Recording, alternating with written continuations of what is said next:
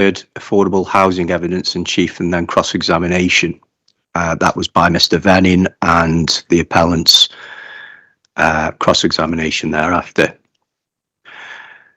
The plan for today is to hear more evidence in chief from the appellant's viability side, and that is it is a bit of an overrun now situation from last week.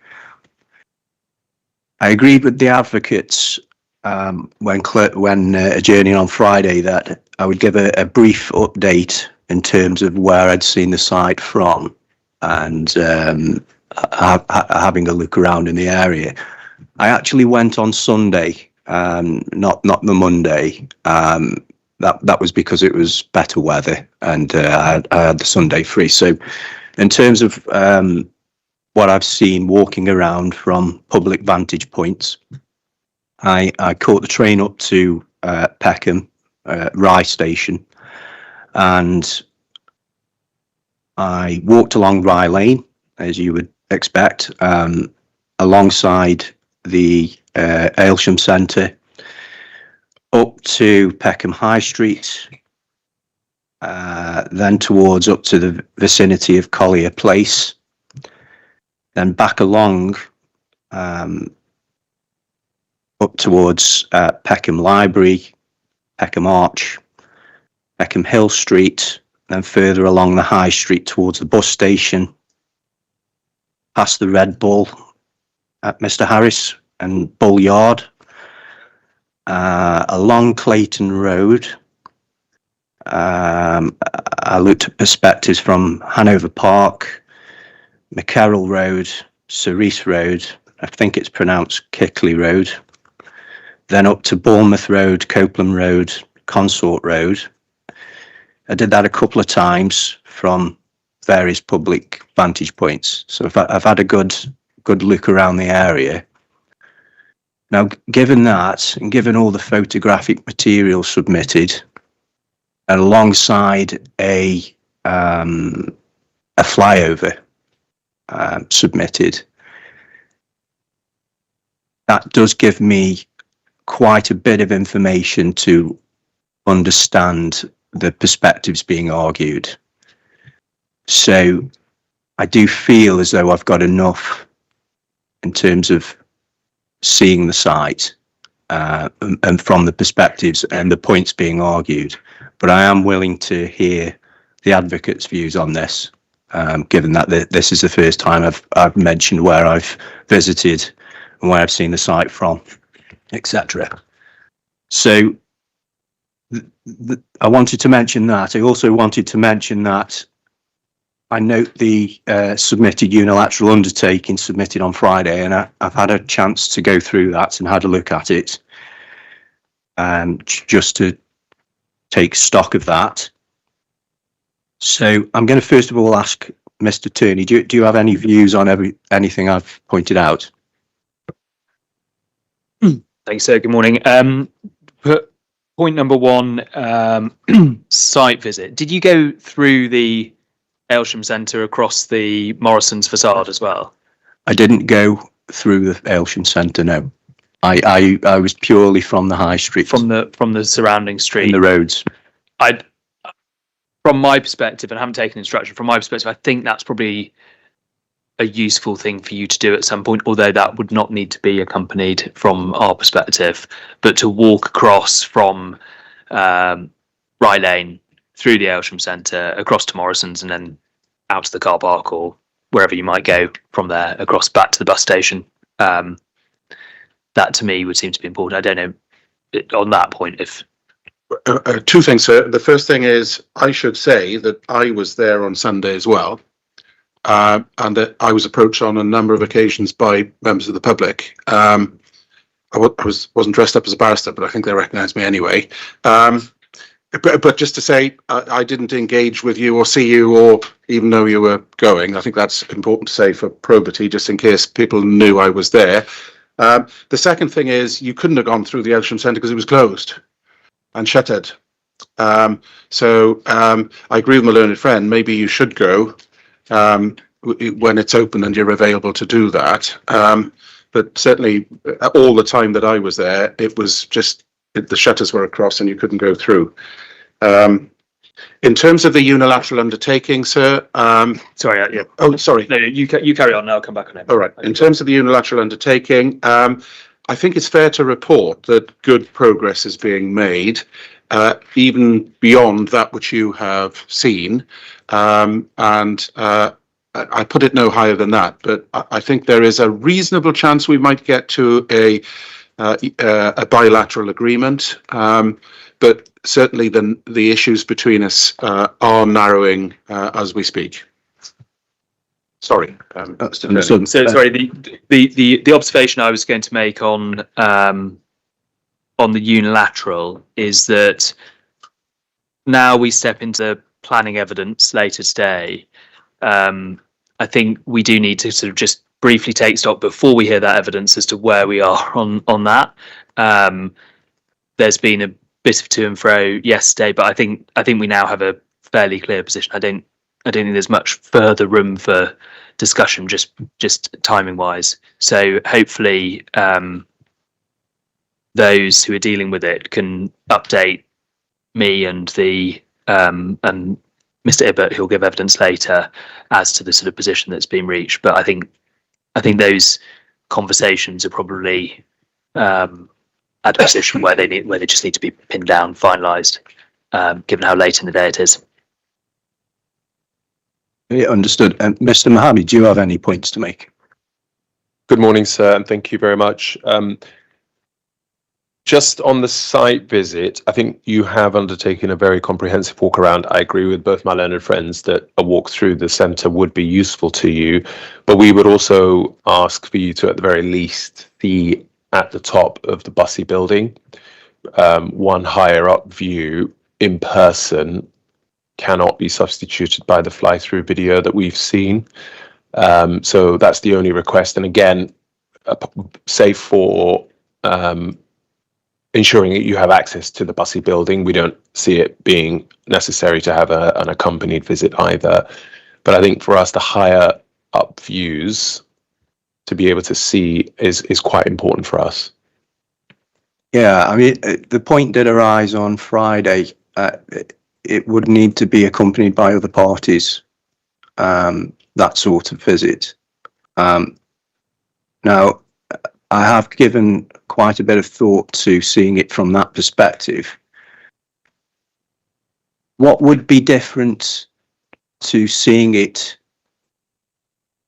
in the real compared to the HTVIA photographs?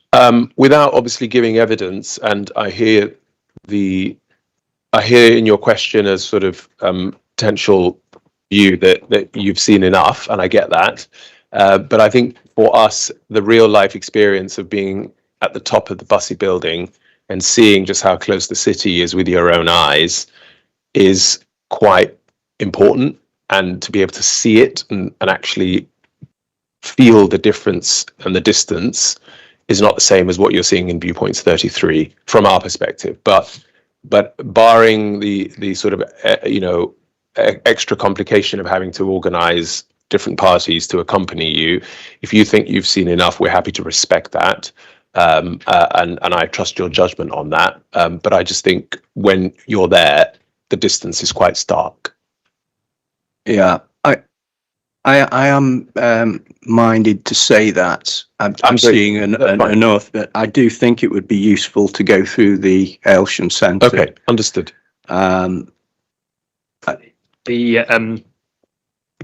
Someone on the other side of the room will know, but I think it's open from 7 till 10 on weekdays and 10 till 4 on Sundays. Is that still right? That's what the website says. I don't know. I got there at about 10 to 4 and it was closed. But can we can agree that surely outside of the inquiry? Well, I think the owners are your clients on this, so they can doubtless tell us. Yeah, sure. And just to be clear, that would still be unaccompanied. Yeah, that's my side. Yeah, that can easily be done unaccompanied. I'm happy with that. So I think we've registered what our critical viewpoints are. So I think I'm happy for you to take that view. On the Section 106 unilateral undertaking, I know that there were discussions between the council and the appellants yesterday. We'd sent our comments on the document just before those discussions were due to take place. We have given an idea of where we stand on matters. Obviously, we're not going to be signatories to it, so we look forward to seeing what actually comes out. And insofar as there is inconsistency between what we want to see in it and what has been finally agreed by the council, we're content to make those submissions to you later on in the week. Okay, thank you. Grateful. That's everything my side. Mr. Harris, would you like to introduce? Should I just say that I agree with my learned friend about the Section 106 of Mr. Ibbott's, and of course that would have to that sort of briefing, if you like, would have to happen before he went into the witness box. So it might mean that we perhaps have an earlier lunch than otherwise we would. Yeah. And just on Mr. Mohammed's point about views of the city, he will know, and you will have noticed, that you get very copious views of the city as you come into Peckham Rye on the train from the railway station itself, from the elevated platforms, etc. So I'm saying I don't think you need to go there. We wouldn't stand in your way if you did, but I think when you put everything together, particularly in relation to the nature of the view and the fact that you've got to get people there because it's not a public view to accompany you, we would be content either way. Okay, understood. So can I raise another procedural point before Yes. Mr. Levine gives his evidence? It's a short one, but just to flag it now, we, the advocates, have been looking at a date for a closing, and I know you wanted to do it next week, but the date that we would best suit us, and we realise it's your decision, would be this Monday the 17th to do a Teams, to do closings on Teams. So can I just leave that with you to consider? That's the date. There's some availability problems next week for the team that makes it a little bit difficult to find a single date where we could all convene. Yeah, I mean, in terms of calendars, that day is free my side, so there is flexibility for that. Thanks. Well, that's a great relief to everybody, I think, because there was quite a lot of toing and froing. Programme officer can do it, everybody else could do it, and you were the last potential spanner in the works. So that's as always. Yeah, well, yeah. Sorry, sir. I think that's everything covered. Does anybody want to raise anything else? No. So over to you, Mr. Harris.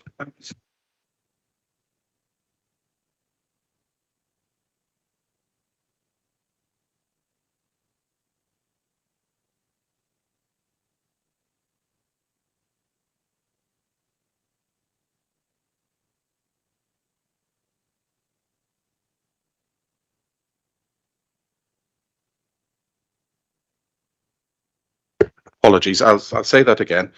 We're going to CD 4.1, which is the London plan. It's a big document. So, sir, could you please have that open? You should have from Mr. Levine a proof of evidence, a summary evidence, and a rebuttal proof of evidence. And sir, can I ask that they all be taken as read, please? I'm just going to go through some headings with Mr. Levine. Mr. Levine, you're a member of the Royal Institute of Chartered Surveyors and have been since 2008. Is that correct? Yeah. You're also an RICS registered valuer. What does that mean? Means I'm authorised, as DS2, we're a regulated entity of the RICS Chartered Surveyor, as you say, and to undertake Red Book valuations in accordance with the valuation standards. You're required to be a registered valuer with the RICS. Thank you very much. You're a partner and owner of DS2, formed in 2012, which you tell us modestly is the market leader in the delivery of development, viability and valuation services, as well as affordable housing advisory services. You're also regulated by the RICS. Now, joking aside, DS2, could you give the inspector an impression of the sort of work that you do? First, on a geographical basis, please. Yes. So DS2, I guess before that, just very quickly, I worked in a planning and development capacity in London for about 27, 28 years. DS2 was set up after leaving Deloitte in 2012 to focus on primarily planning viability and affordable housing issues. I guess geographically, we're somewhat London-centric given the size of the team. We also work outside London at regional centres and where clients take us. So probably about 2/3 of our work is in London. And I guess over the last 10, 12 years, wherever we are, 13 years, we've worked on some of the largest, most complex mixed-use developments across the capital and the southeast. So it should probably worth just saying as well, we have worked for some local authorities. Our work is predominantly landowner, private, applicant-led when it regard to viability. Our valuation work is very much for affordable housing providers, registered providers, land and Section 106 valuation. But we do also do, from time to time, I've done the odd piece of work for GLA historically, some time ago now, but also some local authority advisory work as well. Thank you very much. And a number of sites are mentioned in the evidence as we go through them. There's Canada Water, which is a big site that's being developed. Are you involved in that in any way, shape or form? The British Land site? Yes. Yeah, so I'm not, there is a section 73 that is currently in, there is a master plan that has a consent for 35%, I believe. I've recently undertaken a piece of work on behalf of British Land to review the current section 73 application in regard to the, I suppose, the viability and what is proposed as a reduction from 35% to 10% because of the market, where we are in the market cycle, the particular circumstances. I understand that has yet to be determined, so that's an application that's currently being determined. Thank you very much. And I didn't do the financial viability on that, just to be clear. That's fine. And there's also a case which we'll come back to, which involves a Barclay site that I think you are acting on, Nye Wharf, and phases 2 and 3 in particular. So Nye Wharf, more commonly referred to as Bermondsey Place, is a Barclay scheme, as you say, not a million miles away from the subject site, actually, just to the north. That has the master plan consent for 35%. Phase 1 is being delivered. It was stalled for a period of time. Phases 2 and phases 3 is subject to a new application. The affordable housing level on that is proposed as 12%, but that is yet to be determined. It's probably been, I think it was, I double checked, but I think it was validated about a month ago. Good, thank you. We'll come back to those later. That's you and your experience. I want to start, please, with the approach to viability in the development plan-led system in London. Can we go to the London plan? And can we go to policy H5? So this version of the London plan is hyperlinked. You need to go to page 176 internal.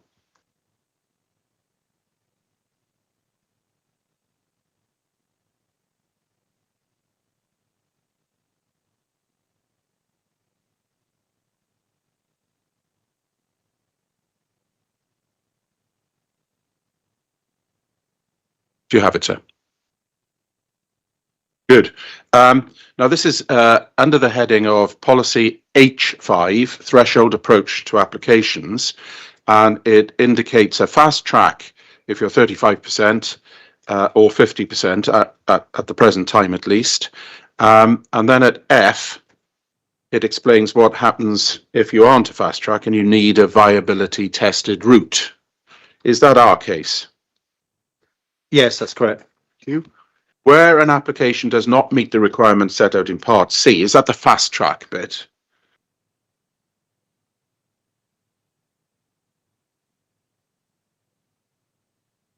Yes. It must follow the viability tested route. Correct. That's the one we're in. Yep. This requires detailed supporting viability evidence to be submitted in a standardized and accessible format. We'll come back to that as part of the application. The borough, and where relevant, the mayor should scrutinise the viability information, and here's the test, to ascertain the maximum level of affordable housing using the methodology and assumptions set out in this plan and the Affordable Housing and Viability SPG. What does that mean in your experience of London work? So part F, in terms of the viability route, so where you're not meeting 35% on a private site or commonly 50% on a public site, so this would be 35%, you would provide, under the PPG test, you would provide a viability assessment, commonly submitted in advance of the application or alongside the application. The council would then scrutinise, the council would appoint, in this case, BPS chartered surveyors to review the submission.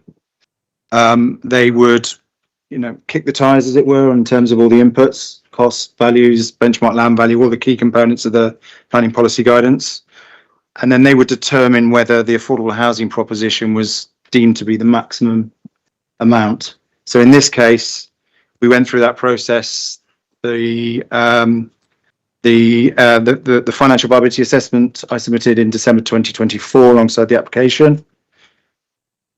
There was some dialogue, significant amount of dialogue with BPS chartered surveyors. That's within the core documents. Their final report, the two final reports, April and May 2025, and as reported in the planning committee, determined, I suppose, that 12% in this case was in excess of the maximum viable amount. So we were agreed on the viability position. Good, thank you. That's a good summary. Can we go to 452? It makes it clear that the viability tested route will assess the maximum level of affordable housing that a scheme can deliver in cases where the threshold level of affordable housing cannot be met and where fixed or minimum affordable housing requirements are not in place. Is this a case where there are fixed or minimum affordable housing requirements in place or not? I guess to be really clear, P1 of the council's policy, the new Southwark plan, it says a minimum of 35% affordable housing, but subject to viability. So there is no floor. Essentially, the test is subject to viability.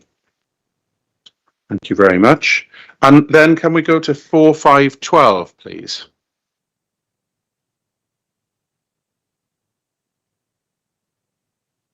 The Mayor has provided detailed guidance on viability assessments in his Affordable Housing Viability SPG. That's a material planning consideration for planning applications in London. In the circumstances of this case, did you and BPS follow that guidance or not? In respect to the Affordable Housing and Viability SPG 2017, yes, that was one of the documents we followed. Thank you.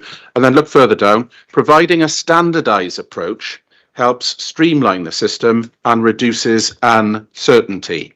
Why do you think it says that from a professional point of view? It's an objective exercise. I mean, the professional standard is consistent with the national planning policy in that regard. The approach is non-specific to the applicant. It's meant to ensure a fair and consistent approach to the matter of planning viability. We'll come back to that later. And then it says this: the aim of a viability assessment is to establish whether the proposed level of affordable housing and other contributions are the maximum that can be reasonably supported. See that? Yeah. Maximum that can be reasonably supported. What do you think that is aiming at, particularly the introduction of this test of reasonableness? It's seeking to ensure, I mean, the system as proposed in MPPF, MPPG in terms of planning viability should work very efficiently insofar as you either meet the threshold, the H5, you either meet head on the 35%. If you can't, every site should be optimized. So the intent of the policy has always been to ensure that development can come forward. And I guess that's aligned with the MPPF test on planning obligations. They shouldn't be of a scale to be so onerous as to render development unviable. Ultimately, everyone wants housing to be delivered. And as I say, if the test is used appropriately in the way it was structured, every site would optimize the level of affordable housing that can be viably delivered. You? So the test is provide the maximum, the reasonable maximum, depending on which part of the document you look at. Yeah. Does anything in the policy authorize the seeking of more than the reasonable maximum as it's defined in the policy? No, it doesn't. You? And if the reasonable maximum is provided, looking at the policy as a whole, if you provide the reasonable maximum, is the policy as a whole complied with or breached? It's complied with it. Yep. You? And what happens to that proposition, even if there's an acceptance by everybody that the reasonable maximum provision is 0% or no affordable housing? Is that compliant or in breach of the policy? It's compliant. It would still meet the test. It's a sliding scale from 0 to 35 in this case. Yeah. Now, just because of your experience across London, Yeah. it is first of all, is that proposition that 0% affordable housing can be the reasonable maximum complying with the policy, and a new proposition, or is it one that you've heard and seen before? I've seen it before. Certainly, I think it's a well-established principle in terms of the policy. We are seeing it more commonly now because of where we are. The last 2 years, it's become far more prevalent. Right, that was my next question. Is it usual or unusual at the minute in London to find sites which are following the system that we've looked at here, Yeah. identified as reasonable maximum provision 0%? I would say that the adherence to 35% fast track now has fallen away largely. There are still schemes that are being submitted at that level, but generally schemes now are a very low level. How many schemes have been delivered at 0 in terms of policy compliant? There are schemes out there. I would say as a general rule of thumb, we're seeing anything between sort of 0 and about 10 to 15 at the moment as a general rule of thumb. Percent. Yeah. It's very difficult to say. It depends on site specific circumstances and obviously the macro conditions. So. Now, on this site, we know, because we're going to look at it in a second, that there was a, formal agreement between you and BPS that 0% was the reasonable maximum for the purposes of this policy, and also, although we haven't looked at it yet, the Southwark policy, which is a minimum of 35, subject to viability, correct? Correct, yes. Okay. Now, if in those circumstances a developer provides more than the reasonable maximum that the planning system could ask, how is that provision beyond the 0% in this case, or the provision beyond the X%, whatever that is in other cases? How is that to be dealt with by the planning system? There's nothing in the development plan or in fact in PPG or professional guidance that would stop someone for over delivering on affordable housing. The test is what is the maximum viable, but in this case 12% I've referred to in my evidence as policy plus, so it is over and above, but there is nothing in policy that would prohibit anyone delivering in excess of the viable amount. Thank you. And we'll explore why developers might do that towards the end of this examination in chief. But can we explore how other inspectors have dealt with that proposition, please? Can you pick up the Stag Brewery, which is CD 111, which is a decision of Mr. Rawlings? Yep. 2nd of May 2025, so recent. And it was for 1,000 units. It's CD 11.1. And it was for 1,000 units.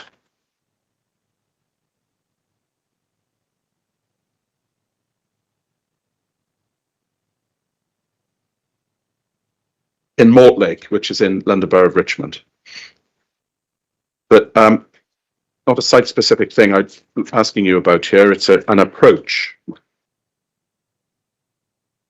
Can we go to paragraph 158 first?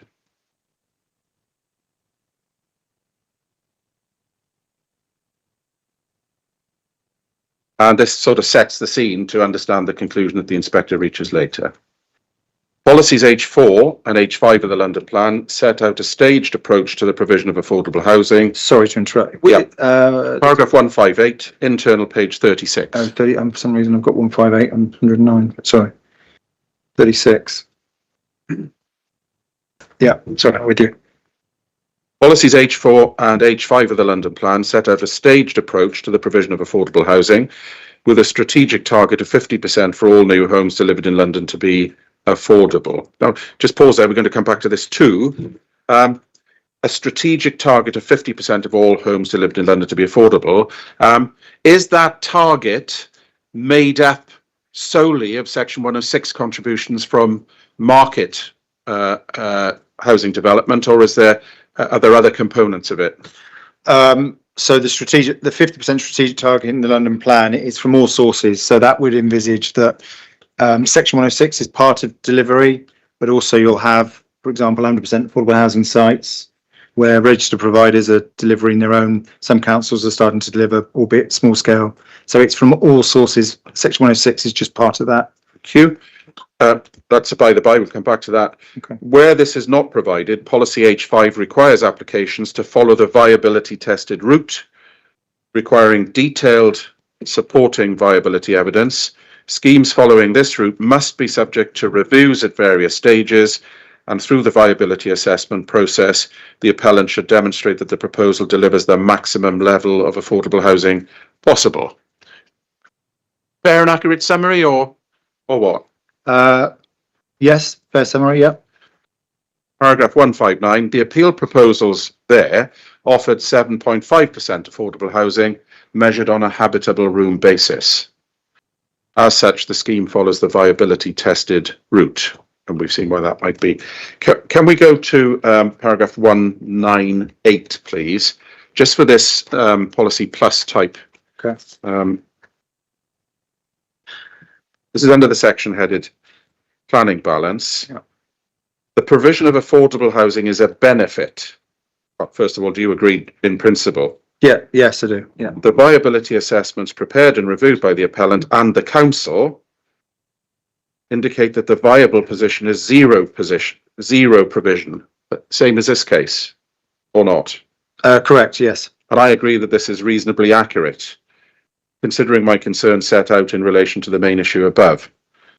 That affordable housing has been provided in a tenure split that is supported by the council, and both this and the provision in favour of larger units for family accommodation would target the greatest areas of need within the borough and would help address a current supply shortfall. The proposed approach would contribute to the framework's objective of creating mixed and balanced communities. Additionally, a higher future provision of affordable housing might be possible, given the comprehensive review mechanism set within the planning agreement. Now, how many of those considerations apply directly to the circumstances of this case also? Yeah. So, viability assessment prepared and reviewed by the appellant. Council indicate that the viable position is zero. It says, I agree this is reasonably accurate. I think here it's not in dispute at all that zero is the position. Tenure split, we have 50. I think we're very, very close. Someone will correct me if I'm wrong. I think we might be 21, 71, 29 in terms of social rent intermediate, which is almost 70-30. So it's as close as it can be to the tenure split of affordable housing. In provision, in favour of larger units for family accommodation in terms of social rent, so it complies with that, which is the greatest area of need within the borough. What else we got? In terms of meeting the overarching objective of creating mixed and balanced communities, 77 on-site affordable homes, I guess, with review provisions to share surplus in the future to create additional affordable housing if the circumstances allow for that. So I allocate substantial beneficial weight into affordable housing considerations. So yeah, there's a lot of similarities there. Brilliant, thank you very much. So that's the issue of the weight that you give to affordable housing that's more than the reasonable maximum. What position did BPS take on this? Did they take a different view in relation to those issues that we've just looked at, or the same? In terms of the over provision, they took the same position. They agree with us that it's over provision. I think that's also reflected in the planning committee reports. Well, let's look at that then, shall we? CD 3.1.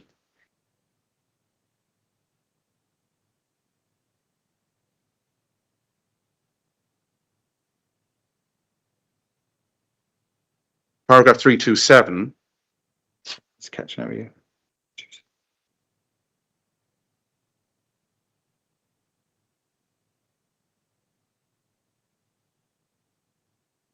To conclude, the proposed development would provide 12% affordable housing by habitable room, which would equate to 77 affordable homes. Yeah. This would be significantly below the minimum 35% required by policy, although it is noted that this is subject to viability. We'll chase that down in a minute.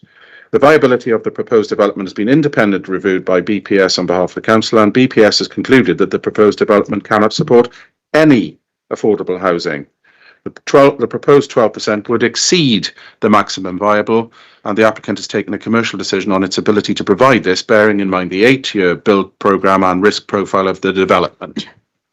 So exceeding 12% would exceed the maximum viable. Again, any doubt about the general approach, either from BPS or from the local planning authority, about the weight to be given to that exceeding of the reasonable maximum provision? No, not in my mind. No. Thank you. All right. Now I want to look specifically at the local plan now, please. So you'll need to go to. Taking a long time to do that. It's CD 4. Row 2.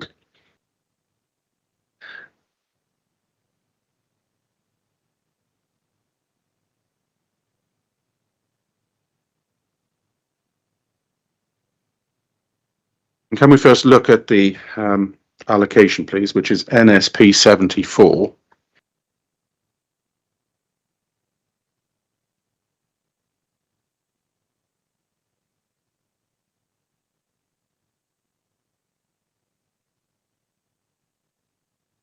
The Aylesham Centre and Peckham Bus Station.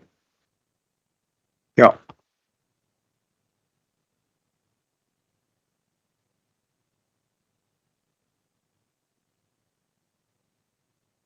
First question, does it set a fixed or minimum level of affordable housing in the allocation itself? No, there's no, as far as I can see, there's no reference in the allocation itself. No. Thank you. There's reference to new intermediate affordable housing through a community land trust. Is there any suggestion that that needs to be at any particular rate, or that there's a minimum provision provided for by the allocation? So the final bullet point, provide new intermediate. No, I mean it's referenced quite rightly as an intermediate affordable housing product, so it would be subject to the viability test. Thank you. Is there any suggestion in that allocation that affordable intermediate housing was somehow required independent of viability, or in a way that was inconsistent with policy H5, which says that you can't ask for something more than the maximum? No. Thank you very much. We'll come back to that under another heading as well. Can we go to policy P11 now, which is page 106? This is hyperlinked. It's an expression I never thought I'd heard myself say. This is hyperlinked, so you can actually get back to it by going back to the index.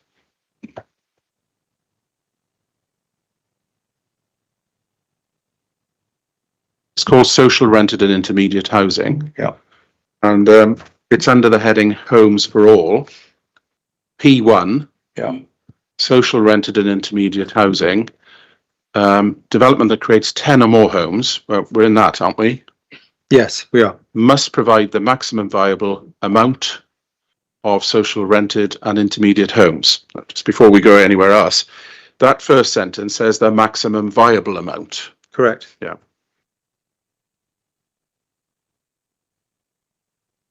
What do you think that means, bearing in mind what we've just looked at in terms of policy H5?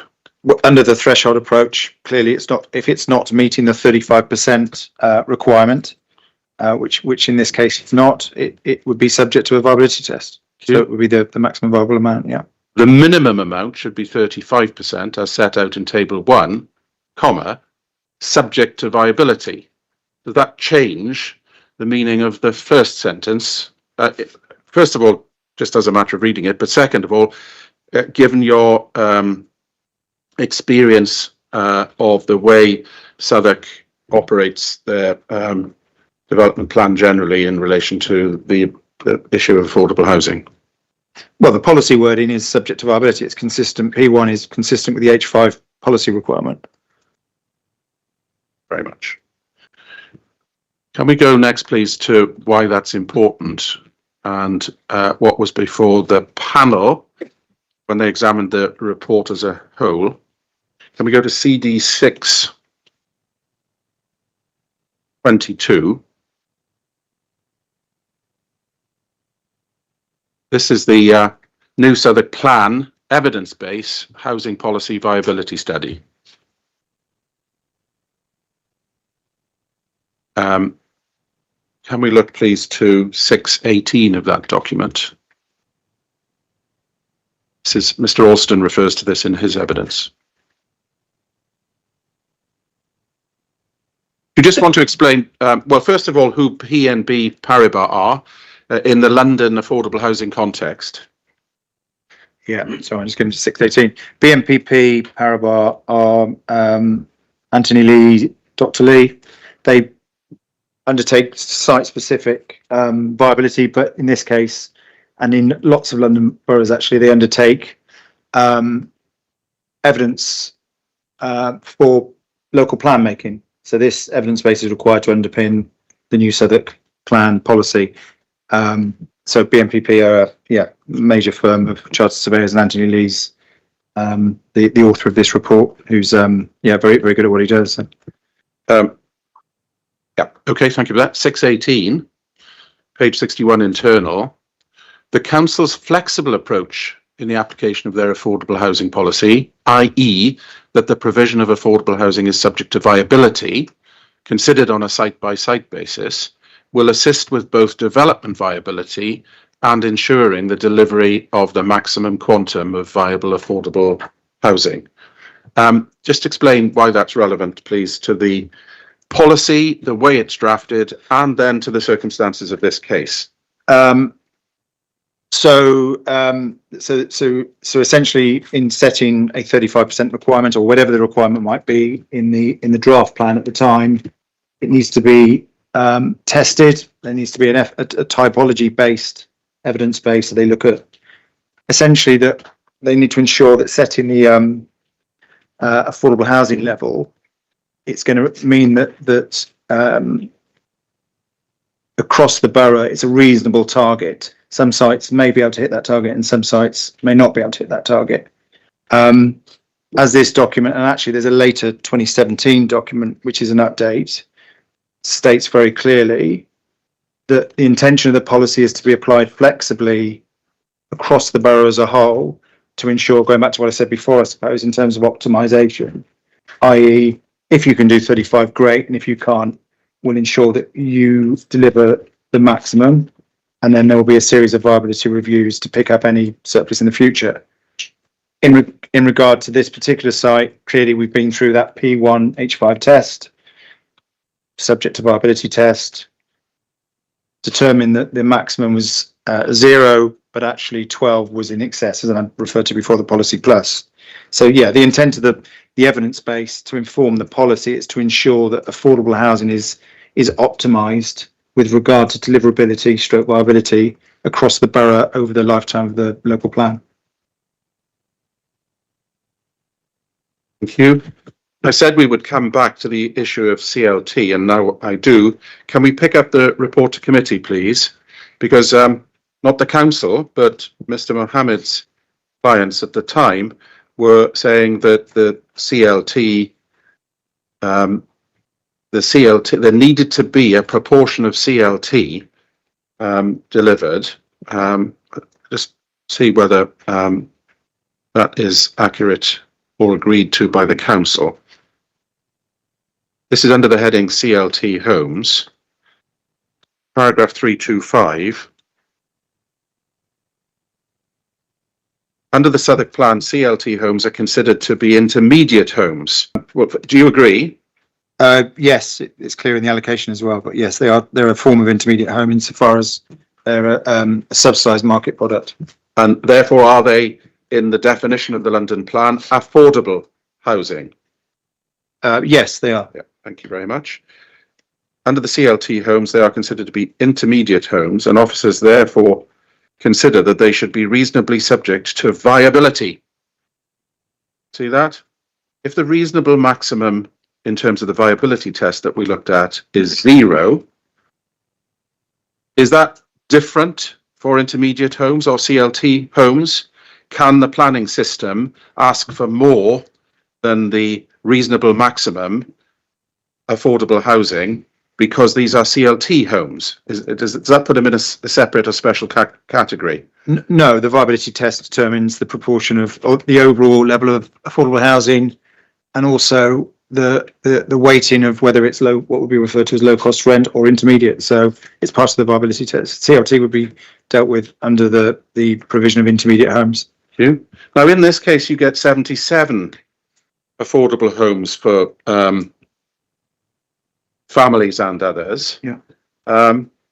Just look at this, please. That's more than the reasonable maximum for the purposes of H5. Yeah. How many affordable homes would you get if you refused this application? Well, 0. Very much. All right. At the level of scrutiny of the evidence that's been put before you, before the inspector, we saw that H5F referred to standardised and accessible. In terms of the sort of a standardised approach, I mean, the starting point for that would be the NPPG paragraph 10. I think is probably the best reference point to start with.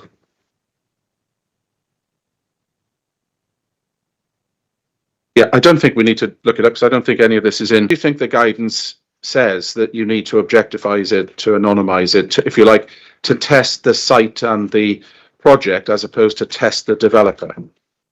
Well, as I said before, I suppose to ensure there's a consistent approach across planning viability, to ensure that you optimise the level of affordable housing, as I've been saying. You seek to ensure that sites are viable and can be delivered, but also not forgetting the Section 106 runs with the land. It's not pertinent necessarily in this case to the appellant or any other landowner. So the Section 106 is with the land. So the planning permission and the Section 106 both run with the land. Yeah. If there's a sale of the land, should the position of the subsequent purchaser affect the appropriate level of Section 106 or what? No, the process seeks to ensure that there's a reasonable prospect that the site can be picked up by another, as it were, and delivered on a reasonable basis in accordance with the NPPF test. Thank you. And picking up on things that members of the public have said, the profit structure of Berkeley, for example, is that a relevant consideration or an irrelevant consideration? Well, it's in terms of the planning viability test, it's an irrelevant consideration. I suppose, just as a sort of overarching comment, the PPG requires that we look at a range of market norms in terms of developer return. The PPG sets out what they deem to be reasonable.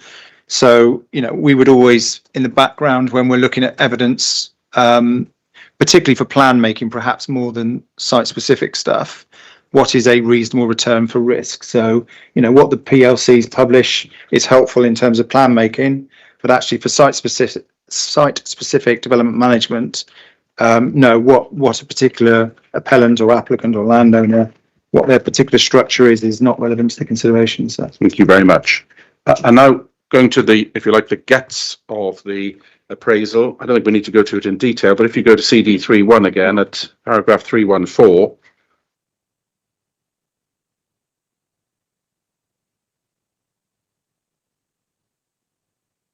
sorry, 314.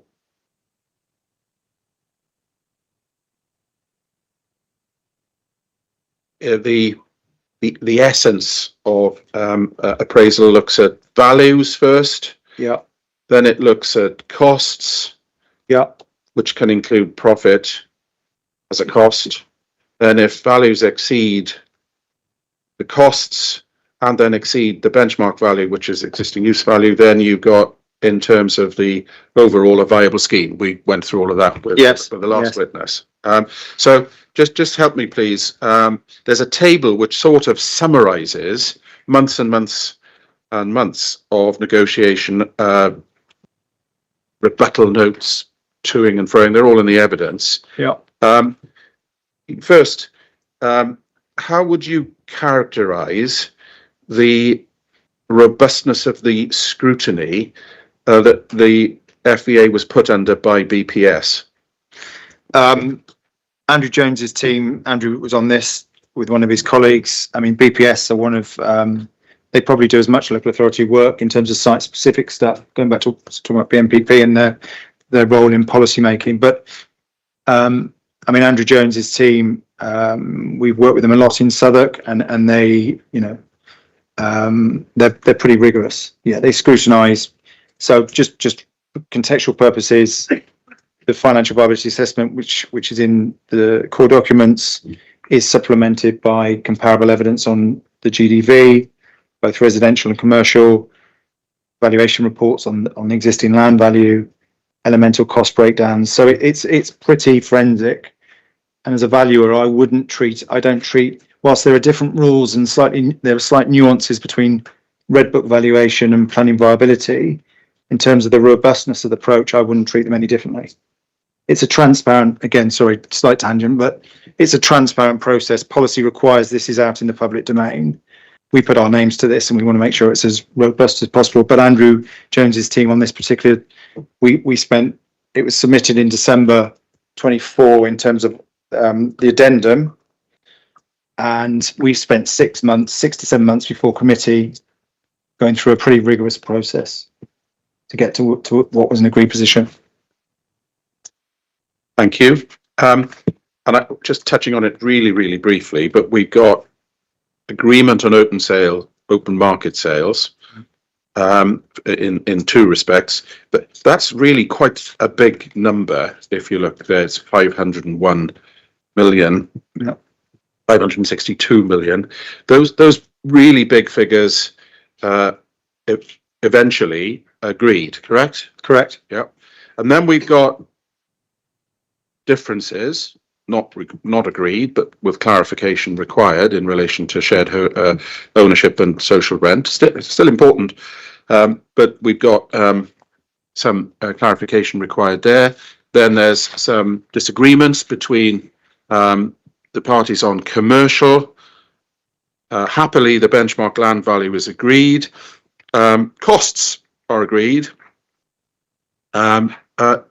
One can look at the document as a whole. I'm not going to go through the smaller figures, but what one sees then on page 102 is, if you like, a crystallization of the differences between the parties, and an identification that on either side, with 12% affordable housing, the scheme doesn't meet the relevant return in terms of benchmark profit. Is that right? That's correct. Yeah. Right.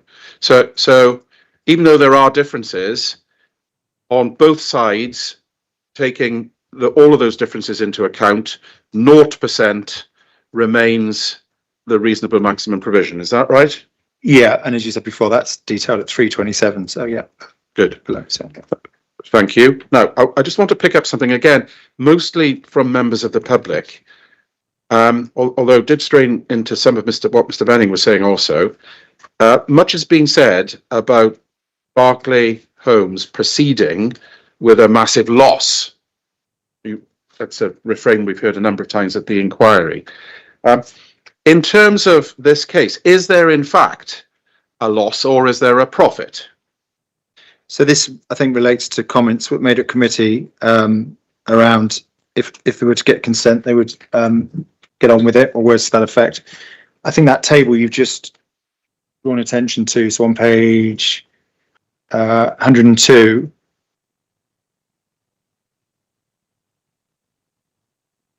figures in orange at the bottom,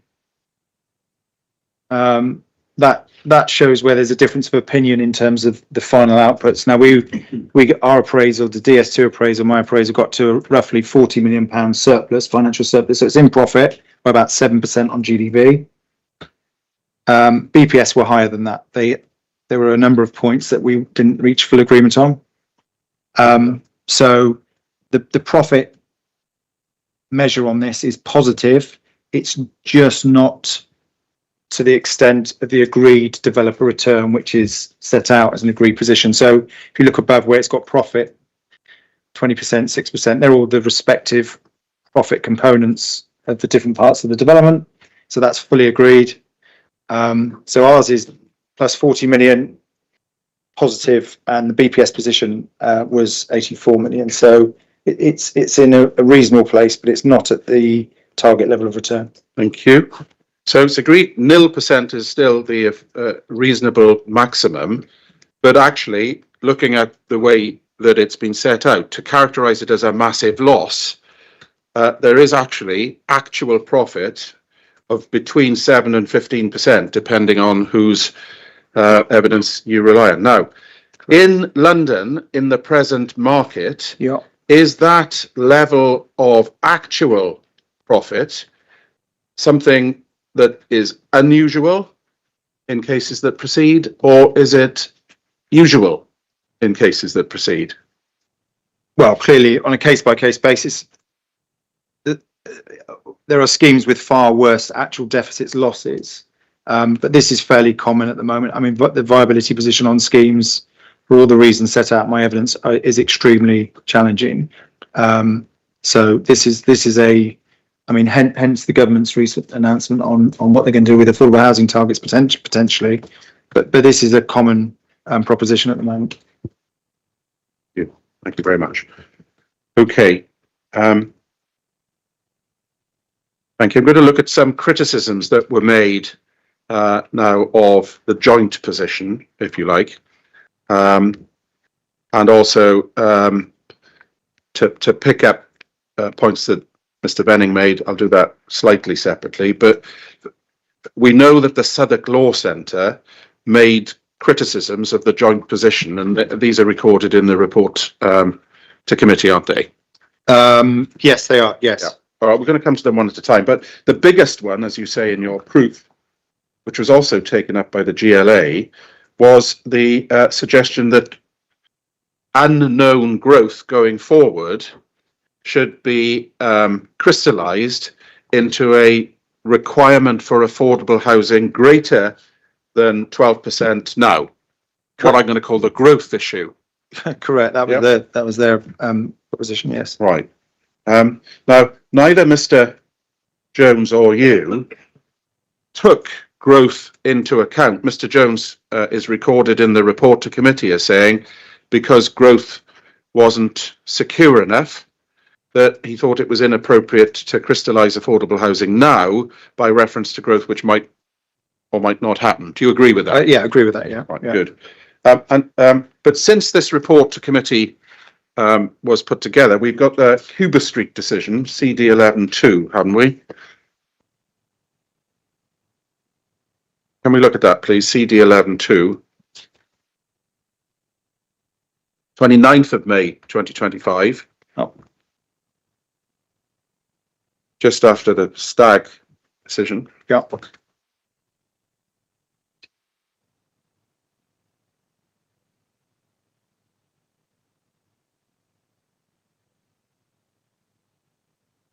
we need to look at, just in case this matter's raised, we need to look at 13,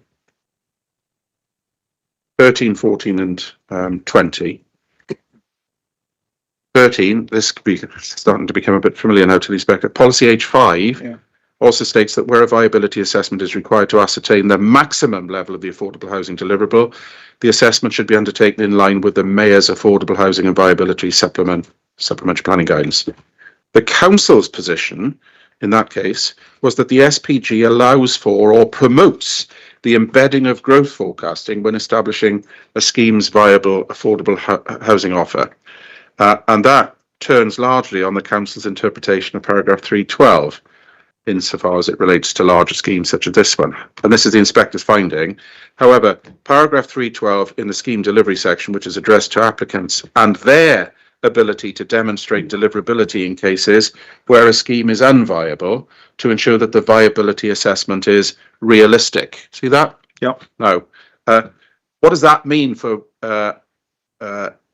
if the inspector's right there, for the prospect and appropriateness of adding growth now to seek to increase the affordable housing beyond 12%? Is that something that should be done or shouldn't be done?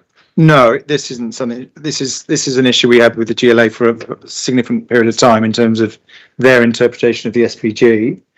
And Stag, this decision, and Cuba Street decisions were helpful insofar as it demonstrated essentially what growth is doing is you're looking at underpinning obligations at the point of a planning consent by what might happen in the market in the future. So on this particular site, 8 or 9 years, that the approach might be to say, well, if values grow at 4%, 5% a year, you can do 35% affordable housing. Well, clearly what that does is on a present day basis, it reduces down the level of developer return to a point that's probably negative, but well below the PPG developer return requirement. So our position has always been on growth, that it's useful as a sensitivity check, but it shouldn't be used to underpin the level of affordable housing that's consented, because by doing that, essentially, you're putting the viability and, I suppose, the deliverability of that scheme at risk. Hugh, and look at paragraph 20. Fixing the affordable housing on present day data with a one-way review mechanism, that's one way upwards, to increase the AH if viability improves, is thus consistent with the PPG and the SPG's approach. Do you agree? I do agree. And is that what's happened in the circumstances of this case? Yes, that's correct. In contrast, this was the case being put by Southwark Law and others, to front-load risk by baking in favourable growth forecasts with no mechanisms to reduce the affordable housing if such growth does not materialise, would sit very awkwardly with that approach. This planning policy context is correctly interpreted and understood. It offers a strong endorsement of the appellant's approach and substantial support in favour of allowing this appeal. Agree or disagree? Agree, yes, absolutely. Thank you very much. We'll come back to Cuba Street later. Thank you. Now, we know from Mr. Ibbott's evidence and from Mr. Venning's evidence that at various stages the GLA took points, including the growth point that we just looked at. When was the last that we heard from the GLA? On this particular site, sorry. It's in the evidence. It was April 25, I believe. Thank you very much. Let me just double check that, but it's in the evidence. No, that's right. That's fine. That'll do for my purposes. Thank you. Then the report to committee deals with a number of other detailed concerns. Can we go to paragraph 315, please? I'm just going to skip through these really quickly, but some are maintained and some are not. So.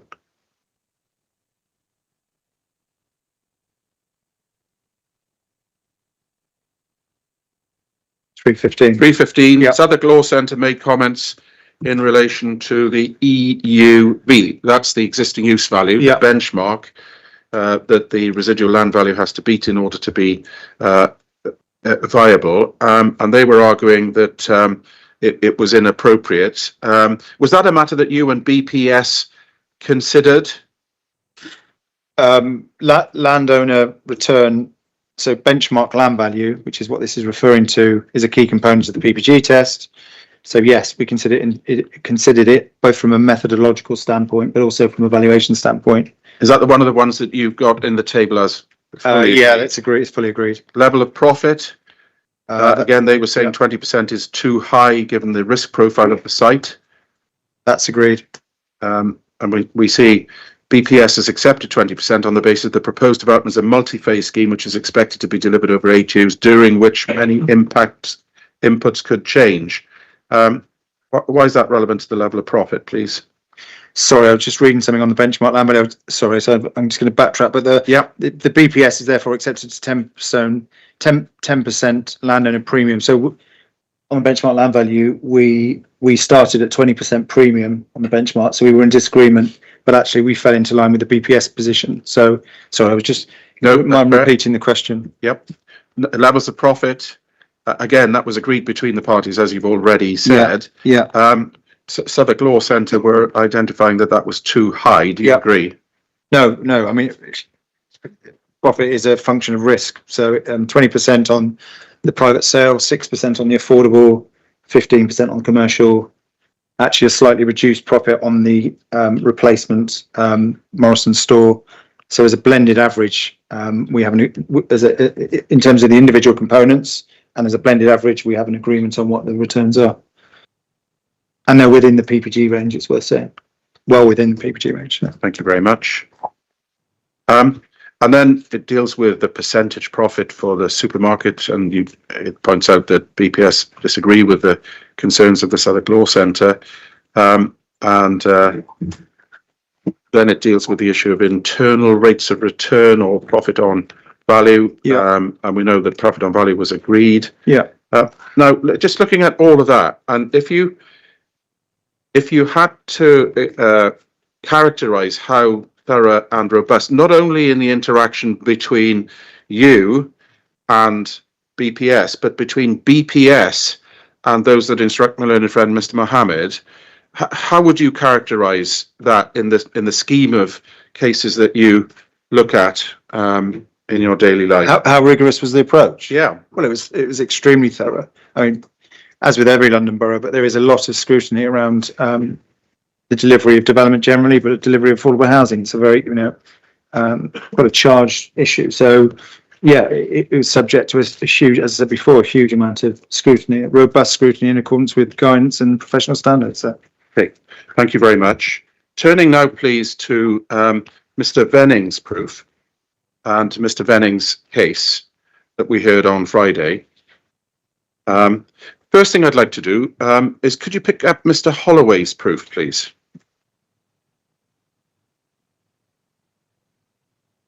Sorry, what's the, do you have that to hand? I do actually, I think it's CD 8.15.1. Maybe wrong. 8.15.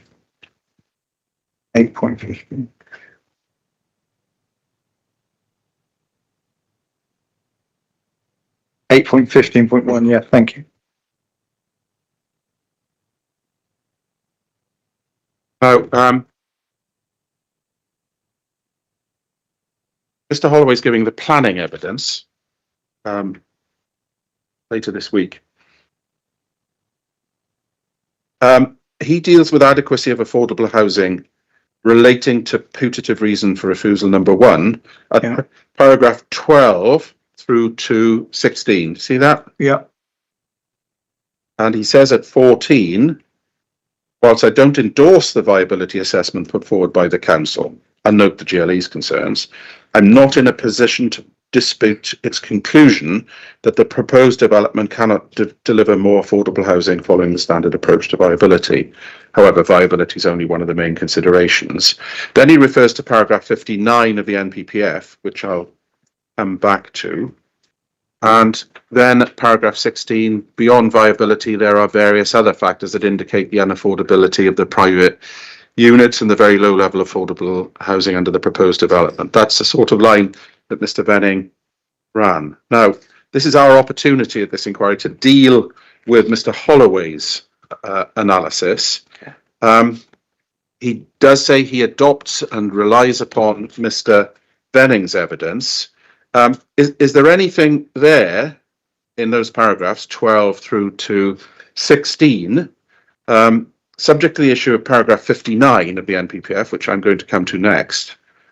Is there anything there that we haven't already covered in terms of concerns set out under reason for refusal number 1? No, there isn't. Good, thank you. So then can we deal with Mr. Venning? Okay. I'm making a mental note to myself to come back to paragraph 59. Do you remember Mr. Venning on a number of occasions identified 3 issues? Yep. Issue 1 was the discrepancy between need and supply and demand for market housing and affordable housing. Issue 2 was the somehow there's a discrepancy, a sort of missing bit of logic between the conclusion that there is 0% affordable housing and a quotes deficit, but nevertheless the decision to deliver. And the third was 3 parameters in an appraisal that he altered and explained why. I just want to deal with those 3, please. Okay. First, the discrepancy between need and supply and demand for market housing and affordable housing. But the sort of premise was the biggest need is affordable housing, and that's the smallest part of the delivery. Yeah. Right. Well, what's the purpose of policy H5, please? And that mechanism that we've just spent an inordinate amount of time looking at. So, as we've been discussing, the P1H5, the development plan policy, the overarching PPG national guidance, the test is clearly the maximum optimize every site, so subject to viability. So that's what we've done on this site. Yes. Thank you. And that's the, if you like, the contribution to meeting housing needs through section 106. Correct. Yeah. Is there any other way of doing it? Yes, in terms of sources of. So Well, no, sorry. I'm sorry. Yeah. Is there any other way of doing it for section 106 sources? No. Right. You? Then I think you were going to tell me that there were other sources, as you identified earlier. So if you've got a massive discrepancy between need for affordable housing and need for market housing, what's the role of section 106 delivery in terms of that, in relation to what the planning system can and can't ask for? Well, yeah, the section 106, the role of the section 106 system, as we've discussed, the development plan seeks to optimise on every site in terms of the maximum amount. But it's with the regard to viability, as we've discussed at length. So, you now, what Mr. Benning seemed to be suggesting is that there's a need to increase substantially affordable housing, but not such a need to increase market housing. Well, look. First of all, do you agree with that proposition? I don't think anyone's denying that there's huge demand need for affordable housing. The section 106, taking Mr. Venning's proposition from Thursday, Friday, if you were to load up section 106s with 60, 70, 80% affordable housing, nothing would ever get delivered. The schemes, section 106 can only ever do the maximum amount, which is, as we've said, is subject to viability. There are a range of other sources that are meant to ensure that housing need is met. I suppose, without going into, that's a failure of successive governments over decades, that there is a shortfall. But section 106, it's never intended that section 106 would deal with that in its entirety. It's far from it. Under the section 106 principle, which is the one that's at play in this case, how possible is it to increase affordable housing without increasing market housing? Well, you can't. Yeah. Can you say why? Sorry, just say the question again. Yeah. If you want to increase affordable housing in the section 106 system, how do you do that without increasing market housing? Well, you can't. I mean, the Section 106 affordable housing is reliant on cross subsidy from market housing to be delivered. So affordable housing is delivered out of market sale product essentially. So in order to increase affordable housing supply, you need to increase the level of market housing that's been supplied. Is that? Yep, Yeah, thank okay. you.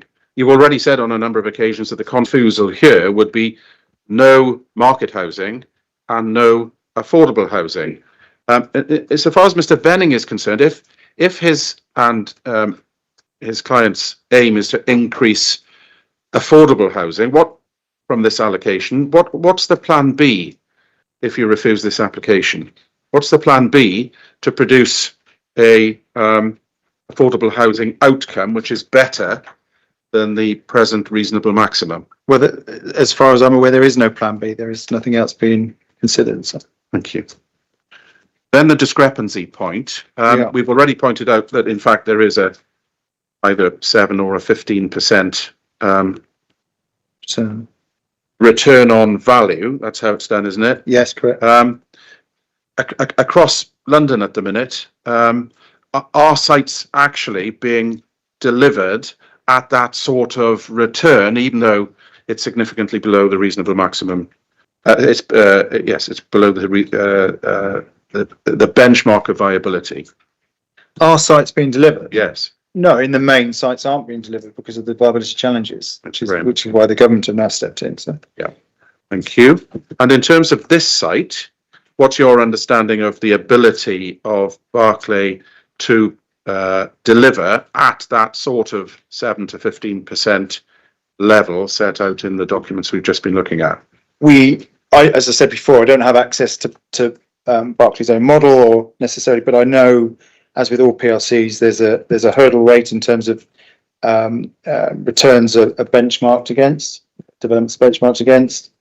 If a PLC, any PLC can't meet a certain level of return, they will probably, and the investors will do something else. So that is why the PPG developer return 15 to 20% on GDV was set to ensure that house building could be delivered at levels that of risk that are commensurate with the returns that are factored on. So Thank you. Now, in your proof, and we're going to look at it in the FEA as well, you explain that the RICS guidance requires FEA producers to undertake sensitivity analyses, correct? correct, yes. Yeah. What's the purpose of that? It's sensitivity testing. As you say, it's a mandatory requirement. You would do it in an evaluation. You do it. It's to look at, I suppose, what might be possible in the future. But it doesn't, as we've talked about, it doesn't necessarily underpin. It doesn't underpin the level of obligations that can be secured on day one. It's just looking at over the lifetime of that particular development how the economics may change. And again, is that objectified or is it individual to a particular developer? No, I mean that process is objectified. Thank you very much. Can we go to CD 123, which is the financial viability assessment, please? CD 123. Yeah.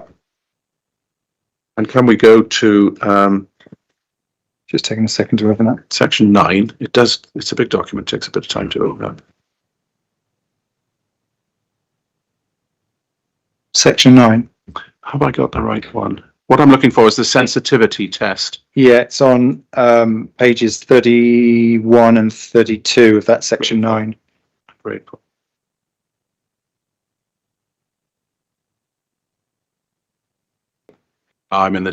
Sorry. There's a July 24 version. Yeah, that's the one I'm in. Just bear with me. Yeah.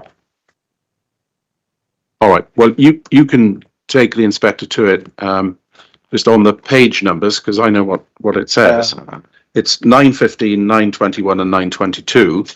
Can you just explain what this exercise is and how it fits in with the paragraph we looked at earlier in Cuba Street, which indicated that for realism, a developer should seek to look at sensitivities to establish, and including growth, therefore, to establish deliverability? So have you got, so the table 18, 9.9, page 30, just above, sets out what, Do you have a PDF page at all? the PDF page I've got is 35 of 354, does that? 35.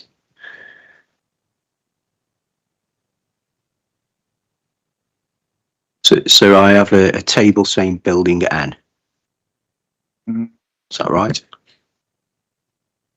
It's, have you got the financial viability assessment? It is, It's CD 225, so I think. Oh, CD 225, right, okay. too many documents. Massive document, so.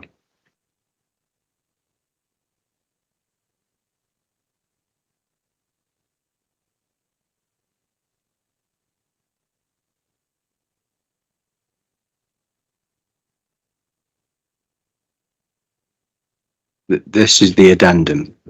This is the December addendum, yes. addendum, exactly so.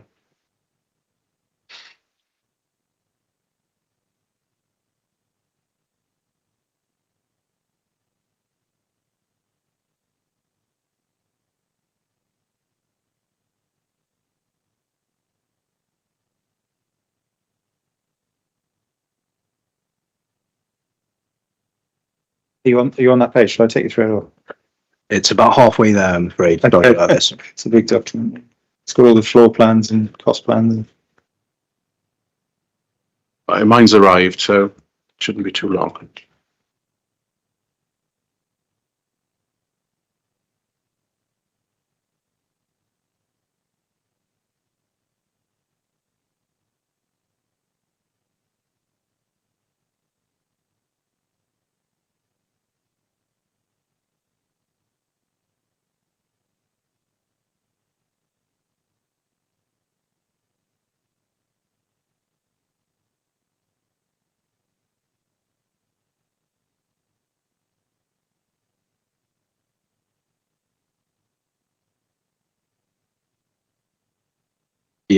Yes, I've got it.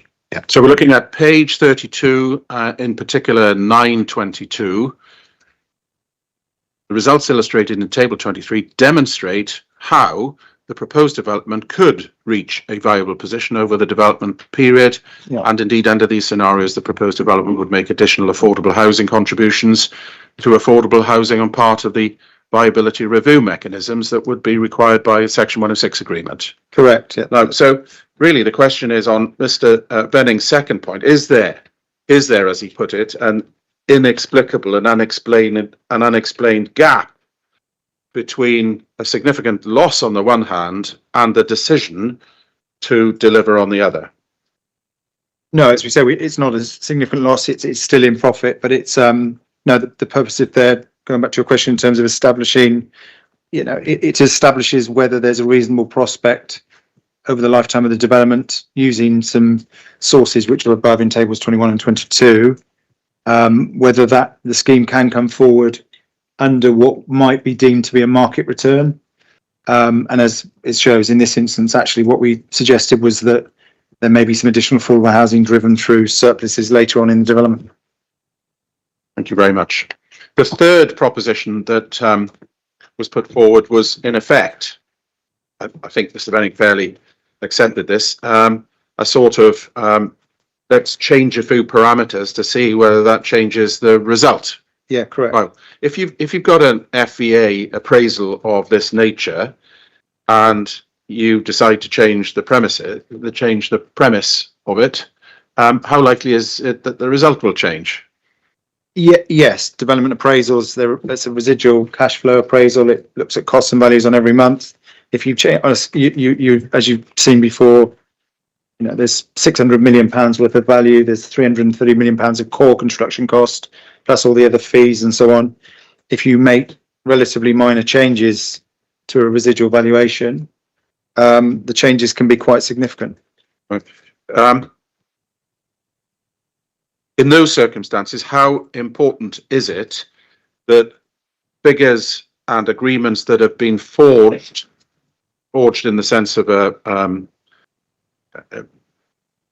not forged in the other sense, forged in the sort of heat of negotiation, how important is it that that sort of robust engagement is carried on if small adjustments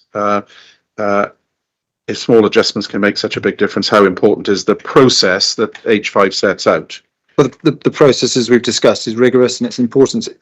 It's made available. It's transparent. It's made available for the public to see, but it's based on the PPG test in terms of how to calculate values, costs, and so on and so on. So No. it is a very rigorous process, as we've established. Mr. Benning's 3 changes, do they actually increase the amount of affordable housing that is the reasonable maximum, or increase it beyond that, which is already offered in the circumstances of this case? No, they don't.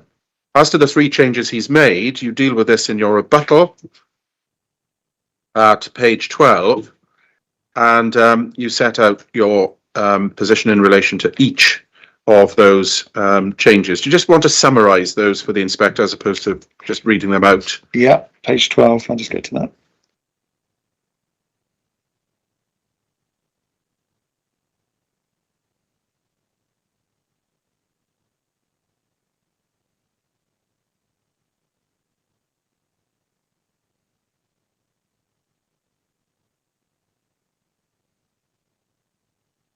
Might just for your benefit, just read them out verbatim. It's 4.13, and then I'll add any other comments. But the developer return, so taking them in order, there are 3 things. There are developer return, finance, and build costs. So noting we have an agreed position on the developer return with the council. As noted before, the rate is consistent with the MPPG allowance. I guess the countenance from Mr. Benning that it could be lower. Development risk is at a level that is currently not commensurate with any other time in my 25 years in working in London, hence why we're at 20% on the market. As a blended rate, it sits within the 15 to 20. Blended, I believe we're about 17.5 to 18. So on developer return, there's been, Mr. Benning's made a fairly arbitrary adjustment to that. On finance, so Mr. Benning's position on the finance is that he has looked at a sort of what he would refer to as a PLC model. So the way that planning viability and indeed valuation, and in the valuation standards, again reviewing them yesterday just to check my thoughts on that. It is an accepted principle, and I think Mr. Benning agrees with that, that we look at a cost of capital. So in the cash flow we have a finance cost, and that is finance from a range of sources. We agreed with Mr. Jones that we would use 100% of the costs, a finance rate on 100% of the costs, and apply a flat rate, which is the way we've always done it on viability. It's the way that the RCS guidance tells you to do it. It's the way that valuation guidance tells you to do it. Mr. Benning has taken a different approach insofar as he's applied, I believe, a finance cost to 70% of the costs. But 30% said, well, that would be derived through equity, which isn't untrue, but then has applied no cost to that equity. So it's just from a methodological standpoint, it's wrong. It's not the way that we would ever do that. It's not questioned by Andrew Jones at all. And I also have some concerns. Again, it's going away from the objective nature. It's looking at, so it's also looking at the applicant specifics without knowing what the applicant specifics are. So, and then on the build cost, that's probably the most substantive change.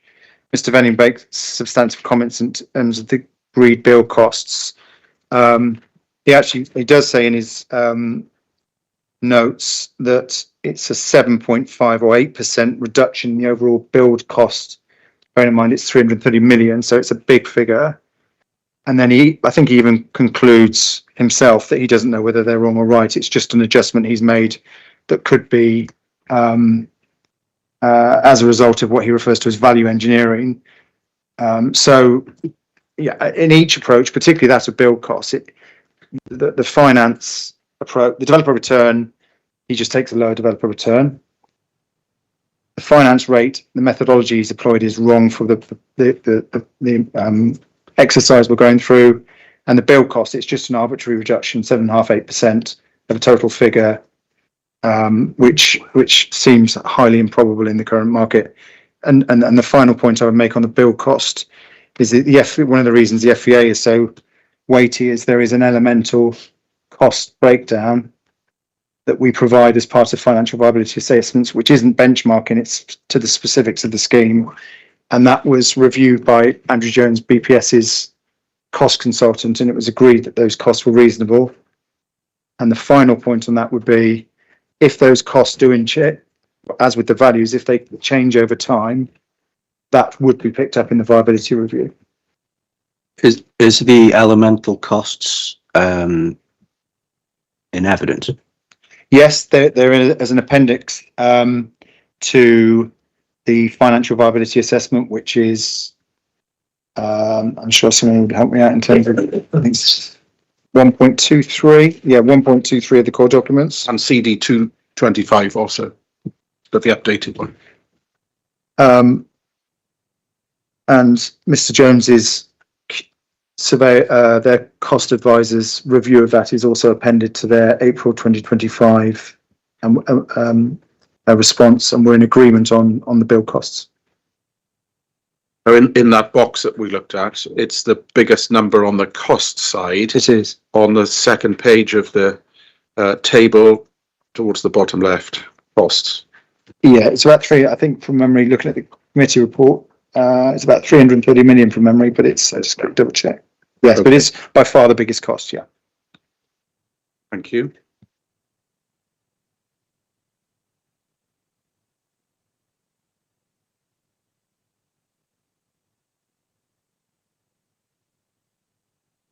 So I'm looking at the time, and you did ask us to remind you, I've got about 15 minutes to go, but if you want a break, that would be a sensible point, or I could just press on. If we could press on for another 10 minutes and then have a break. Very happy. I'm going to pick up Mr. Ibbott's evidence now, please, and just deal with one or two matters with you. First, I promised we'd come back to, which is the section from paragraph 59 of the NPPF dealing with the weight to be given to FVAs. Remember that? Yes. All right. The quote that we've heard quite a bit and is also in the proofs is this: the weight to be given to a viability assessment is a matter for the decision maker, comma, having regard to all the circumstances in the case, comma, including whether the plan and the viability evidence underpinning it is up to date. Now, let's just deal with those, please. First, is anybody in this case, council or otherwise, suggesting that the plan H5P11 of the London plan and then the New Southwark plan is out of date? No. Is anybody suggesting that it should be given other than full weight as part of its existence as the statutory development plan? No, not at all. Thank you. The plan's up to date. The viability evidence underpinning the plan, is that up to date? The viability evidence that underpins the plan is 27. I think the main document we were looking before, but there's also evidence of 2017 and 2019.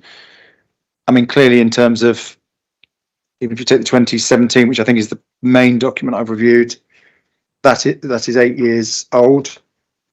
I suppose, no, that is significantly out of date insofar as a timeline goes. But as we've touched upon, the author of that report was very clear that the flexibility of the policy would ensure that all sites would optimise affordable housing. But a lot has changed in terms of the economic circumstances, clearly, over that last 8-year period. And I suppose even if you take the local plan, which is 2022, a lot has changed since 2022 in terms of the economics. So. Thank you. Are your viability assessments and Mr. Jones's viability assessments out of date? No, they're not. The agreement was reached prior to committee in July 2025, so 4 months ago. Thank you.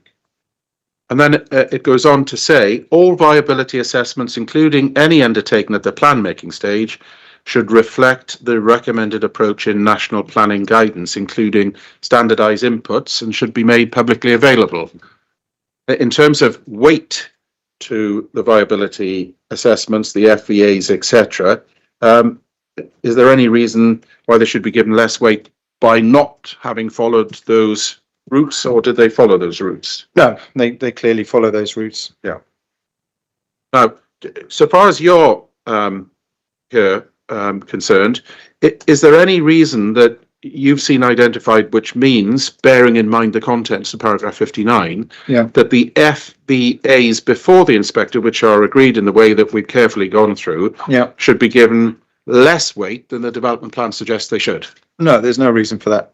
You? Does anybody who suggests they should be given less weight suggest another means by which affordable housing as an appropriate part of the development, assessing the reasonable maximum provision, might be provided that would lead to more affordable housing?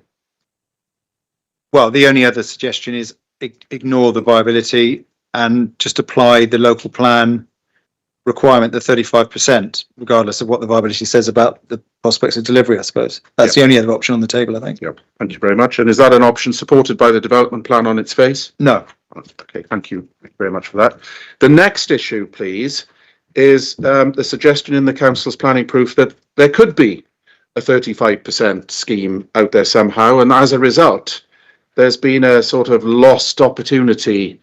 There's a sort of delta, I think the modern phrase is, between 12 and up to 35 that has somehow been lost or foregone, I think the word used is. First of all, in the real world, in the real world, the Mr. Levine world, in the real world, is there any reasonable prospect of a reasonable developer providing 35% affordable housing in the particular circumstances of this site? No, I've covered that in my evidence. In my opinion, and based on the economics of this site and what's going on generally across London and elsewhere for that matter, there is no. Sorry, no, you go on. There's no reasonable prospect of anyone. I mean, the allocation's been in place, I believe, since 2014. I think the appellant on this side have been in pre-application discussions since 2021. There is no reasonable prospect at all of anyone bringing forward the site allocation with a 35% affordable housing component that could be delivered. So what do you say to the proposition that the difference between 12 and 35 has somehow therefore been lost or foregone? There is no comparison. The 35% scheme does not exist. I think sorry, just worth noting on that. I suppose the appellant, in my experience, has consistently delivered 35% across a lot of sites in London over the years, possibly delivered more affordable housing than any other PLC, along with some of the other large entities. But, it's not, I wouldn't say it's their sort of preferred route to seek to reduce affordable housing. I think there's a track record of delivery. So I think it's probably a pertinent point. Thank you very much. Can we look to see how the Cuba Street Inspector in May of this year dealt with this, please? Sorry, Cuba? Yes, so that's CD 11.2. Yeah.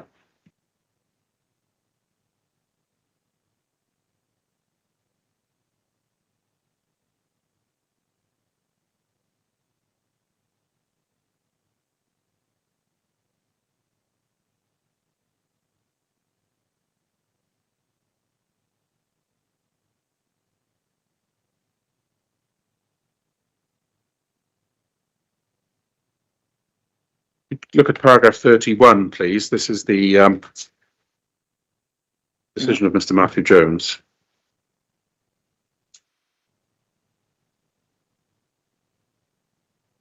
Paragraph 30.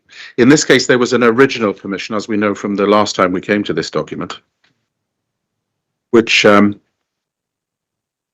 more affordable housing. Yeah.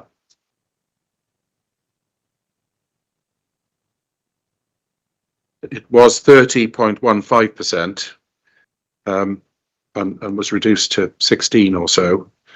Paragraph 31 deals with this concept of a lost opportunity. The original permission is unviable whether one adopts a present day approach or relies on forecasts. Favouring the former, it is also undeliverable. it is faced with the widened gap between value and costs and the inability to find registered providers willing or able to take on affordable housing despite active marketing. Accepting the scheme will either wholly or partially be debt funded. The reluctant position of lenders with regard to forecasting is also important. Whilst I note the intercompany transaction that took place in 2023, I see no reason why the practical impediments to the delivery of the original permission out with the control of the appellant would be overcome as a result of dismissing the appeal. Now, in the circumstances of this case, your judgment, please, as to whether similar, obviously each case is different, but similar structural matters that you identify in your proof mean that the 35% is no longer a reasonable proposition. Yeah, that's correct. As I said, I have my evidence. I'm not sure, looking at the level of deficit, the July 2024 application was supplemented by a financial statement that was provided by the appellant, which I've obviously reviewed. I'm not sure it was ever viable at that level. But yeah, there are some similarities here that I don't think the 35%, as I've said prior, I don't think the 35% scheme is a feasible option. I don't think it's a scheme that could be brought forward now, given site-specific costs, as we've discussed, but also the macroeconomics, geopolitical situation. So, is anybody suggesting that it is? There's no evidence that anyone could deliver a 35% scheme. No. Thank you. And then the inspector finds this: the original permission is therefore a fallback option of little weight, and allowing the appeal would not constitute a lost opportunity to secure greater affordable housing in the current economic circumstances. Is that the same as this case or different? Yeah, I would agree with that. Why? Because the 35%, as I've said, the 35% scheme doesn't exist. It's a proposition that isn't viable. It wouldn't, well, it's significantly unviable, but it just couldn't be delivered on reasonable economic circumstances. So. Hugh. Then he said this: I recognise that the need for affordable housing in London, and in that case especially Tower Hamlets, is acute. Moreover, the failure to keep pace with rising unmet need has significant consequences for those affected, with an estimated 183,000 Londoners in temporary accommodation. The proposed development offers an opportunity to deliver at least some affordable housing to help relieve that housing need, which the evidence indicates would not otherwise be forthcoming from this site as things stand. Does that apply to the circumstances of this case or not? It does, yes. Proposed development offers an opportunity to deliver at least some affordable housing to help relieve that housing need. Yep. Thank you very much. All right. Right at the beginning of the examination, Chief, I asked you about a Barclay home site that you were looking at. Can we please pick up, bear with me, somewhere.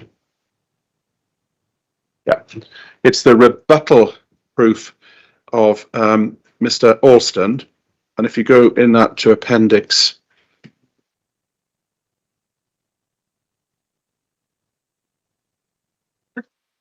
So I'm just trying. Does anyone? You don't happen to have a reference to it? Yeah, Miss Foster's on it. Sorry, I missed that. 8. Thank you very much. Thanks. And you need to go into Appendix D.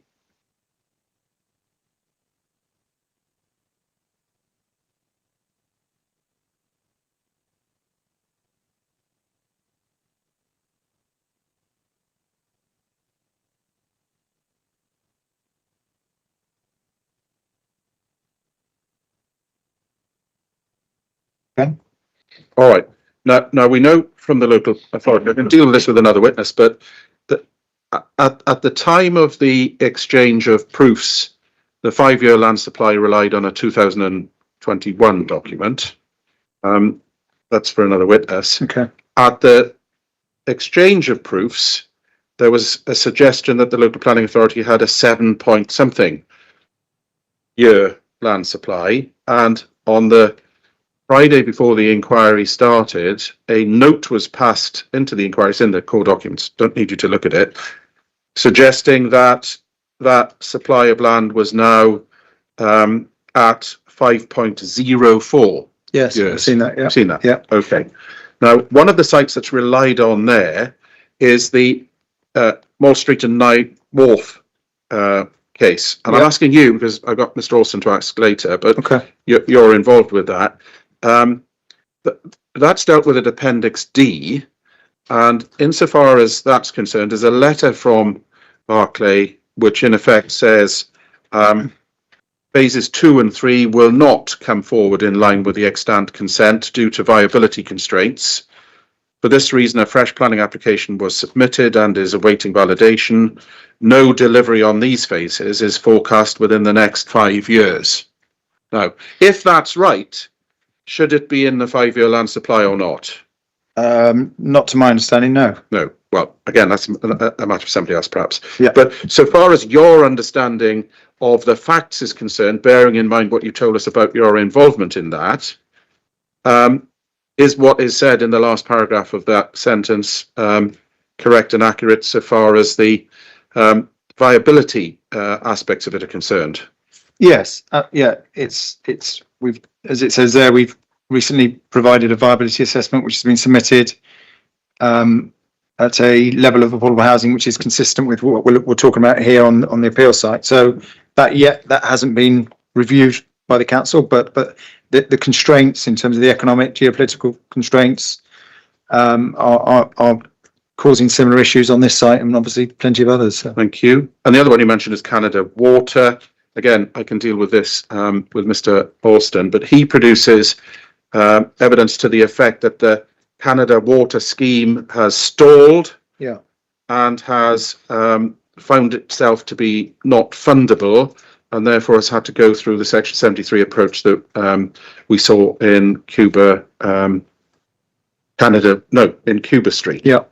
Is all that consistent with your involvement with the case and your understanding of the position? yeah. I haven't, to be clear, I haven't provided the financial viability assessment on that. I've done a bit of work reviewing the viability documentation dialogue between the council, the GLA, and the landowner, the applicant on that scheme. As you noted, there's a Section 73 application that I believe has been determined, but they are now looking. The document makes references to significant economic problems there and the delivery of what is now referred to as 10% affordable housing. So, yeah. Good. All right. Thank you. Well, we know that as at Friday, it was 5.04 years land supply. If Mr. Alston will speak to this, but if sites such as this are inappropriately included, what's the prospect of being able to demonstrate a 5-year land supply in accordance with the PPG? I don't understand why this is now Mr. Levine's evidence. No. It isn't, is it? And we're also an hour and 40 minutes into a 45-minute evidence in chief. What's the second point? It's taking it carefully. It's an issue that we were going to deal with with the planning witnesses. Yes. And Mr. Harris has already used more than double the amount of time he said he'd need for his evidence in chief. All right. Thank you very much. It'll be a bit longer now, but not much longer. Can we look at the emergency measures document, please, which came out a couple of days before the inquiry started? CD 642. Yeah.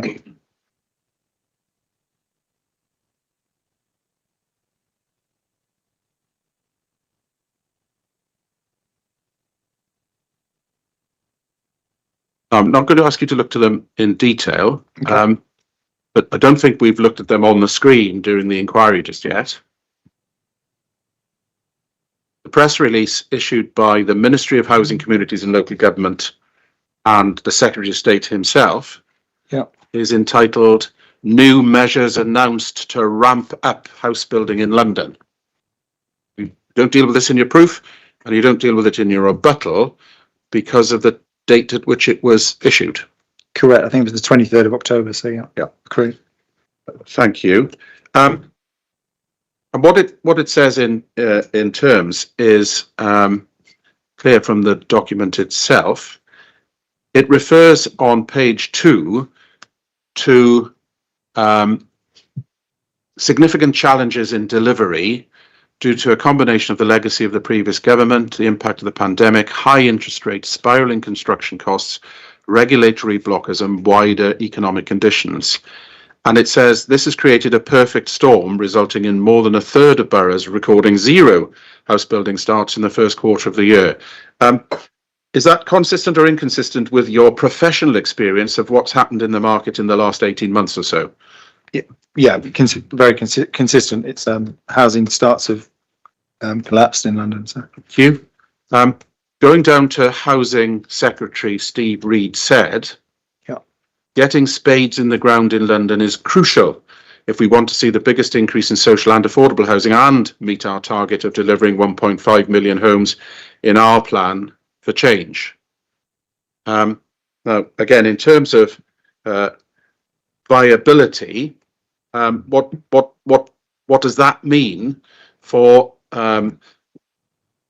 the ability of developers to get on with putting those spades in the ground, in terms of viability being a potential constraint to delivery? Sorry, just to be clear, your question is, what's this document mean for that? Or Yes.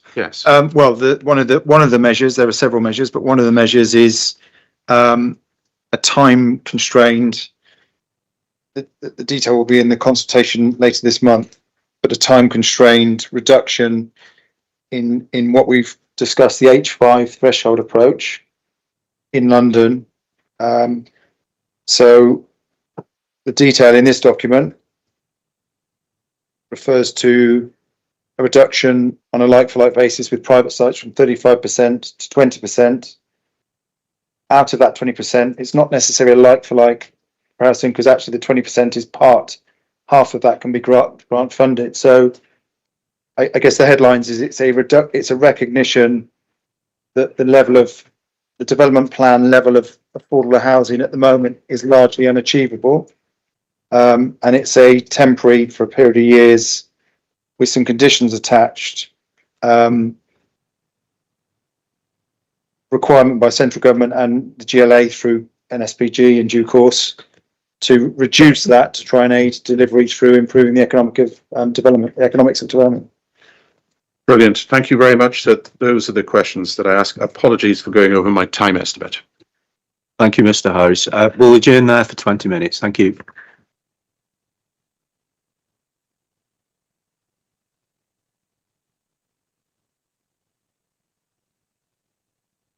Do you want to get a say? Coffee, what have they got, man? Thanks. Sweet. No, good. Thanks. Tea. If there is tea. No. Actually, coffee's fine. Just coffee's fine, mate. Thanks.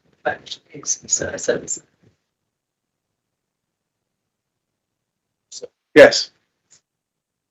Sorry? This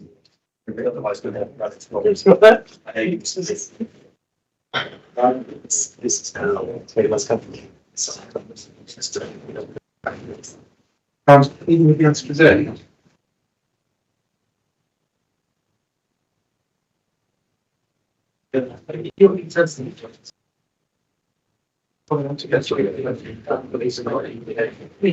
Yes. So it's time for them.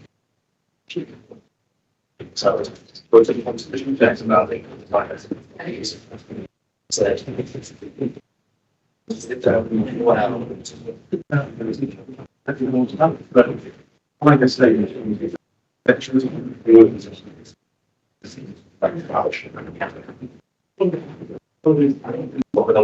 yeah, so that's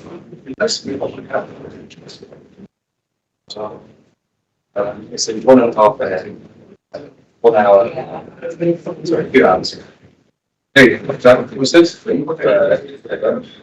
Yes. Let's go here. Much better. 15 to start. Yes, where's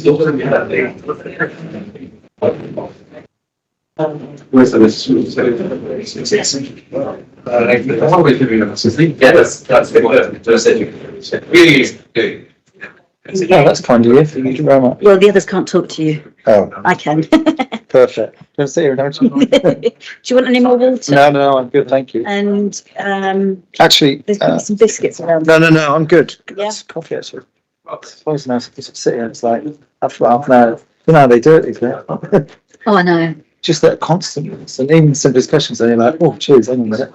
And just trying to jump between all the documents. I've Yeah. done it a few times before, but you always forget how much information there is to it. Yeah. Yeah, it's, yeah, I don't know how I don't know this. Yeah. the barristers do it, No, I don't. and the inspector, it's just has to Just sit taking there. on board all the Lit information. the whole. I know. No, I've got massive respect for them. I just don't know how many, like, sort of these guys, how many inquiries would they do a year then? It completely depends, because some of them, because they get involved in different types of inquiries as well, and Yeah. some of them are just sort of like one-day hearings. Yeah. So if you're doing an inquiry like this, you might also do hearings as well. Probably not at the same time. And this one, I should imagine, because I don't actually see the inspector's diaries, but what happens is when pins are allocating inspect, Yeah, they just block out. and there'll be a time Yeah. following the inquiry for writing up, for doing the reporting, Yeah. because they have sort of, I think it's about 2 days, 2 to 2.5 days of reporting per sitting day. Yeah. 2.5 days of reporting. So Per 10. sitting day, and that's based on a 4-day week, Okay. because 1 day of the week is Yeah. admin based. Interesting. Yeah. Okay. So that's why we don't sit on Mondays. Just to allow them to almost It's catch up a little bit. it's admin catch up, and then also travelling. Sorry. Oh, whoops.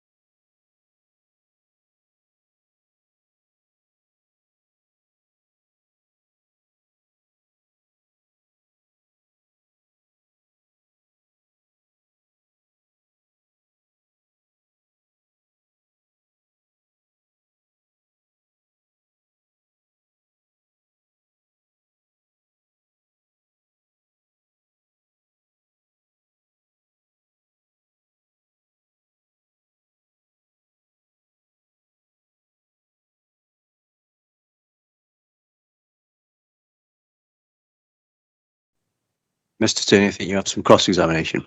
So Mr. Mohammed is going to ask his questions first. If that's Apologies. convenient. Yes.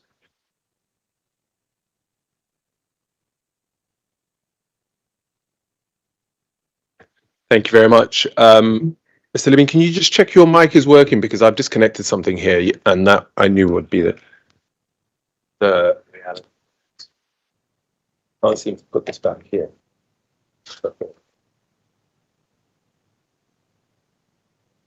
Oh, there we go. We're good. Great. Perfect. Thank you very much. Can I just start with the documents that I'm hoping to do this through are the following. First it's your proof of evidence in the main. We might get to your rebuttal. The financial viability assessments of July and December, if you want the core document references for those. The December, the July one is 1.23. The December one is 2.25.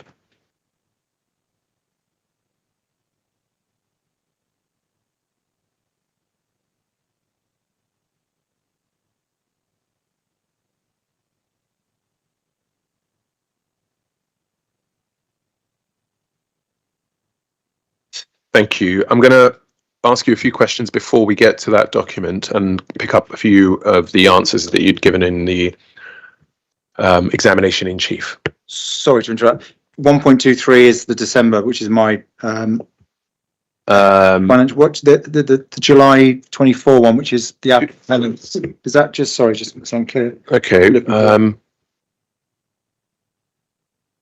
We need the July one and the December one. I've got the December at 1.23. I'm just looking. Sorry. Bear with me. I might have given you the wrong reference. I've got them all opened up. That's what I thought.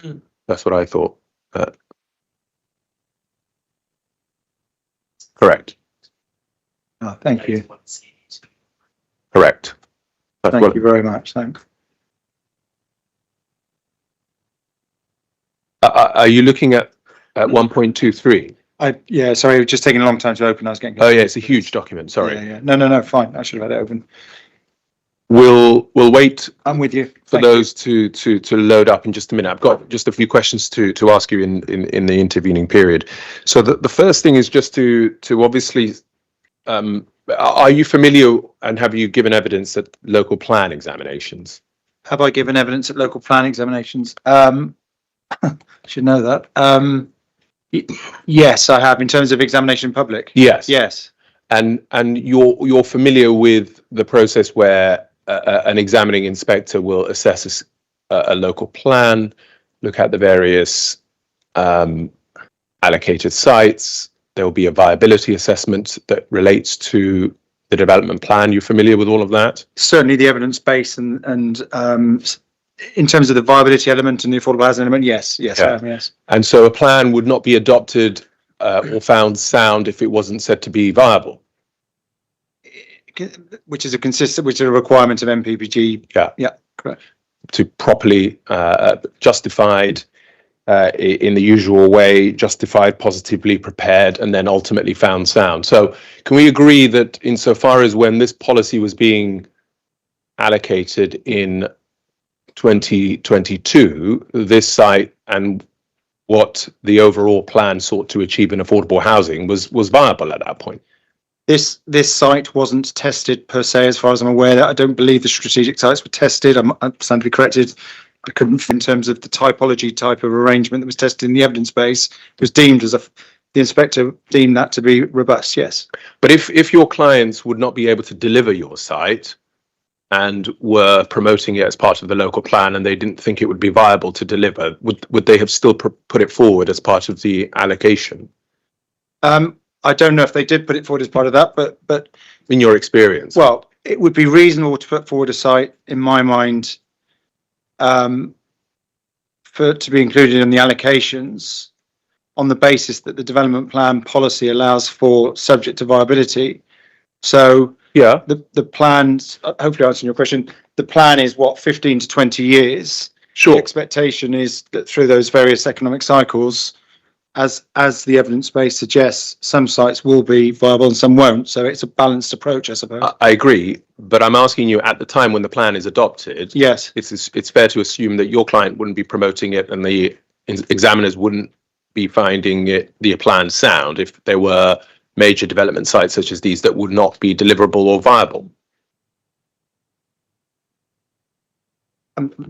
Yeah, sorry, just trying to answer your question.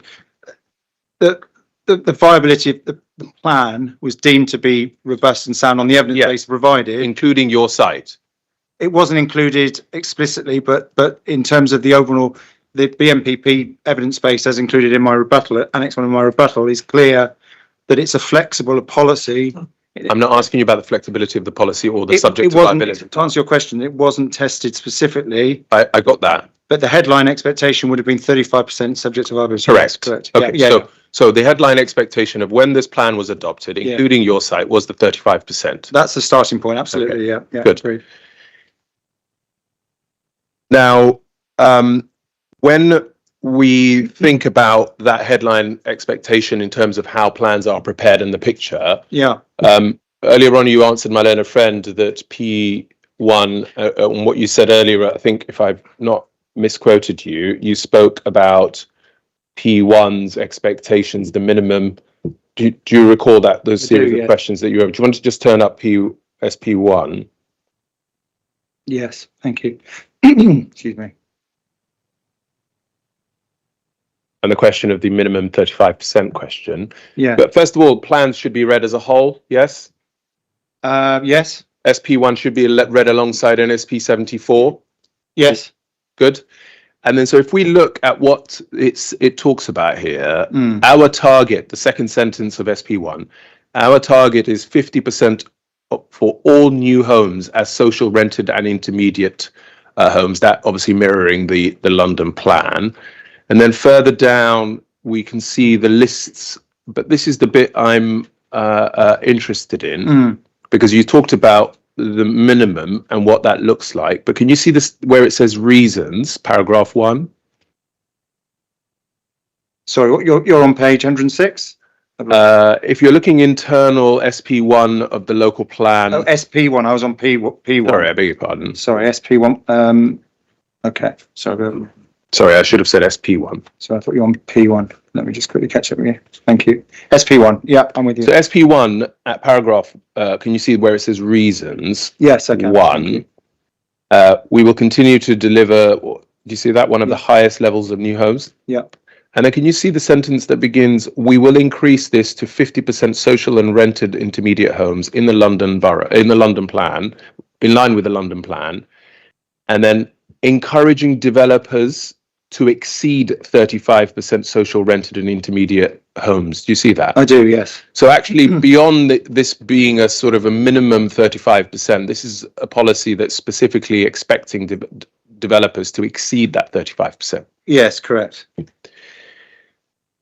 I don't need to trouble you with P1 because I think you've covered that already. And then on the question of the NSP 74 mentioning CLT, is it fair to assume that reference to CLT should also be read alongside what P1 and SP1 say to be able to read the plan as a whole?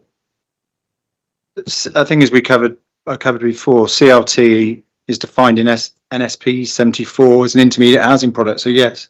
So it should be when the plan talks about developers, for example, encouraging them to exceed that 35% social rented and intermediate homes. Yeah. When you get to an SP 74 and you see the CLT being mentioned, it makes sense that you read the plan as a whole, and that's where you would understand what kind of level of CLT you're expected to deliver.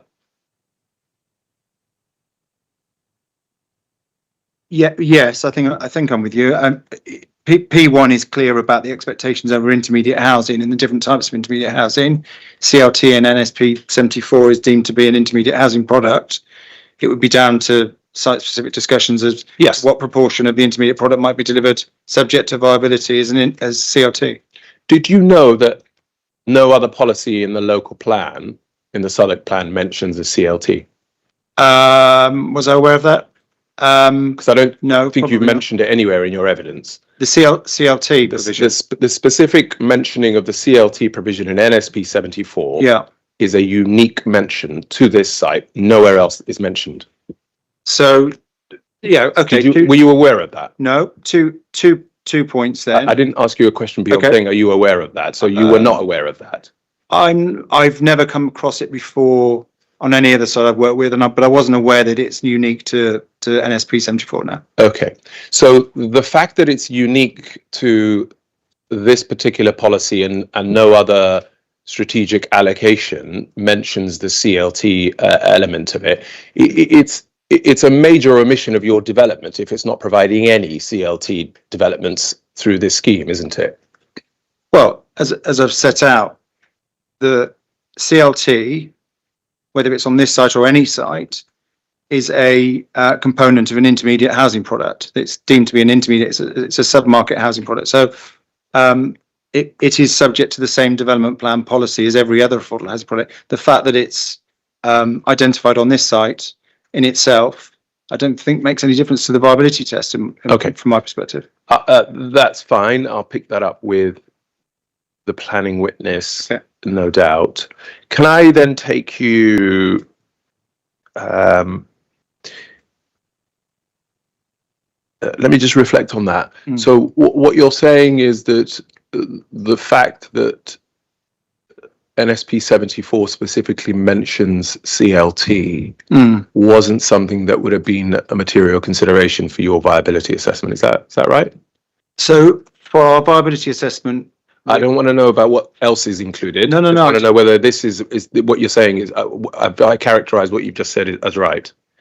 was the inclusion of CLT in NSP 74 material consideration To your viability assessment. the tests were deemed to answer under the development plan P1H5, as we discussed at length, is the maximum viable. Now, if CLT form part of that, so it's in itself, it's not a material consideration. Fair. Okay. Thank you.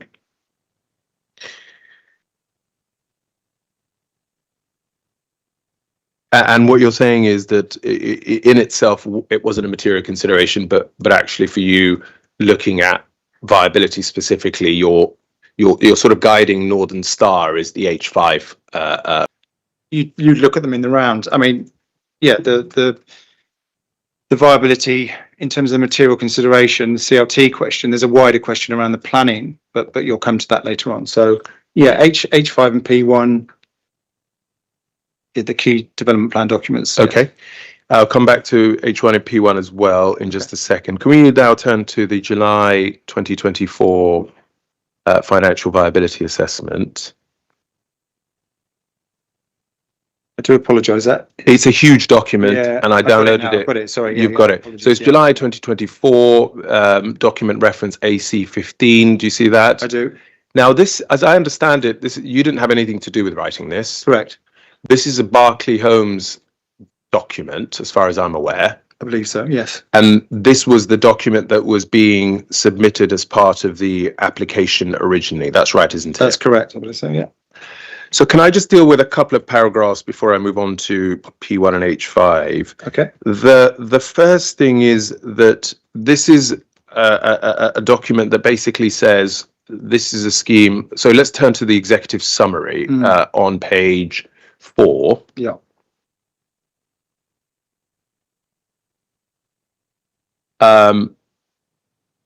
This is it's promising 25%. It doesn't mention H5 at all. And then it says the viability assessment is based on advice from independent consultants in respect of the key inputs. So it suggests that they were getting really robust and, strong evidence. Is that fair?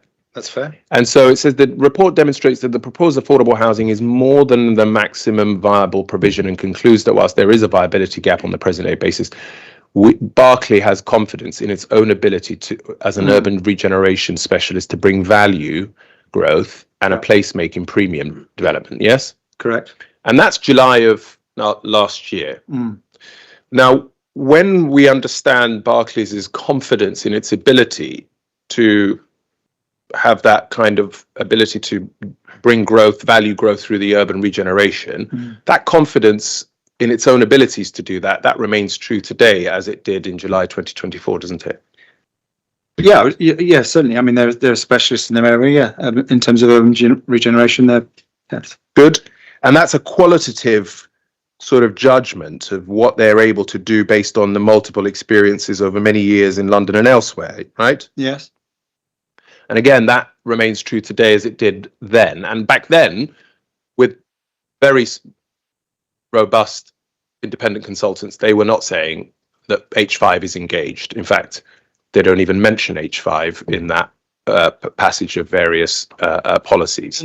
In the executive summary, H5 isn't referenced. It's not my document. I'd have to look at it. No, that's fair. I'm not holding it against you. No, fair enough. And if H5 is mentioned elsewhere, I'm sure I'll be told. But just that executive summary is what I. No, it certainly doesn't mention H5. Yeah.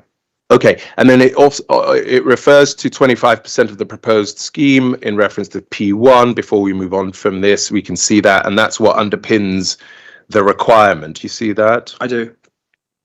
So the page 15 on this same document, we will come back to it, but just looking at page 15 for a moment, please.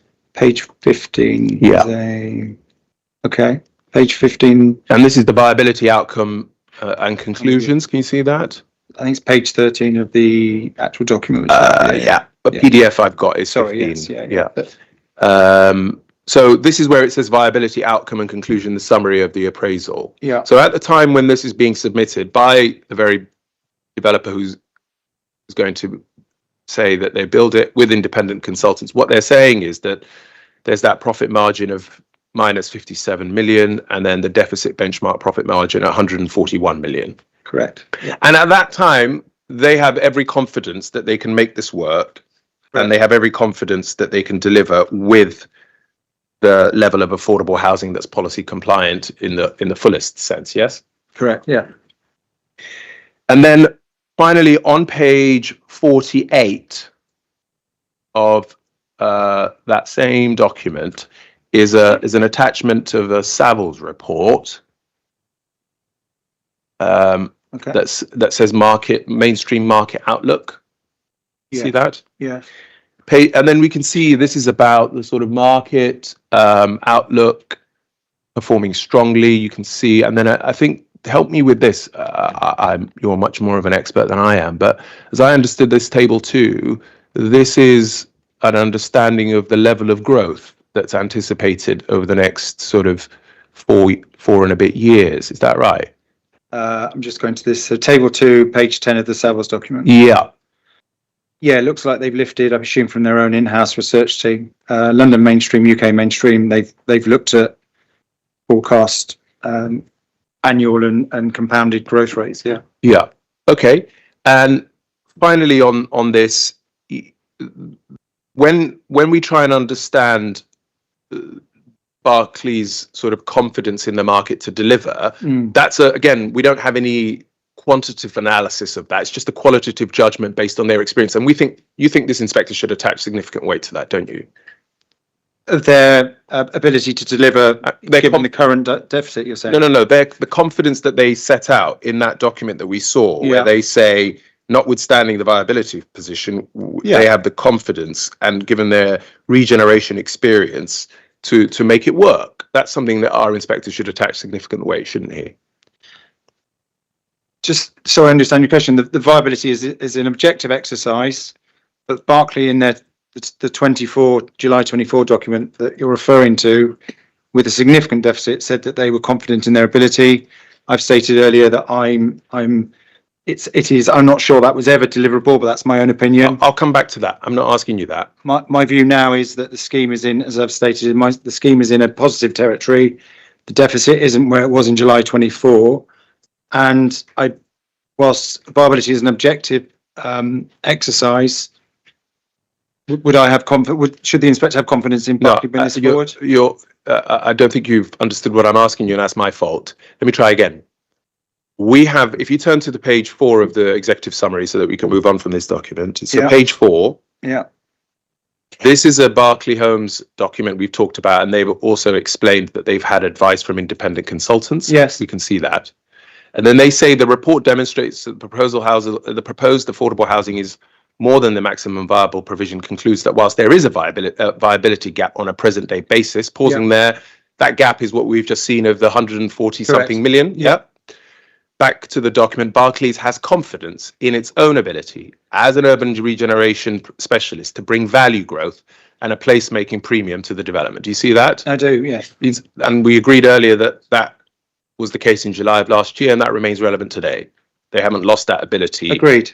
So what I'm saying to you is this inspector should attach significant weight to those comments that, notwithstanding the viability position, Barclay Holmes, advised by very knowledgeable consultants, has every confidence in its own ability as an urban regeneration specialist to bring value growth. That's their words. We should attach significant weight to those words. It's something they put into a report. I need an answer to my question. Well, I'm trying to give you an answer. It's something they put into their report. Should the inspector apply significant weight to that? It's helpful, but the test here. It's helpful. It's helpful, but the viability in itself demonstrates that the scheme's in positive territory. No, what's more relevant, surely, is what is under consideration here, which is the December 24 FEA. I'm sure that you want to keep repeating that, but I'm focusing on what I'm interested in, and I think you're saying it's helpful. That's fine. I'll leave it at that. And then suppose the test is one to ensure that it isn't, the section 106 will be with the land, it's not pertinent to the applicant. So I would attach weight to the outcome of the viability. But this is a statement that Barclay have made, and I wouldn't attach great weight to it. But I mean, you wouldn't attach great weight to it. Well, I'd need an answer. Statement it's the statement that's Barclay put into one of their reports. So you wouldn't attach great weight to it. Can I record that?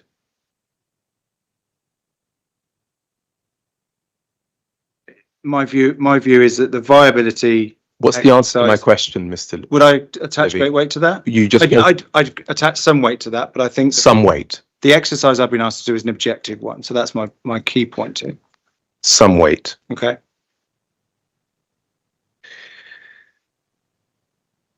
Just to, before we get to the December document, so this is July 2024. Yes.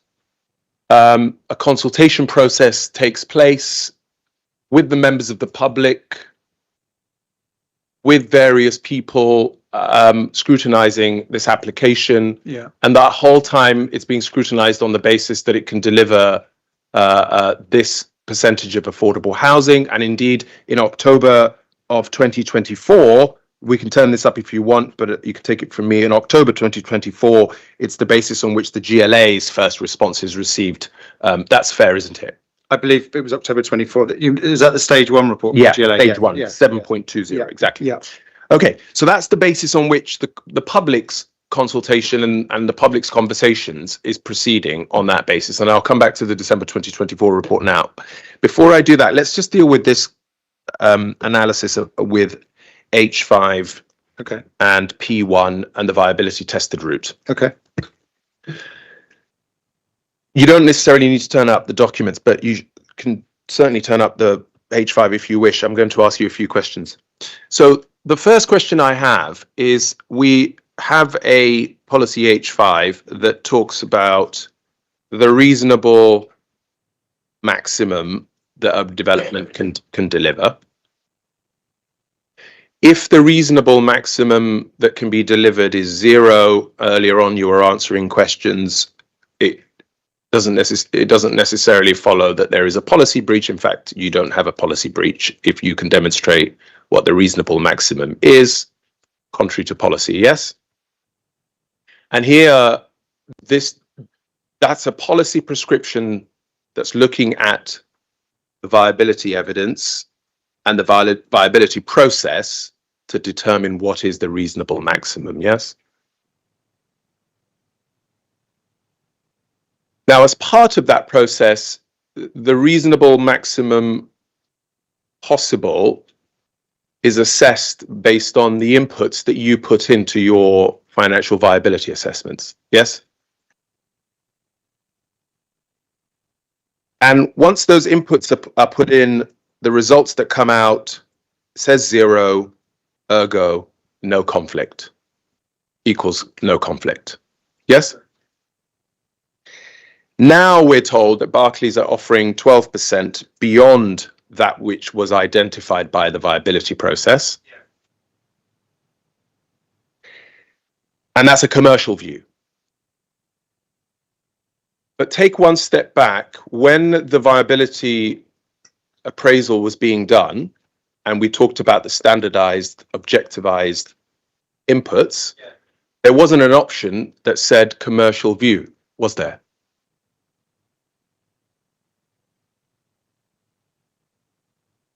So the policy prescription of H5, when it's talking about the maximum reasonable that you can afford through the viability process, it necessarily doesn't include what the commercial view is. Yeah? Yep, okay. So the commercial view that we're dealing with here is it sits entirely outside of this viability assessment process.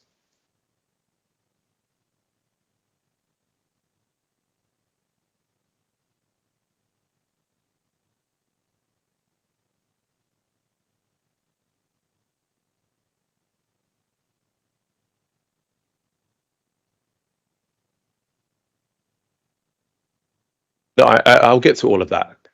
Let's just keep the stages that we're talking about here. So we have an objective assessment with specific inputs that doesn't include a commercial view. The commercial view, oh, sorry, the microphone is gremlins. It's not me this time, I promise.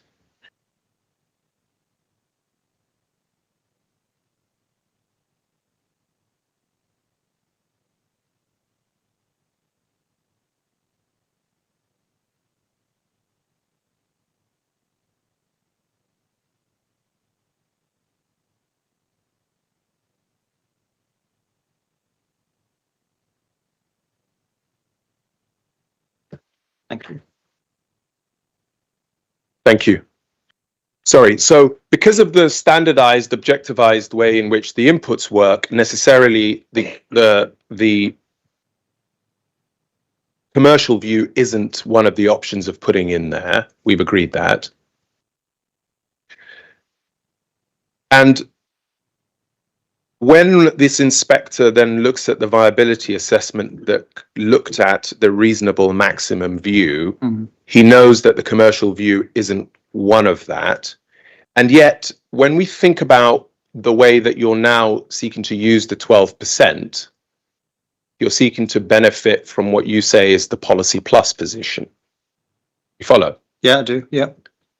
So taking it a step back, H5 allows you to deal with how you're not meeting policy by having a question of viability assessment. This is the reasonable maximum. I can't meet the 35%. Yes? It's just for clarity, it's not meeting policy. It's not being able to do the threshold approach. It's doing a viability tested route. I get that. Yeah. But essentially, you're not meeting the 35%. Correct. 50%. Correct. So H5 is a process through which you can explain that this is not a development that can reach those thresholds because the reasonable maximum is this based on this viability assessment. But that viability assessment we've established does not include this commercial view necessarily because it can't. Correct. And yet, when we get to the end of that process, the commercial view that you're relying upon, you're asking this inspector to have policy weight. Do you follow? I do, yes. And so when this inspector tries to understand your reasonable maximum, in reality, your reasonable maximum is the 12%, which we don't know how you've calculated, what is inputted, and what it involves. That's right, isn't it? It is. Good. Can I just clarify? clarify that. The policy test is what is the maximum reasonable. I am asked to, in my FEAs, I am asked to tell the decision maker what is the maximum. That is agreed at 0. A commercial decision has been taken outside this process to derive a figure. That figure happens on this site to be 12%. So No, I get that. Sorry, just to be really clear, I set out what the maximum is. I set out what the planning application proposal is. So two things, yeah. I get that. But what I'm just trying to explain to this inspector, and I think we're agreed, is that the way the process works and the inputs that you can input in order to deal with H5 and your inability to meet policy because of the maximum reasonable amount you can afford does not include this commercial view. No. And yet this commercial view is being leveraged as a planning benefit when it's not objectivized, it's not standardized, and we don't understand the basis on which it's been reached. That's right, isn't it? The FEA. No, can I get an answer to my question? I am answering your question. We've set out in the sensitivity analysis, as I went through before, what the current viable position is, and that's a 7% return on the 12%. Now, clearly that isn't maximum, so we've worked back from that to work out what the maximum is. The scheme is delivering 77 affordable units against the maximum position, which is 0. So you're repeating to me stuff I already know. But I'm trying to answer your question. We haven't taken a commercial view on this. The applicant has decided to do that. But that's, I thought you just said it was a commercial view. The applicant, the appellant in this case, has decided to take a view on what the maximum level of affordable housing is they can provide. The key question for me is, under the viability test, is that in excess? Is it policy plus? No, but when compared to the test? Look, what this boils down to is through the viability assessment, you have demonstrated with the council that the maximum reasonable that you can afford is 0. Yes. Outside of the viability assessment, you've now telling us that you can afford 12%. That's the proposal, yes. We don't know how, we know how you've calculated the 0%. We have no idea how you've calculated the 12%. Yes. You've used the 0% to say there's no policy conflict for not meeting affordable housing. You're using the 12% to say I'm policy plus, I should be given weight, even though we don't know how you've worked that out. That's factually. That's fact, isn't it? Yeah, that's factually correct. Good. That's all I need. Now to the December 2024 financial viability assessment, please. I'll say what I'll say in my closings about that. Just turning to the 2.25, please. Sorry, just catch up with you. 2.25. Yes, please. It's another massive document of 354 pages. Sorry, 2.25. You're in the December 25. Yes, this is when you get involved. Yeah, I'm just looking at, I haven't got a 2.25. Oh, I beg your pardon. Am I giving you the wrong reference? Is it right? Okay. 2.25. Does that help? Sorry, what section are you looking at? I haven't taken you to a section yet. I was just have you got the whole document at 354? I have. I've got that now. Yes. Okay. So the first thing this is more of a narrative point to try and understand a few things so that I can deal with it in my closings. The first is that this is obviously when you get involved in December of that year. Why weren't the previous consultants retained? Why were you asked to do this? Well, as you stated before, it was a Barclay document. But they had the benefit of independent consultants. Why did you get involved? Was that the point where people took the view that it was going to be an appeal? You'd have to ask Barclay that, but I was asked to undertake an independent and objective assessment in respect of a Section 73 application. So, or was it? Sorry, it was a fresh application. So, you'd have to ask Barclay why they decided to go down that route. just hopefully this can be taken quickly. This is when there's a change in the mix. There's a reduction of the affordable housing to 12%, and then BPS, you start having a conversation with them, and then you're targeting a 19.12% profit on this one. Is the sort of overarching points to make about your involvement. Is that fair? That sounds correct. And then this also still shows the same deficit. I think 7.1 of your document. Let's turn that up. Page 7.1 on page 23 on the PDF.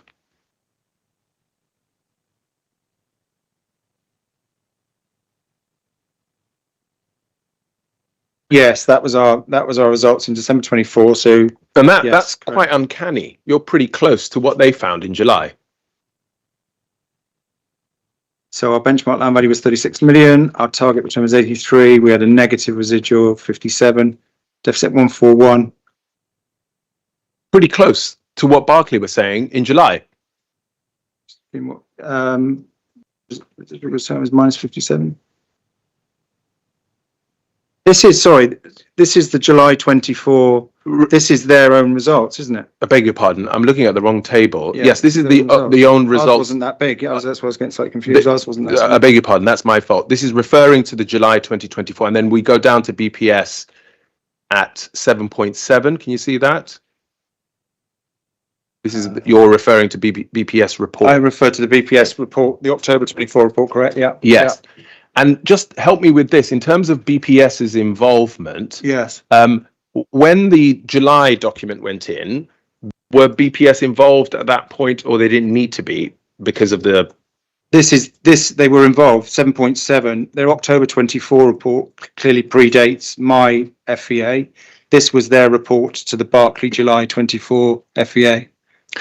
And their conclusions were the deficit due to they were unable to conclude the deficit position due to outstanding information on the BLV. However, BPS modeled the scenario, and then they come out at a schemer's deficit of 72.5 million. At 7.8, yeah, correct. And that's less than what Barclay was saying in July 2024. Correct. And then over the page, this is your appraisal. This is, I beg your pardon, on page 25. Table of development appraisal inputs, December 2024. Correct. We can see the inputs here. These are the BP. Just to be clear, these are the BPS. These are the appellant's July 24 inputs. And the BPS 2024 responses. Yes, correct. And then finally, so that I've got the chronology right, for your benefit, the updated inputs at 7.47. Yes. So these reflect my updated inputs as at December 24 for what was the revised scheme. Yeah. And again, just help me, the updated inputs being in relation to the scheme going down for 877 to 867, the change in mix, the affordable, etc. Correct. The assessment, as I said before, was an impartial and objective. So what we did, we didn't take anything as read. Where there was an agreement, we found that beneficial, but we sense checked it. But yes, it referred to all these inputs related to the new scheme, new costs, new values, and so on and so on and so on. So, thank you. And that sets that out. And then finally, just deal with one other item. And the developer return on zero affordable, you deal with at 9.2.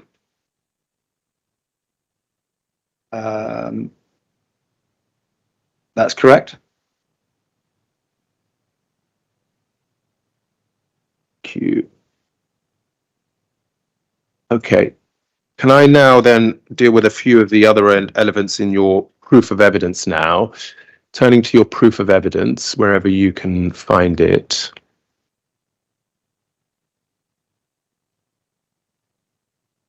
I'm with you. Thank you.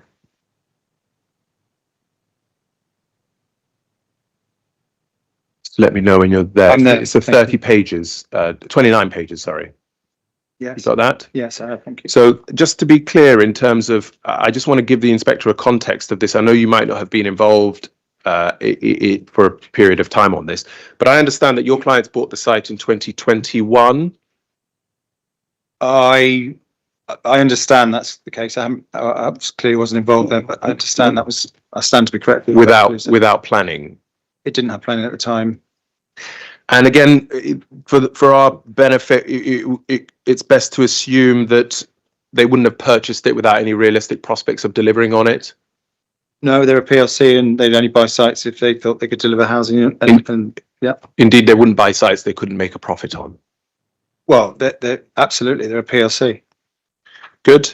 And then in terms of that's the context, and a number of occasions you've talked about in your proof, and I can take you to passages if you wish, but I want to take this quickly. A number of times you talked about how going back to 2014, a number of developers have come and have been unable to deliver on this site, and sort of as an example of how difficult it is to deliver on it. Does that ring a bell? But what you say, yeah. Do you have any evidence that predates Barclays' involvement that can substantiate that point? Do I have any evidence? No, I don't. Okay. So insofar as there is any evidence to suggest that there's been difficulties previously on sort of viability basis and delivery, you don't present any evidence at all. No, other than it being a sort of a significant central London development site. So, but I haven't presented any evidence. Correct. People behind me will be very pleased to hear that you think this is central London. But moving to, so that's the context. 2021. Bought without planning.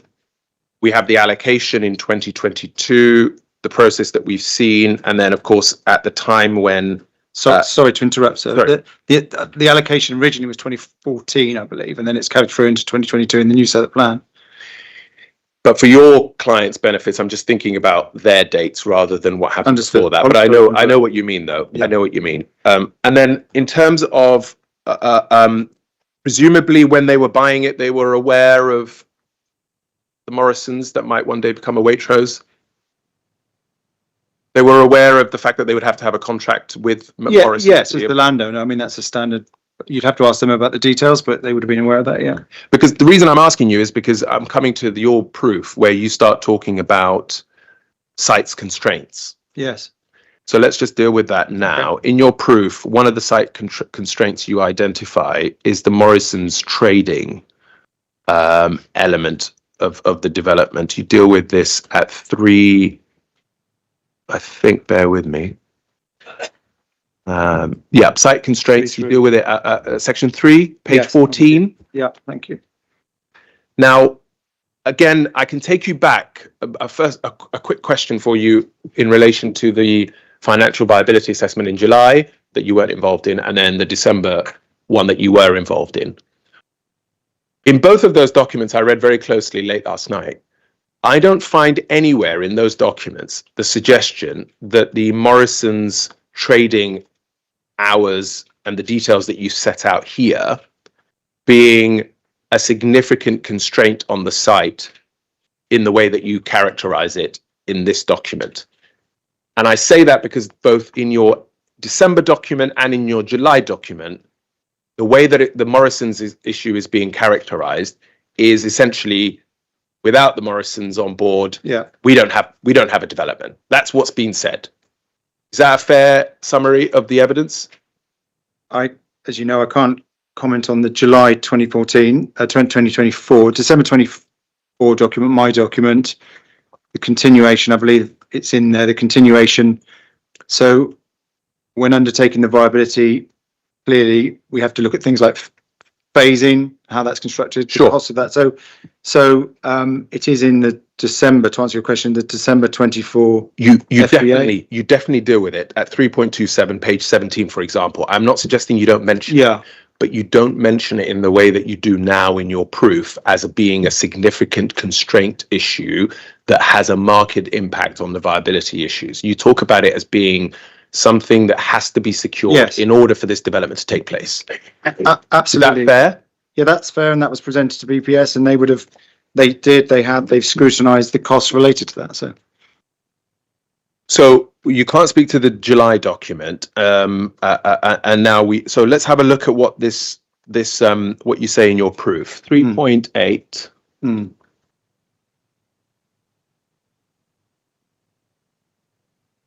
You say the contractual requirement results in an inevitable but inefficient build sequence, which adds to a significant amount of time to the overall build program. Do you see that? I do. But that's a commercial decision of your clients to have signed up to such a contractual agreement. It is, but without the Morrisons, without the superstore in place, there isn't a development. So No, I understand that. Yeah. But your clients negotiated a contractual requirement that has led to this issue, which is now coming out in your bottom number, which you've then decided that one of the things that's going to be impacted is the level of affordable housing. My understanding is a continuation of trading is a key component of the agreement. So you have to develop the eastern part of the site with the new store. Not until that is ready, fitted out, ready for occupation, can phase 2, which is the western part of the site, be delivered. So we would build that into our objective viability because it's a key component of the site. But I understand that, but I just want to help the inspector, and this is really where it goes to. I want to help the inspector to understand the kind of economic climate issues that your clients can't control. Yes. Like construction costs. Yeah. Like interest rates. Yeah. All these other factors that is in your evidence, the absorption points. Yeah. I've got all of that. Okay. But do you agree that there's a difference between that and a contractual obligation which was signed up to willingly by your clients? Yes. One is within your control and the other isn't necessarily. Absolutely. One might be a bad decision and the other is beyond you as a decision. The macro, the economic, geopolitical factors are beyond your control. But how you negotiate a contractual agreement is within your control. It is. And if that affects the phasing in the way that you're suggesting that has an impact on affordable housing being jettisoned, that's relevant to consider, isn't it, as part of this? It is, and we have considered it very clearly, yeah. The next is, again, making a difference between the macroeconomic picture and your client's own personal commercial decisions is the basement. Yes. The basement of this Morrison's. Yeah. Again, the July document mentions this. Again, I don't expect you to know it, but I think it. But can I just cut through this? Both your document and the July document mention this, but I couldn't find anywhere why this is an expensive thing to do, isn't it? You mean to move? There's 100. I think there's 140 car parking spaces. Yeah, moved underground. It's a pretty expensive decision. It is quite expensive, but it is what it is. Yeah, and I haven't seen any document in the materials that helps us understand whether other options were considered, whether there were cheaper options, whether there were other ways of addressing this issue. I haven't seen any rationalization of this issue. We were asked objectively to review the scheme that was in front of us. We're not there to. I agree. No. So you're probably asking the wrong person on that. It's no criticism of you. I understand the question. And I've also seen Folkers and Bailey Russell who work out the numbers for it. I get that. But what I'm saying is there's no evidence that this expensive decision has been reached at in a rational way other than being presented to you as this is what's going to happen, put it in your inputs. I suppose that's right, isn't it? That's correct, but it is a contractual requirement, as I say, as is the store, and the store requires parking, and the only place that can go is underground. So you'd have to ask others. Hang on. I can't let you get away with that. The only place it can go is underground. How could you possibly know that? Do you have any evidence of that? Is it under? You would have to ask Barclay or the appellant about whether there are any other scenarios that were envisaged. But what I'm asking you is, have you seen any other scenarios that have been envisaged? You haven't. No. Have you asked about whether or not there were a cheaper option to do it than the way that they've told you to do it? Or that's just not your job? That's not what we had a scheme in front of us that was being determined, and we were asked to value and cost that scheme. That's fine. And look at the viability of it. So it's not right for you to say that this was the only option because you do not have the evidence to support that. It's the the only option that was put before I'll you. admit there might have been other options considered, absolutely. Correct. But this is the only option put before you. Correct. An expensive option that is based on judgments made by presumably people sitting behind you and others. From a PLC, yeah, Yeah. absolutely. Good. So 29 million is the figure I've got for the underground car park. Is that? The core cost, it's around that, I believe, and then there's obviously associated costs. But yeah, okay. it's a big figure. Thinking it through, there's no reason to believe that a later scheme, if this was to be granted, a further iteration of this development could come up with a different scheme that's much cheaper than that. That's not beyond the realms of possibility. But as I say, Barclay, the appellant in this scheme, there's a site allocation for circa 850 units, which this scheme delivers or seeks to deliver. But Barclay, as you've set out yourself, are urban regeneration specialists. I suspect they've looked at the optimum way of delivering the contractual requirements. There could be another option, but you'd have to ask other people. That's all I need. Yeah. There could be another option, and it could be cheaper. We just don't know. If there was a cheaper option, I'm surprised it's not as part of this application. Did you ask about that? No. So why are you surprised? Are you telling me that I should be surprised that there isn't another option when you couldn't even have the curiosity to ask about it? Because of the nature of the appellant, they're pretty robust or rigorous in terms of their approach to developing sites. I agree. And if they were so rigorous, they would have at least tested other options, and we would see it, and we'd be able to take a view. But you have an application, or you have this scheme in front of you. It's not looking at a range of options. It's looking at what's on the table. So no, but if you're going to input it in your viability assessment as a major significant cost, yes, you would have thought that one would need to understand whether there was a cheaper way of doing it. The cost consultants, the cost advisors, the architects would have looked at that. But certainly, we have a scheme in front of us. I don't question every single part about that scheme. We look at the viability of what's in front of us. Okay, that's fair. And then on existing use value being another major constraint, I'm not going to trouble you with that. But now, can I deal with the market viability challenges overall, which is in your section 4 of your proof? Yes. The first thing is, I think I just want to pick up what you said to my learned friend earlier. So in your examination in chief, you sort of acknowledge that there is a huge demand and need for affordable housing, yes? Correct, absolutely. And would you say that this Peckham is particularly acute, that need for it, more so than most London boroughs? Honestly, I don't have the data in front of me. I mean, it's acute across London generally. It's difficult to say whether it's more or less. Yeah. That's fair. That's fair. But my learned friend asked you about a plan B. And you said there was no plan B. And nothing else is being considered on this site. There are no intentions to bring forward any differently constituted scheme. Now, where do you say that in your evidence, apart from saying you don't have it, you don't know of any other reasonable developer who would bring that forward? You're now saying to this inspector that if Barclay doesn't get this scheme through, they won't do anything. Is that your evidence? Because I didn't see that in your written evidence. The scheme in front of us has a deficit. Yes. It's delivering the maximum reasonable amount of affordable housing. I'm not aware that there is another option, to answer your question, that would come forward if this scheme was refused. Your client owns the land outright. Yes. It has contractual relationship with Morrison's. Yeah. It has spent a significant amount of money on you and others to be bringing this forward. Okay. And they've spent a significant amount of money with the hope of actually delivering on this site. Yeah. Are you seriously suggesting to this inspector, if he says this is an inappropriate response and an inappropriate expression of that policy, that nothing else will come and they will abandon the site? Is that your evidence? My evidence is... Answer the question, please. I am answering your question. Will they abandon the site? Yes or no? I can't answer that. What I can answer is, you asked if there are any other options. The allocation for a scheme of circa 850 units that delivers the supermarket, do I think there's a proposition out there that meets the allocation and could deliver 35% affordable housing? That's a different point. The answer to that is no. That's a different point. Do I know what Barclay would do? The answer to that is no. I don't know what they'll do if this is refused. Great. So what you should be saying is, as far as I'm aware, and I'm going to write this, I've written this down already, so hopefully I don't need to even edit it. What you should be saying is, this is the best that my clients can afford and achieve on this site right now. What's what you mean to say?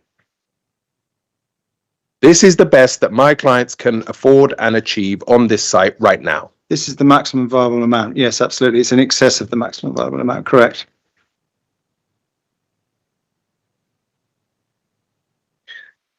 Thank you. Next is the market viability challenges that you have put in your evidence, page 18 onwards. 4.5, you talk about, we're in your proof, page 18. Thank you. The significant slowdown in sale increases the sales and the marketing budgets for projects as developers have to spend more to attract dwindling number of UK and overseas buyers in the market. Yeah. So can we agree that the sales which are down across the board, both domestic and foreign investors, is predominantly, if not exclusively, related to market housing? The demand is down. Yes, it is at the current time. Yeah, absolutely. And Mr. Venning's evidence on Friday was that he was saying that in terms of the market for affordable housing, it's almost infinite. Do you remember him saying that? I do. Yeah. You don't disagree with that? I don't think the need for affordable housing is in any level of dispute. He said it's almost infinite. I'm not sure it's infinite, but it's certainly the latest figures across London is huge. That's not in dispute. Yeah, so. I don't think you can scientifically say it's infinite, but I won't hold it against you. But it's so much more acute than the market. It is. And then in terms of the downward trajectory of the overseas market, before we get to the overseas market, so we talked about the market housing being down both domestically and internationally. Yeah. Locally, the most acute need is for social and intermediate housing, much more than market housing. I absolutely agree that there's an acute need for affordable housing, but there's also a very high need for affordable for market housing. The development plan, London H4, is clear about how much housing needs to be delivered across all tenures in London as a whole per annum. Okay. So, but the demand, yeah. So there's a supply side and then there's a demand side. The demand side locally is not really for market housing. People just wouldn't be able to afford it. Well, no, I don't. Right now, where we are in the market, there has been a drop off in demand, which is widely acknowledged, and then there's been a drop off in housing starts partially as a result of that. But absolutely, where we are in the cycle at the moment, there is limited demand for market housing, but it works in cycles. So this Mollier report that we handed up, the Q3 document, is predominantly related to development with 20 plus private homes. You saw this, I didn't did. you? Yeah. Yeah. Can I just pick up? Says, I mean, we can agree that our inspector can rely on this document to try and understand the market as it currently stands. It's helpful in terms of a snapshot, and yeah, absolutely. And it's the latest snapshot that we have. It is, I believe so. Yeah. Good. And it says that sales rates are weak across all local markets at every price point. And then it tells us that all buyer groups are largely absent from the market, leaving sales well below 22,000 units per quarter required to meet government targets. And then I could give you more and more quotes that it can give you. But essentially, the picture it paints is a bleak one, even if you were to deliver this scheme. Yes, I agree with what you've just said about the Mollier report in terms of the demand. Let's not forget, though, that this has been delivered across 8 or 9 years. Okay. So, as I say about the... Please focus on my question. This is predominantly about, if not exclusively, about private market housing. It is. The picture it paints for your development, as far as we understand it today, is a bleak one that's only getting worse. If you were selling in the market at today's date, that's relevant, yes. Right. And do you have a crystal ball that we don't have of what the market will look like in 2030? I don't. I hope it's better than it is now, but so you hope. It works in cycles, yeah. There's hope, and then there's reality. The reality is the picture is bleak. The reality is a snapshot that you're presenting of where the market is today. not where it'll be in the future necessarily. But the picture could be worse in the future, Could be, and it could be better. yeah. But what we know is what you're trying to deliver here in Peckham, no one wants it in this country and no one wants it from overseas based on what this is saying. I'm not sure that's strictly true, but there is some level of demand. Demand right now in the economic cycle we're in is lower than it has been. Absolutely. I don't think anyone's disputing that sales rates at the moment are very low. 412 of your proof. 412. Yes, please, on page 20 of your proof. Yes. In addition, and I think we've dealt with this point, I think this is the point where I was just asking you earlier, you don't have any evidence of what actually precisely deterred developers since 2014, do you? You're just, this is your pontification. Yeah. Correct. So page 21, you deal with 5.1. The appellant made the inevitable decision to reduce the affordable housing of an undeliverable 35% to 12% by way of a planning amendment in December 2024. So what you're saying there is that this was never deliverable right from the start and should never have been said so in July?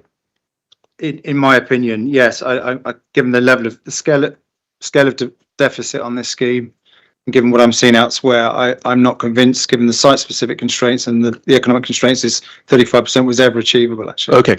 So thinking that through, in July 2024, they were saying they can deliver that. By December 24, you come on board and say they can't.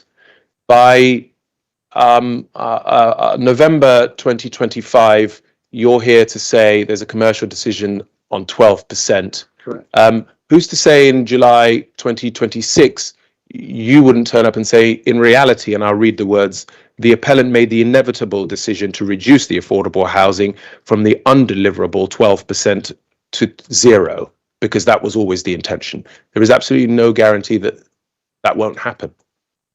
That same sentence, substitute 12 for 0. If we're talking about what could happen in 6 months, that's your question. What might happen in 6 months? There's no way of saying that it wouldn't. It would need to be dealt with the appropriate mechanism. But sure, yeah. But what we do have is an example of you saying that a previous promise was completely undeliverable, shouldn't have happened, and therefore, in fact, you go further than that. You actually say that at 5.25, you say Berkeley had actually made a poor decision. If you look at the level of deficit, bearing in mind all the schemes that I see across London, at July 24, Berkeley was saying it was 141 million in deficit. It wasn't making any money. I'm not sure that 35% was ever achievable. 5.15. Yeah. At 35%, I am very clear that no reasonable developer would on this site contemplate development. Yeah.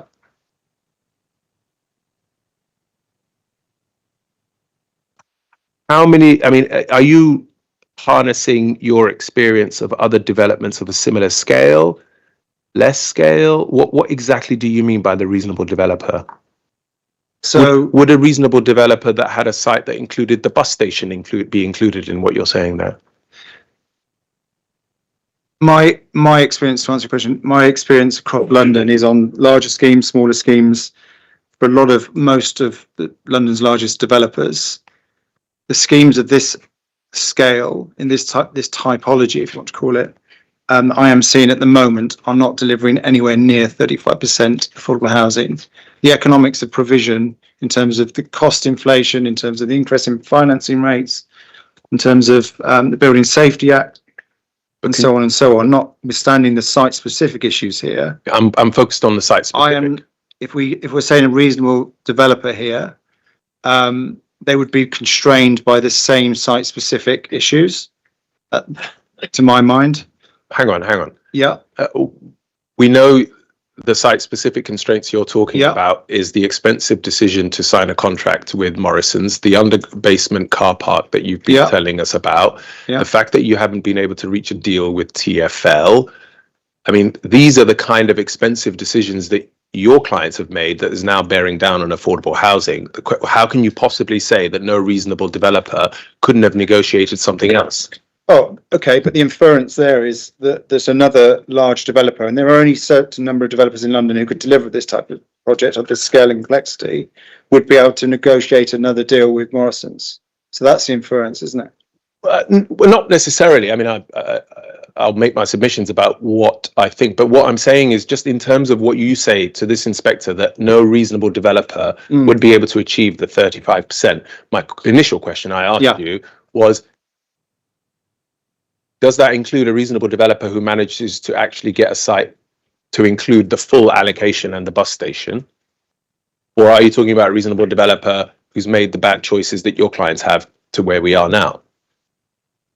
Well, as I say, there's contractual. I feel like I've answered the question. There's a contractual relationship here. Reasonable developer being one of a dozen large central London developers. Do I think anyone else would be able to deliver the site allocation with a 35% affordable component based on my fairly extensive experience? The answer to that right now where we are and the foreseeable future is no. Okay. 5.25 of your proof, page 24. Yeah. With hindsight, it would appear a poor decision to submit a 35% as there was little prospect of delivery. The poor decision you're talking about is Barclays' decision to put in the financial viability assessment that went in with the application. Yes? At 35%, yeah. Yes. Agreed. So Barclays' poor decision. That decision was also taken, however, given the political imperatives Yes. of meeting the council's affordable housing policy fully in order to secure a positive determination at the local level in an expedient manner. What you're saying there was that they should never have offered the 35%. They were just hoping to get it away locally, and that didn't happen. That's what you're saying, isn't it? Yeah. What I'm saying is that in terms of the fairly rigorous requirement that was set out in the committee report, this golden thread that's referred to in Mr. Venning's evidence, it has always been very, very difficult to achieve anything but other than 35%. My view on that is that the development plan policy has not been applied flexibly in the way that it should be. No, but I'm not asking you about the development plan policy. I'm asking you about your client's decisions and what they were doing at that particular moment in time, and what they were doing in submitting something that you say was a poor decision. So my question for you really is this. Did they never intend to do that? Or was it a mistake and therefore somebody made a mistake in submitting that? Which is it? It can't be both. No, but I can't answer on behalf of them. I can't tell you what their intention was. What I can say is their intention, from what I've seen in the documentation, was to secure a local consent at 35% of what they would have done subsequent to that is I can't answer that. Well, we know what happened subsequent to that. You came on board and said they can't deliver that. But they didn't achieve a local consent. So what I'm saying, so what you're saying is that that offer of 35% was a cynical attempt to get a local consent. Is that what you're saying? You'd have to ask Barclays. They set out in their July 24 statement, alongside the plan application, a desire to deliver 35%. As I've set out in my evidence, we were roughly very close to a local election, a general election. There was an expectation that there would be a sort of economic bounce, if you want to call it that. And I suspect that they were putting their best foot forward to try and deliver a scheme with some level of optimism. That clearly, by the end of the year, hadn't transpired. If anything, the economic situation had probably gone backwards. No, I understand all of that, and I've seen your evidence in relation to that. Yeah. But the final question I'm asking you about this is, you're saying that offer to put in the 35% in July 2024 was a poor decision by Barclays. That's what I've written, yes. That's what you said. Yeah. And now what you're saying is that they were hoping to get this through locally, and they didn't. Fine. Now, after that, we know that you come on board and say they should never have offered that 35%. That's my opinion, yeah. Yeah? Yeah. So what then begs the question is, when they offered that 35%, it must have been a cynical attempt to get this scheme through, or somebody made a mistake. Which is it? Well, you're asking me about something that Barclays, I don't know. They set out 35% scheme at a point in time in the cycle where they thought that they obviously thought they could deliver that, get a local consent to deliver that. They've decided not to, but I can't ask and I can't determine, I can't answer what their internal motives were for making that decision around the affordable housing. But what I can tell you is that the viability is very clear. Yeah. That the scheme was in economic. No, difficulty. I get your evidence. I think your point is a really important one. Your point is your viability evidence is that should never have been offered in July 2024. It shouldn't have been offered in December 2024, and it's not viable today. In that sense, your evidence is relatively consistent, and you can't tell us the basis on why they made that poor decision back then, and you also can't tell us why this commercial decision to 12% is being made today, or whether or not it's going to stick in the future. That's fair, isn't it? I certainly can't talk to you about what they might do in the future, but that's not to say that scheme, as we've discussed, is in a positive territory now. It's in a far better position financially than the scheme was when it was presented in July 2024. Final two bits. First is the appeal decisions on Cuba Street and Stag Brewery. I won't bother you with that. Don't worry. I'll make my submissions on the closings on that. But one thing I wanted to just make clear to you was that those two inspectors didn't have the Mollier reports in front of them when they were looking at the issues of growth. They would have had the Q1 report, though it's a quarterly report, but. So we've got the latest report, and this is relevant. Final bit is just the committee report, and my learner friend is going to cover a great deal of this, so I don't propose to spend a huge amount of time. I just thought I'd just check. So this is the committee report. Bear with me. He might not. I'm setting him up. This is the 502 pages document. Have you got that? So if you turn to, this is to help the inspector, page 169, paragraph 314.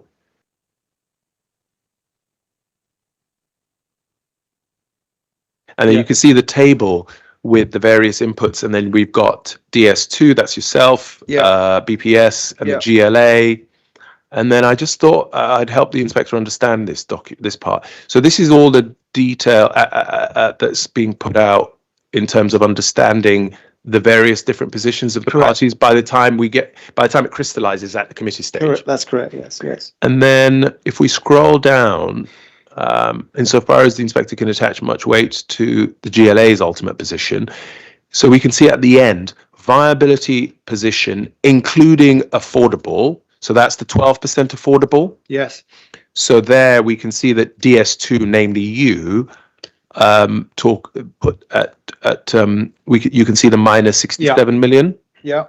And then for BPS minus 41. Yes. And then thinking about loss, actual profit and loss, this is where there is a massive gap of 50% almost between you and BPS. Yes. Yeah? Yeah, correct. That's not an insignificant difference. So even if the inspector sort of agrees as to where BPS on behalf of the council is, that's a chasm difference between you. It's a significant, it's a £600 million GDV. So what would that be? That's about 45 and a half. Yeah. Nearly almost 50%. I just said, but you can do the math. And as far as clarification required on the GLA part of it is concerned, what does that mean? That meant they don't agree or disagree, do they? So you're talking about the profit returns. Yeah. What did they think about that? Well, if you look above in that table, in the GLA column, there's some clarification required paragraphs in terms of benchmark land value and a few other bits and pieces. Yeah. Not the substantive points around construction costs, it should be said, and the market sales. We wrote back, it's in my evidence, I wrote back to the GLA, my responses in evidence, it's in the core document, in April 25. We didn't then hear back. That's what I was about to say. Yeah. So when my learner friend was asking you earlier about the last time we'd heard from the GLA, as it were, that nothing beyond what's contained in this sort of table as part of the committee report. You tried to get in touch with them, but they didn't bother responding. Yeah, that's correct. I mean, my assumption was that the GLA viability team over the last 6 to 9 months, probably slightly longer, have taken slightly more of a backseat than they used to. and almost left it to the authority to determine application. So in terms of viability, I'm talking about. So we didn't hear back from them and it went to planning committee. So I think those are my questions. Let me just check the WhatsApp, see if anybody's commented.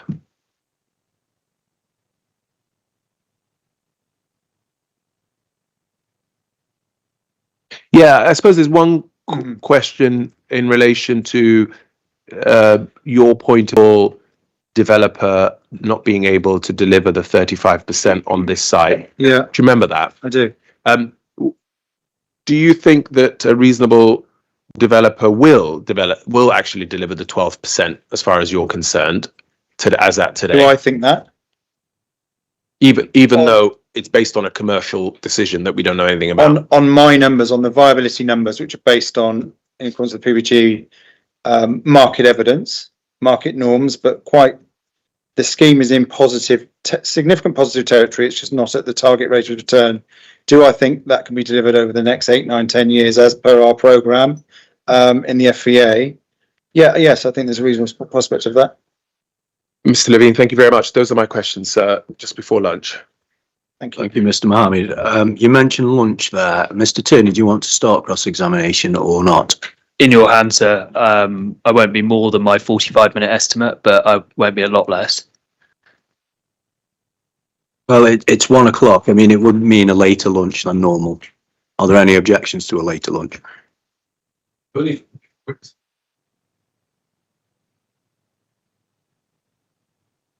if you'd like to start then, please. Thanks, sir. Thank you, Mr. Levine. I'm going to go to CD 7.01-2, which is one of, I think, the biggest document that we've got. That's CD 7.01-2. I'm not going to go there just yet. okay. But my learned friend is just going to hand around an extract from it, which I've printed out to save everyone having to download what I think is the biggest document on the website. Thank you very much. We don't need to go there straight away, but I'm just giving you the document. So, can I start, please, with the status of the viability work and its role in the planning decision making? And can we agree this proposition? I'm going to put it really carefully. The true question in planning is not whether a development would be viable, but what the planning consequences would be if it were not viable. That's the true question for us. Okay. Do you agree that? Can you just restate the question? Yeah. The true question is not whether a development would be viable, but what the planning consequences would be if it were not viable. Insofar as it wouldn't come forward, you mean? Yeah. Yes. Yeah. And that's because in planning terms, generally, profit and loss to Berkeley or to anybody else is generally irrelevant. But what does matter is whether or not the development comes forward. Yes. Thank you. And the true question that I've set out is particularly relevant here because your position is that although this development is not viable as tested under the development plan, Yes. it would nonetheless come forward. We've demonstrated what the maximum position is. We've demonstrated what the position is with the 12% affordable housing, which is a sub-market return. And then through sensitivity analysis, just based on market evidence, whether that scheme within the time frame could get to a target rate of return. And as the FVA shows, based on the evidence, my assumption is that it could come forward. Yeah. So here, the inspector is considering a proposal which is not viable as tested under the development plan. Yes. But which should be considered as a development that will come forward nonetheless. It's not viable under the development plan. The sensitivity analysis we've provided shows that it could come forward. It depends on what happens in the cycle, I suppose. Well, I know, but you've just said reasonable prospect of delivery, and it's a fair assumption, isn't it, that if we weren't, if it wasn't deliverable, it wouldn't be advanced as a proposal. Correct, yes. And you couldn't rely on any of its planning benefits if it wasn't deliverable. Absolutely, yeah. Yeah. Yeah. So this is a case where, notwithstanding a lack of development plan viability, I'll call it, development plan viability as assessed through the FPA, Yeah. it would nonetheless be a deliverable scheme.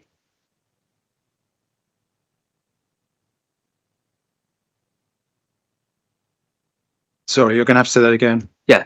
Notwithstanding a lack of development plan viability, Yeah. this is nonetheless a deliverable scheme. Yes. Yeah. And the only way that you have tested viability is through the development plan viability route. As opposed to, sorry, which, As opposed to any other measure, for example, showing the break point at which this scheme would not be delivered. the development plan viability test, the professional standards test is very clear. We've undertaken it in accordance with that. So I know. yes, that's it. That's the only test. Yeah, absolutely. That's the only test you put forward. Yeah. So we're in a position where the inspector can recall that although this scheme is not development plan viable, it nonetheless is deliverable. And on the true question, what would the planning consequences be if it were not viable? You can't answer that, can you? Because we don't know what not viable means in the sense of not deliverable. Okay, Is that fair? that's fair. Yeah. Thank you. Let's then come to the applicant's position. Mr. Mohammed's covered much of this, so hopefully Okay. I can shortcut it.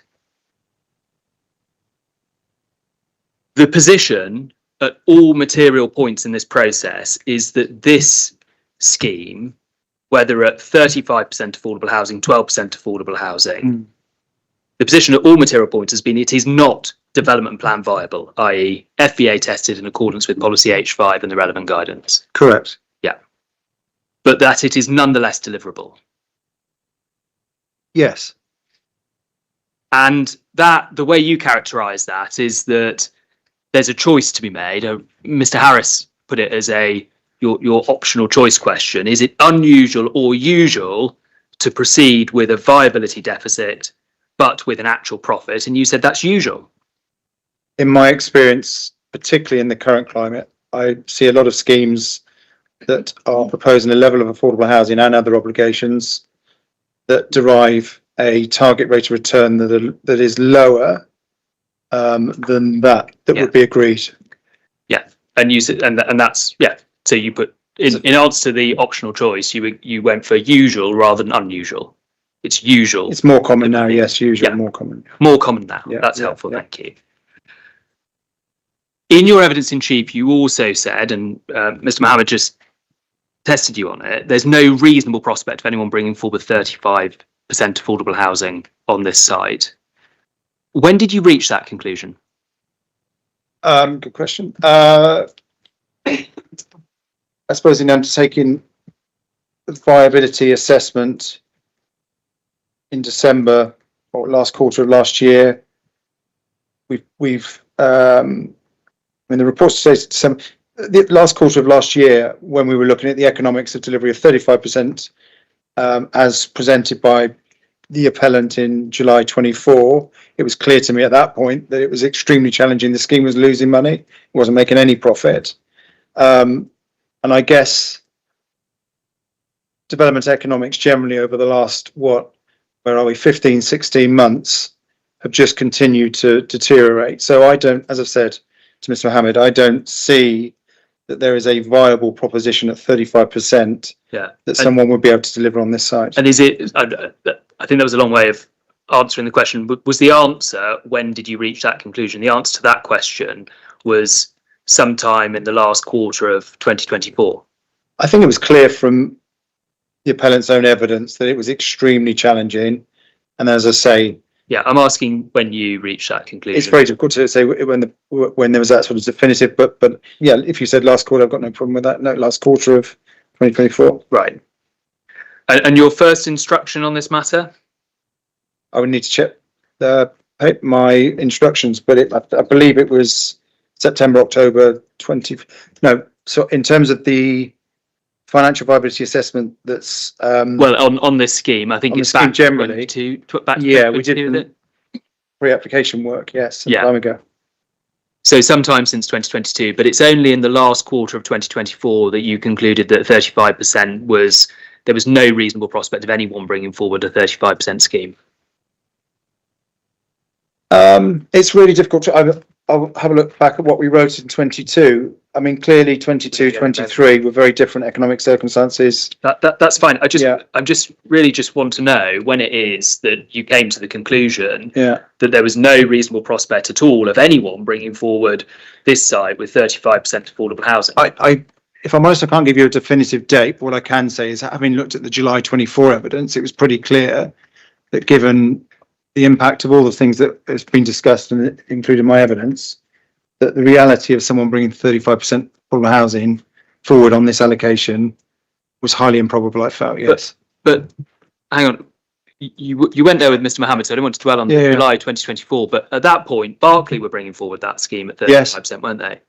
So it wasn't improbable. There was an actual person, an actual developer, standing up in the public and saying, I'm going to bring forward this site at 35% affordable housing and on this economics. But as I've said to Mr. Mohammed, and Mr. Mohammed pointed out in my evidence, I'm clear that there isn't a developer at the moment who would be able to bring that forward. Now, Berkeley chose to. We've discussed that. Yeah, they made a choice. So they made a choice. The question of choice. They made a choice. But the choice of Berkeley in July 2024 was to proceed at 35% affordable housing, notwithstanding that on the FBA it was showing a scheme in deficit. Massive deficit, Massive deficit. So they were willing to proceed with massive deficits in July 2024. That was what they were advancing, yes, absolutely. Right. And if we go back to the pre-application stage, this is a different scheme, but I just want to navigate us. It's different components of scheme, so you can't read across, and it's in the documents, but it has to be treated with that health warning. Okay. This is January 2023. Yeah. This is a DS2 report, isn't it? It is. And gosh, I feel like I'm in the criminal courts. If you go to the last page, is that your signature? Looks like it, yeah. Yeah, or at least someone's pasted your signature in. But you know this report. You were responsible for it as I think as the yes, reviewing I'm certainly partner. responsible for it, and I recognise it. Yeah. Yeah, thank you. And if we just understand briefly what it's showing, if we go to page 655 of the bold marking, and it's page 35 of the internal numbering, section 11. Yeah. The summary that's presented there is in table 10 is of a profit target, a profit output, and then a surplus or deficit against that profit target. Correct. Minus 16.7%. Yes. And the equivalent figure on this scheme, per your assessment, it's in the officer's report, page 172, if you need to go there, but it's minus 11.97% profit on GDV, isn't it? Sorry, just remember, where have you just got the 11? I went to the summary table in the officer's report, CD 3.1, page 1. Oh, sorry, yes, yeah. I just wanted to just make sure that I've got the right comparable figure. So January 2023, the position is minus 16.7%. Yeah. Is what's being talked about with officers in the pre-application consultation at that stage. Yeah. Then the comparable figure in the current assessment is minus 11.97. Can you just point me to the right paragraph of the committee report? Sorry, I think it's paragraph 314 of the committee report, and then the it's table. The table, yeah.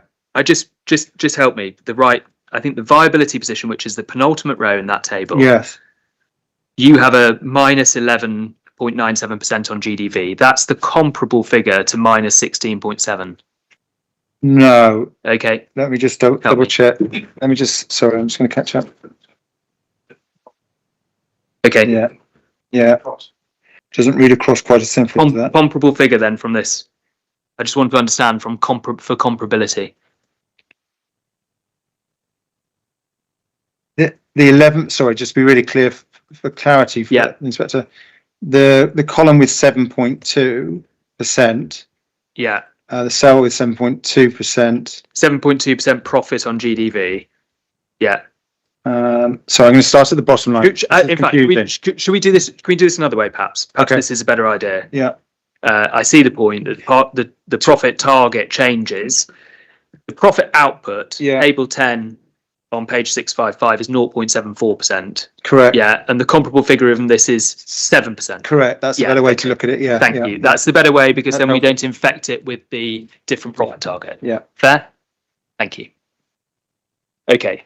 So what that's showing is that the profit level, the profit on GDV that is now available to Berkeley on your assessment, is a better profit on GDV now than it would have been in this appraisal. Yes.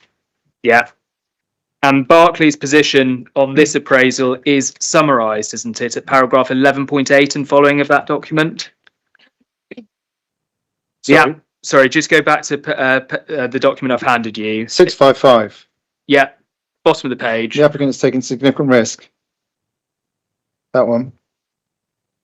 Yeah.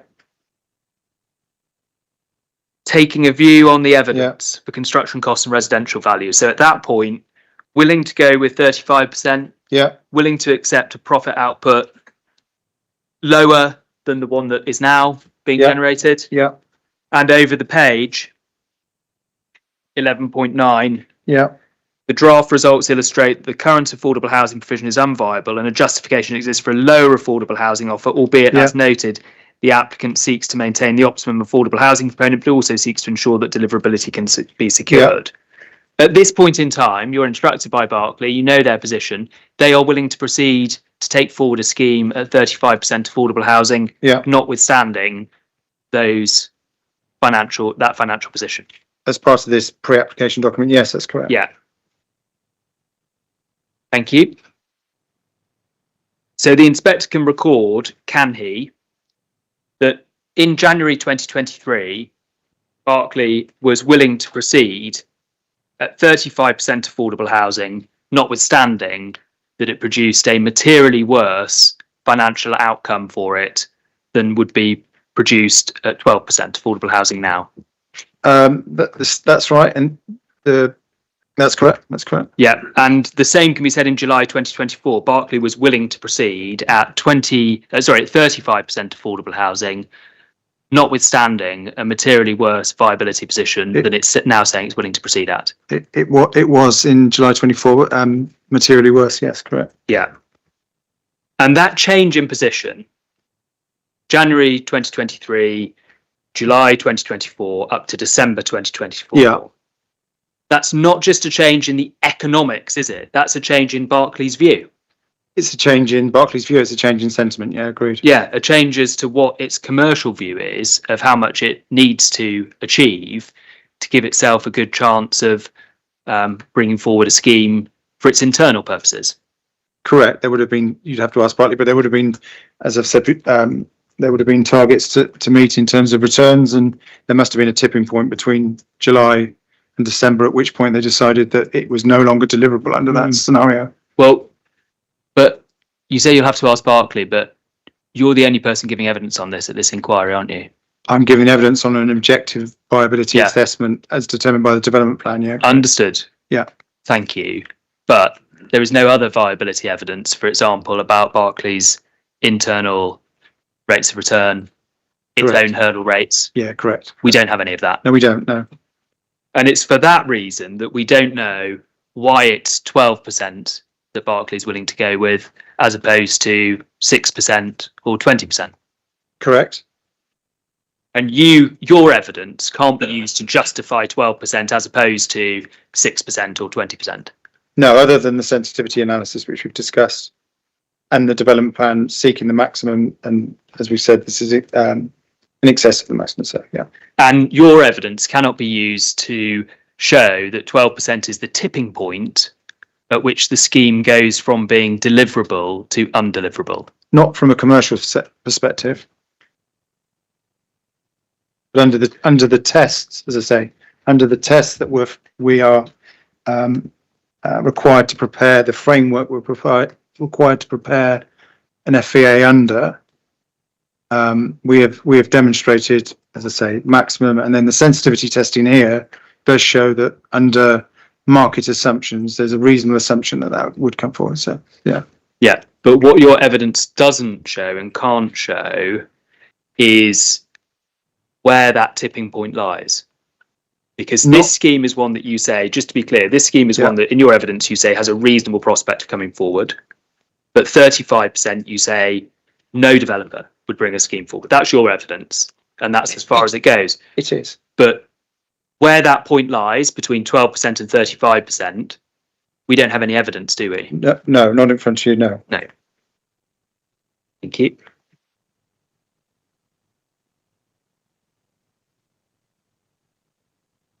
Thank you. Let me go then to the policy position, please. The policy position. Now, you were asking questions about the weight to be given to the financial viability appraisal, paragraph 59 of the NPPF. Yeah. Just your experience generally. I mean, is it fair to say that most development plans include the possibility to test the amount of affordable housing by reference to viability evidence? Yes, absolutely. Yeah. So it can't be enough to say that the question of weight is only if the development plan refers to viability evidence, because most development plans refer to viability evidence. There are probably some cranky old ones that don't, but most of them do. So just to be really clear, the weight to be applied as per the MPPF test, one of the tests is the development plan, but there are other considerations. Yeah, there are other considerations, but the point that I was getting to is that most development plans that you've seen, that I've seen, the inspector's probably seen, do include the question of viability testing for considering whether affordable housing or other obligations should be imposed. Correct, and as I've discussed, that's in order to ensure that the level of affordable housing is optimised. Thank you. Now, I just want to then touch on briefly the London Plan position. Policy H5, could you bring it up again? I don't know what it's CD 41, thank you. Page 176 of that document, if that's helpful. 191 of the PDF. Thank you very much. You're quicker than me. Do you want to now ask yourself a question? I would, yeah. Thank you. You got straight there. You probably know it very well, but I just want to actually go to the supporting text, if I may. Yeah. And can I go to paragraph 4.5.12? You went. Actually, I'm not sure you went here in evidence in chief. I think we. Yeah. Thanks. Okay. The last sentence. The aim of a viability assessment is to establish whether the proposed level of affordable housing and other contributions are the maximum that can be reasonably supported, or whether further obligations or a greater level of policy compliance could be achieved. Now, I just want you to dwell on the phrase, or a greater level of policy compliance. Now, that infers, doesn't it, that proposals which get closer to a target are more policy compliant than proposals which are further away from that target.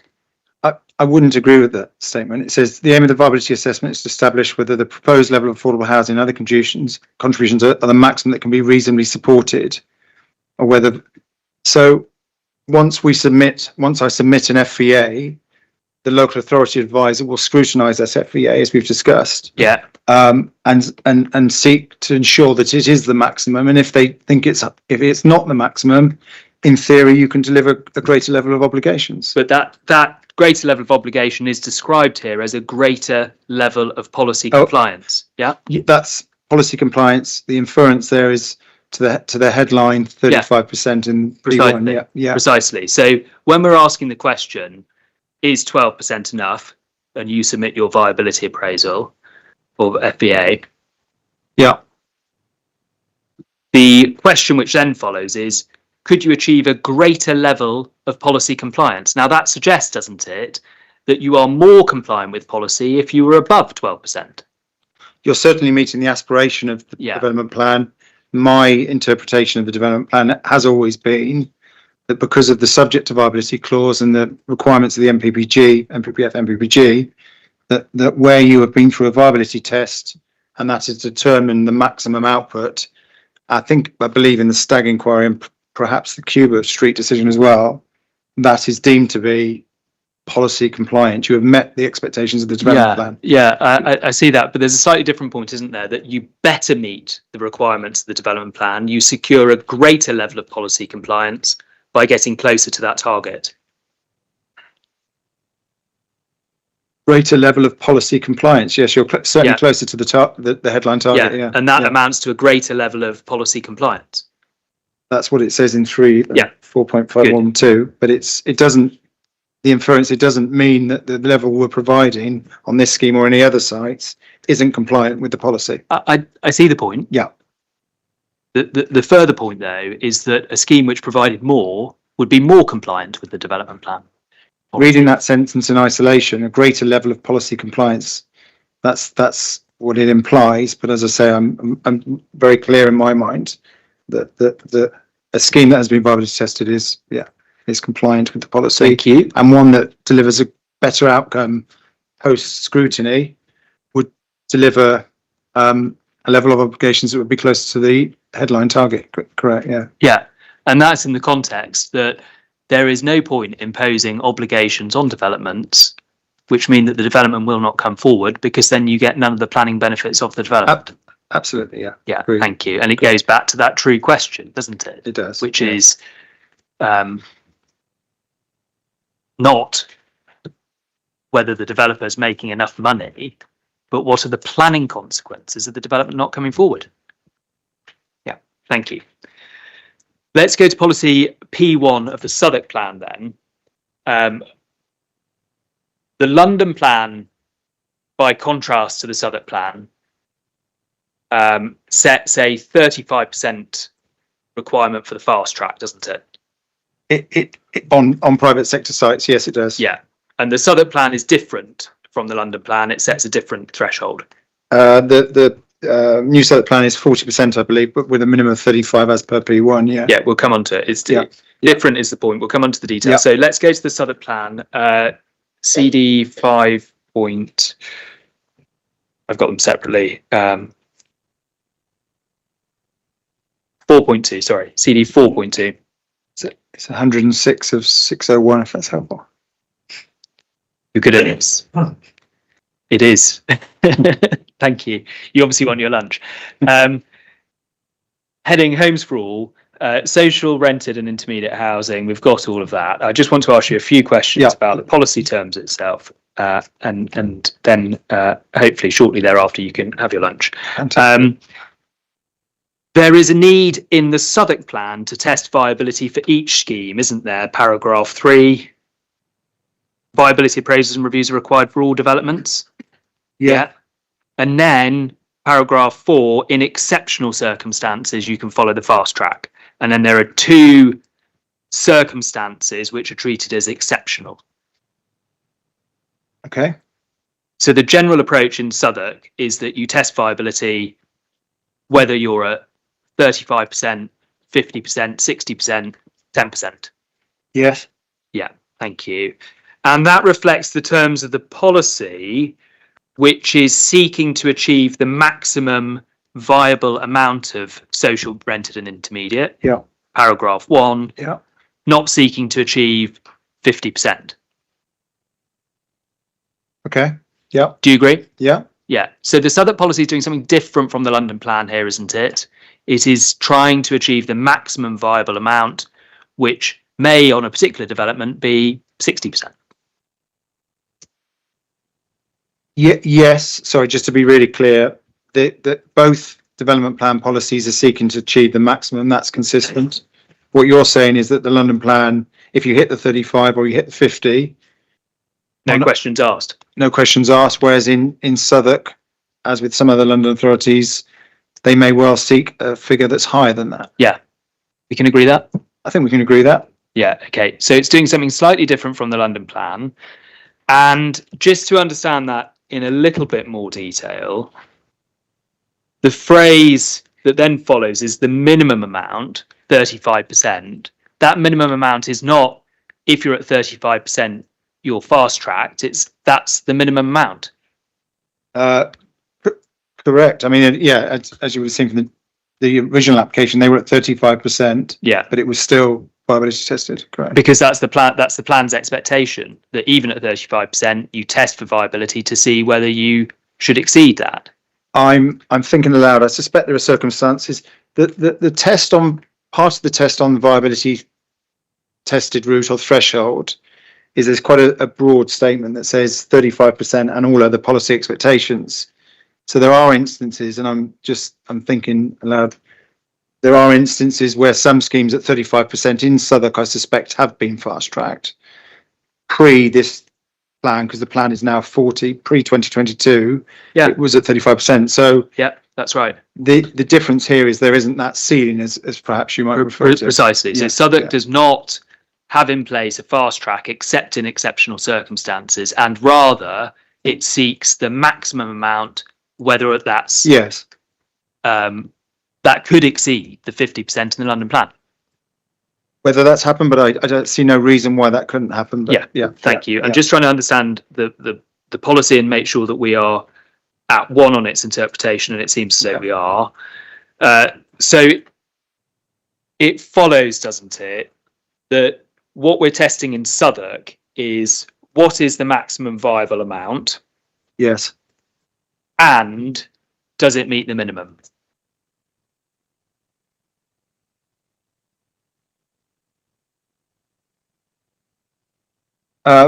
Yes, the key test is, as we've discussed, the key test is the subject to viability test. And then as you say in P1, part 1 of P1, the minimum amount should be 35% subject to viability, which is And I think you can pick up the reference if you want to. It's the CD 6.15 in the examining inspector's report on the Southwark plan, paragraph 70. sorry, I am. It might be worth picking it up. Actually, Yeah. I was just Sorry, CD.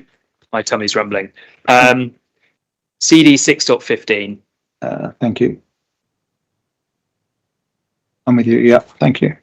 If you go to page 20 of the PDF,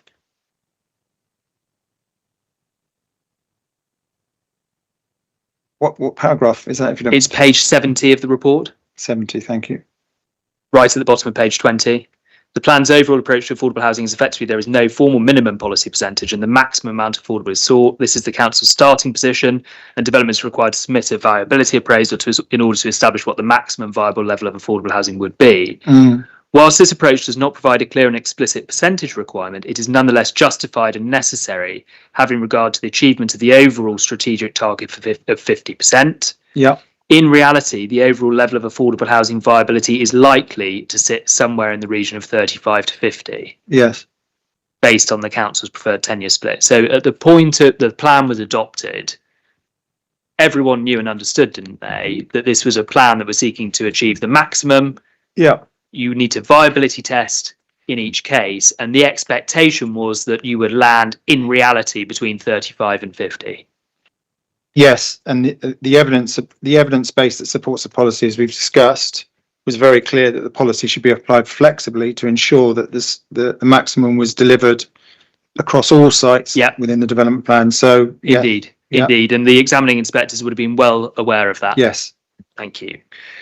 And then if we just go back into the Southwark plan for one moment. Okay. And if you can just turn forward, please, to figure 2 on page 110. Yeah. And you see, you've got the bar chart there. You can see, I think, to the right are those people in Southwark who can afford the market housing. Yeah. You're talking about household incomes over 90,000. Yeah, that's reference it. to the GLA. Yeah. So those people lie in the market housing range, and you add the percentages up, and that gets you the 7%, doesn't it?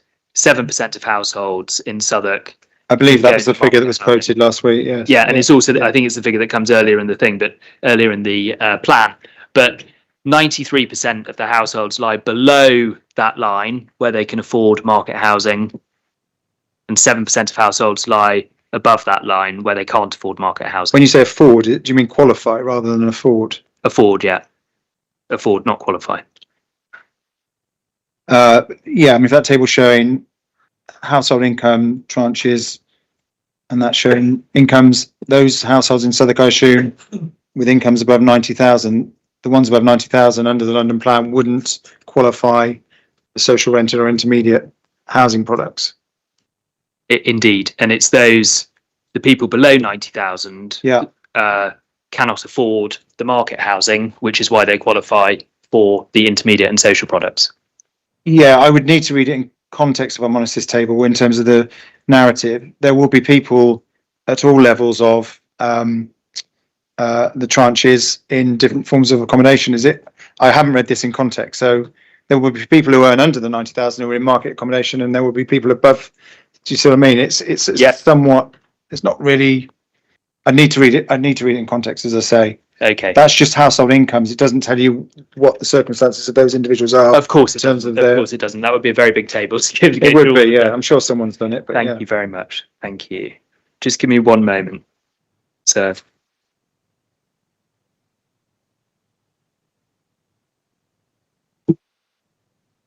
Thank you very much. I don't have any more questions.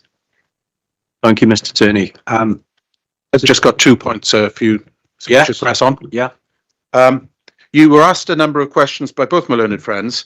My learned friend, Mr. Turney, identified this concept of development plan reasonable maximum, or development plan viability maximum. Yeah. What's the purpose of the development plan identifying the reasonable maximum or the maximum as determined through a particular route as the test for the decision maker? What's the purpose of that? So that the affordable housing provision is maximised, optimised on every single opportunity, on every single site. Thank you. And what's the purpose of doing it in accordance with the RICS and the other rules which are referred to in H5F?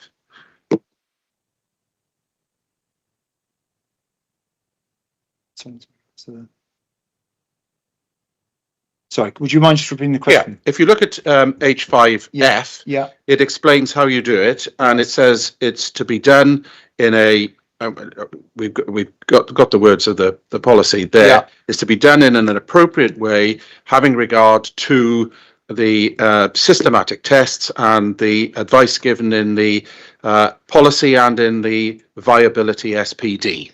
Yes. Right. Well, why do you do it in that way? And the viability SPD picks up on the RICS guidance, etc.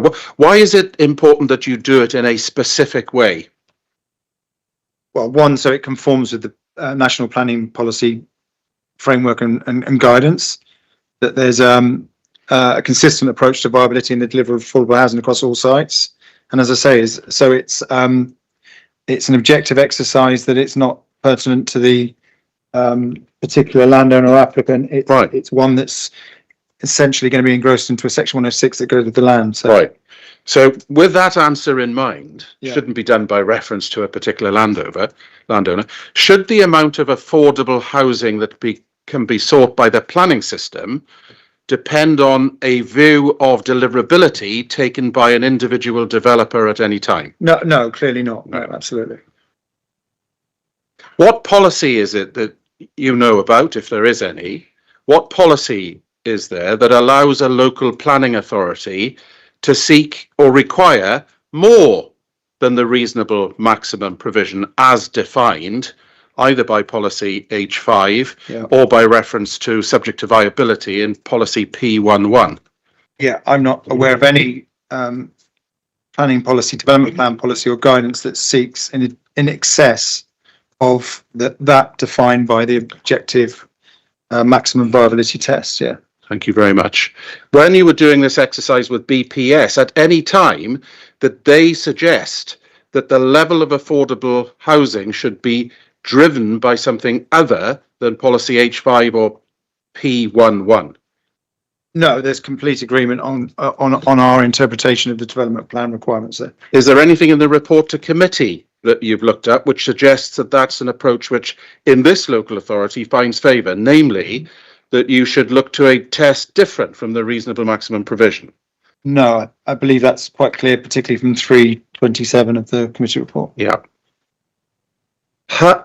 In all of your experience, have you ever seen a case where an application has been refused for not providing more than the reasonable maximum provision? For not providing more? Yeah. No. No. No. Okay. And if you do provide more, let's assume, for example, you're a registered social landlord. Yeah. And the policy is you've got to provide the reasonable maximum provision. Yeah. But you choose, because that's the sort of developer you are, to provide 100% affordable housing. Does the decision maker just ignore the percentage that you provide ahead of a reasonable maximum provision, or does the decision maker take it into account? In terms of offering 100% in this instance? Yeah, absolutely. Take right. account. Yeah. And if the reasonable maximum is naught, but you provide 6 or 12 or 17%, how does that play, given that you're providing more than the reasonable maximum? How does it play? Yeah, what weight do you expect a decision? Well, in this instance, 77 units, to my mind, is a significant benefit of the scheme, because the scheme, in theory, the policy position, to my mind, and the development plan would be that 0 is the maximum viable position. So it's a significant benefit to the scheme. Thank you. Do you remember when we were looking at the Stag Brewery and also at the officer's report, which was explaining that the weight to be given to housing that was provided that was affordable beyond the reasonable maximum, referred to the concept of mixed and balanced communities? Do you remember that? I do, yeah. Yeah. Why might that be a consideration for a developer aside from viability? Well, simply because having a market scheme, 100% market scheme, one might suggest that fails the mixed and balanced communities test. Right. Thank you. One last thing, please. Could you pick up 4512? Yeah.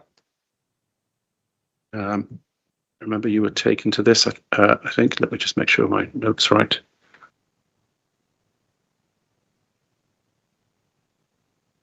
Yeah, here we go.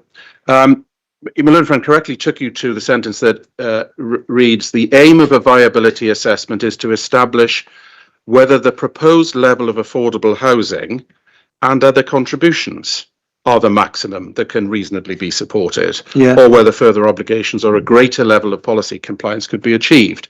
So is this just dealing with affordable housing, or is it dealing with affordable housing and other contributions?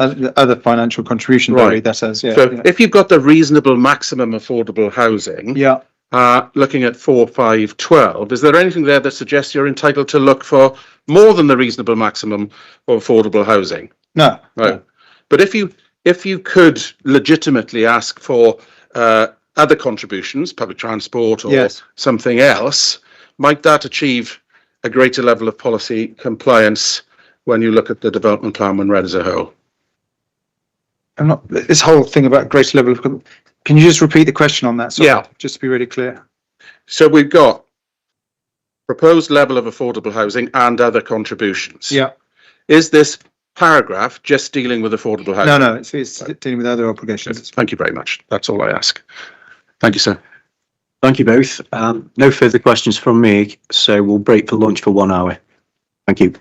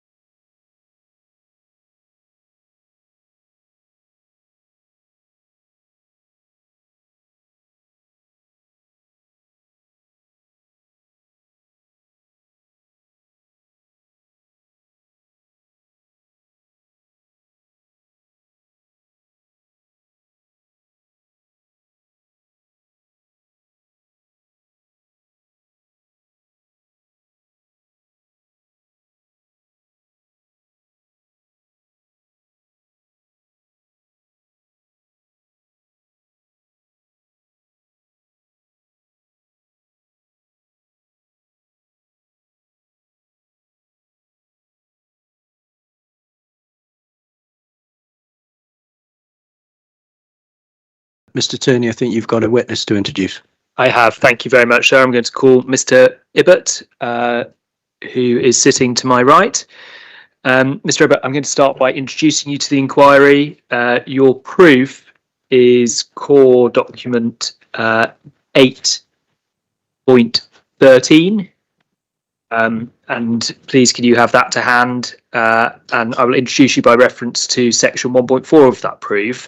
You're Mike Ibbott, Director of the Planning Team at TP Bennett. You have a master's degree in Geography, Environmental Planning and Business Administration, and you're a member of the RTPI, is that correct? That's correct, yes. And you provide your RTPI declaration at 1.5, and at 1.6 you explain that you have over 40 years planning experience, principally in London, since 2004, heading the planning team at TP Bennett, but prior to that, head of strategic planning at Lambeth, and prior to that, principal policy officer at Bromley. Is that correct? Yes. Thank you. You set out at 1.7 and 1.8 some of your relevant experience. I won't ask you to go through that. Can I ask you, though, first of all, were you involved in this application prior to this non-determination appeal being made? I was not. And were you involved in the preparation of the committee report? No, I wasn't. So your instruction postdates that report?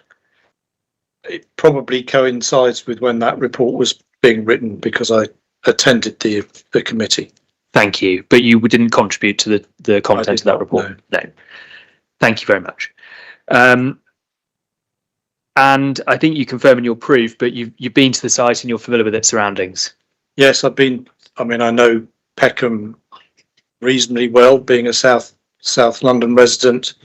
I wouldn't say I knew it intimately, but I've obviously been. Just move the microphone. Sorry. Closer. I've been several times, obviously, since this instruction to make sure I was familiarising myself with the site in particular and its immediate surroundings.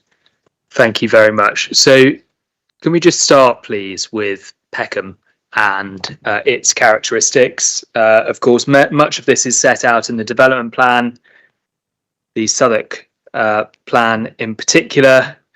Policy AV14 includes a vision for Peckham, but can you just, in your own words, describe what you think the key characteristics of Peckham are?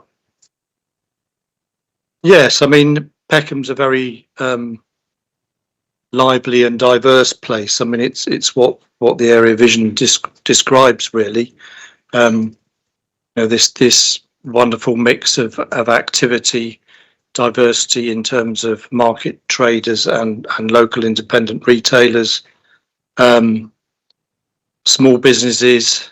There's always a lot going on, always very, very lively, and that's supported by things like Peckham levels, which have come along in the last few years, and the Bussey building in terms of a widening of the culture and retail sort of offer for the town centre, and that sits alongside a very interesting sort of heritage background that we've heard a lot about already in this appeal, and the two come together, and it's a pretty unique place. I often say it reminds me of Brixton 20 years ago. It has that same sort of buzz and robustness and liveliness. Thank you. And we see that, I think you touched on the area vision. That's Southwark Plan CD 4.2, and it's page 98, isn't it? We have it somewhere else. But that provides the vision as seen by the plan makers. Thank you. Yeah, I mean, the second part of the vision is about what should happen. I've sort of been describing what it is, but yeah. Well, should we come on to that? What should happen? Yeah.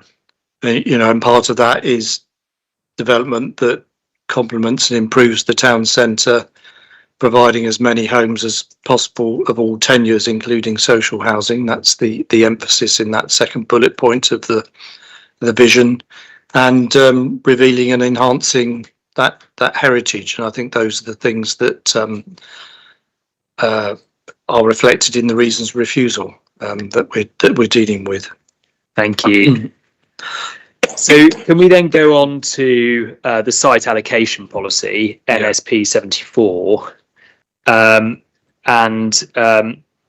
we can probably take it quite quickly, but let's go to the policy page. Lost it. Page 449, I think it is in the plan. Yep.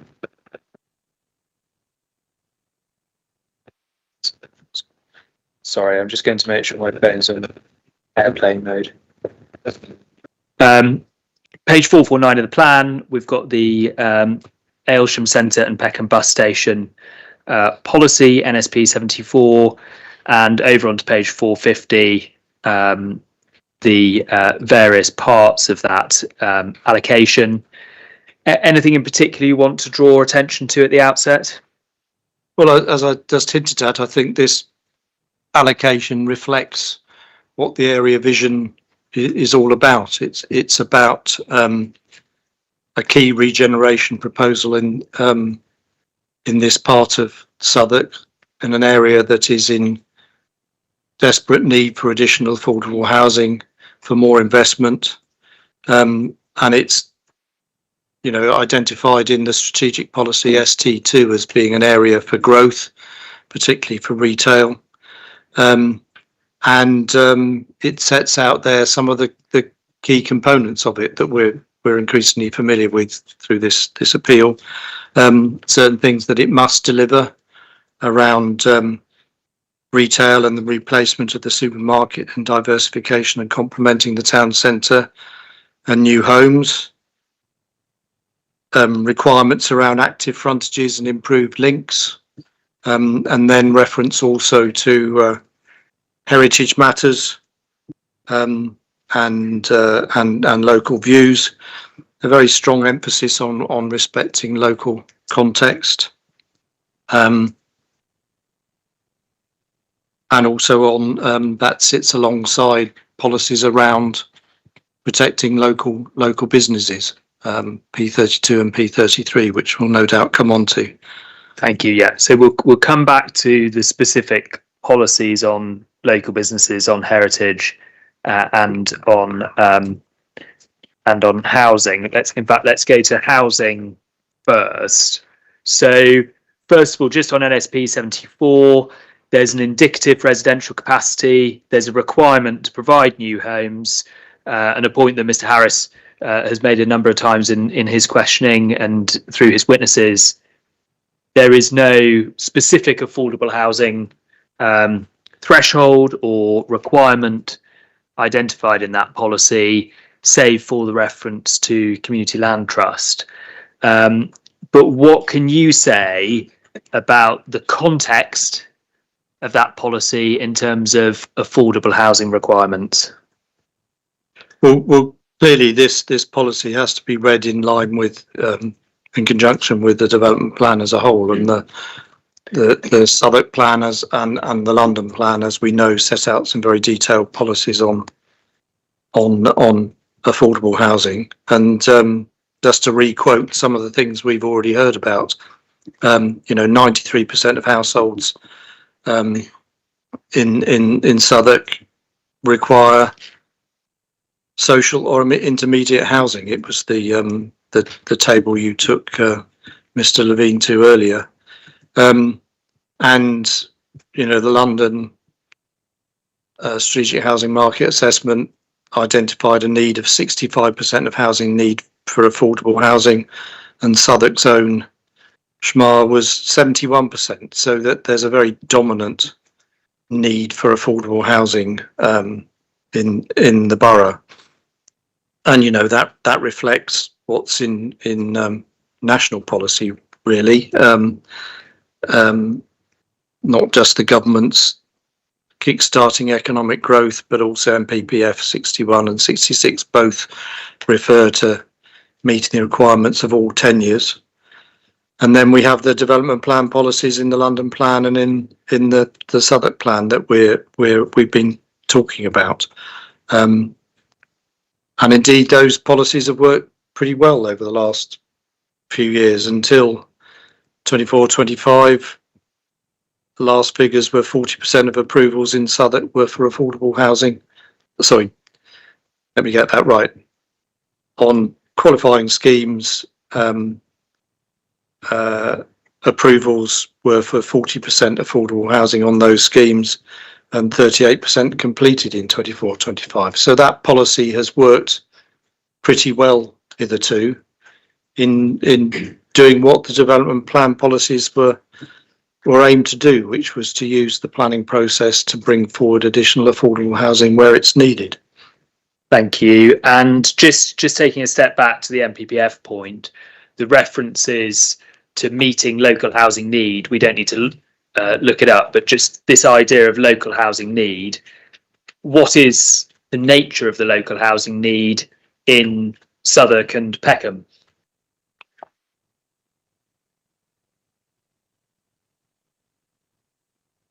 I mean, it is overwhelmingly for social rented and intermediate housing. Yeah. That is what is required. It's not so much market housing. Thank you. You've mentioned there the performance in delivery of affordable housing and the approvals and the completions hitting that 40% and 38% respectively. The current position, please. First of all, housing land supply generally. Where is the council now sitting? Well, as we've provided last week, the latest 5-year housing land supply position is just over 5 years, and that is been very recently reviewed by policy officers in the council to make sure that's a robust assessment on the basis of the definitions in MPPF and MPPG. Thank you. And just to be clear, is that your document or is that the council's document? It's the council's document. And have they reviewed that in light of the points made by the appellant in this appeal? They have, and they accepted the points that the appellant had made in relation to the specific sites where they had specific intelligence about delivery. Those aren't included in that 5 years. And then the rest of the sites have been double checked with officers who are familiar with those schemes so that it's as within the time scale available, the most up-to-date and reasonably robust position on 5-year housing land supply. Thank you very much. Now, can I just ask you then about, if we just go pick up the MPPF, just so we can get the sort of the statistical relevance of this information. MPPF paragraph 11. Excuse me.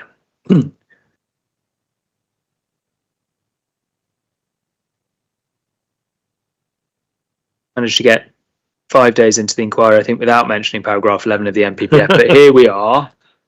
Paragraph 11, I think everyone in the room will nonetheless be familiar with it. It's got the border around it. And the relevance here of the decision-taking provisions in paragraph 11. So presumption means for decision-taking, C, approving development proposal in accord with an up-to-date plan without delay, or where there are no relevant development plan policies or the policies which are most important for determining the application are out of date, granting permission unless. And then we've got footnote 8 and policies in respect of which policies which should be considered to be out of date and circumstances and where that may occur. Is this a case where the policies are out of date? Well, they're not in.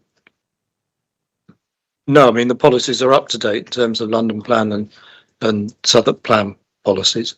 Thank you. And then applying footnote 8, are there any are we in a situation where any policies are deemed to be out of date because of housing land supply or housing delivery test outcomes? Well, in terms of the 5-year housing land supply, as I say, the council's current position is 5 years, so that is not triggered. The last housing delivery test data is virtually a year ago, and that was not triggered at that stage. But I think given the perfect storm document that we've already discussed here, I think it's fairly likely that it would be engaged when the next output from that process is published. But at the moment, that footnote is not formally engaged. Thank you.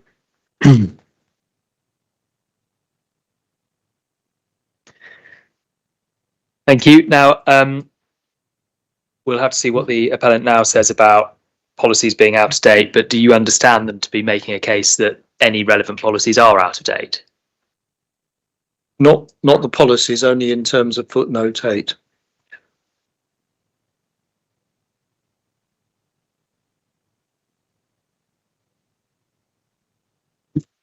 Thank you. Can we then go on to the question of viability? Obviously, we've heard exchanges about this already through the evidence that we heard this morning and on Friday. The position is that the council does not dispute the FVA position, that policy H5 of the London Plan refers to the FBA process, and that it has been demonstrated that the proposal is for at least and in fact more than the maximum reasonable amount of affordable housing as assessed under the FBA process. So where does this all go? Why is there still an issue? Because clearly, as I've hopefully begun to indicate, the 12% just does not get anywhere near what the intention of NSP 74 and indeed Southwark Plan policies was, which is to make maximum contribution to affordable housing delivery in Southwark to meet these very high levels of need.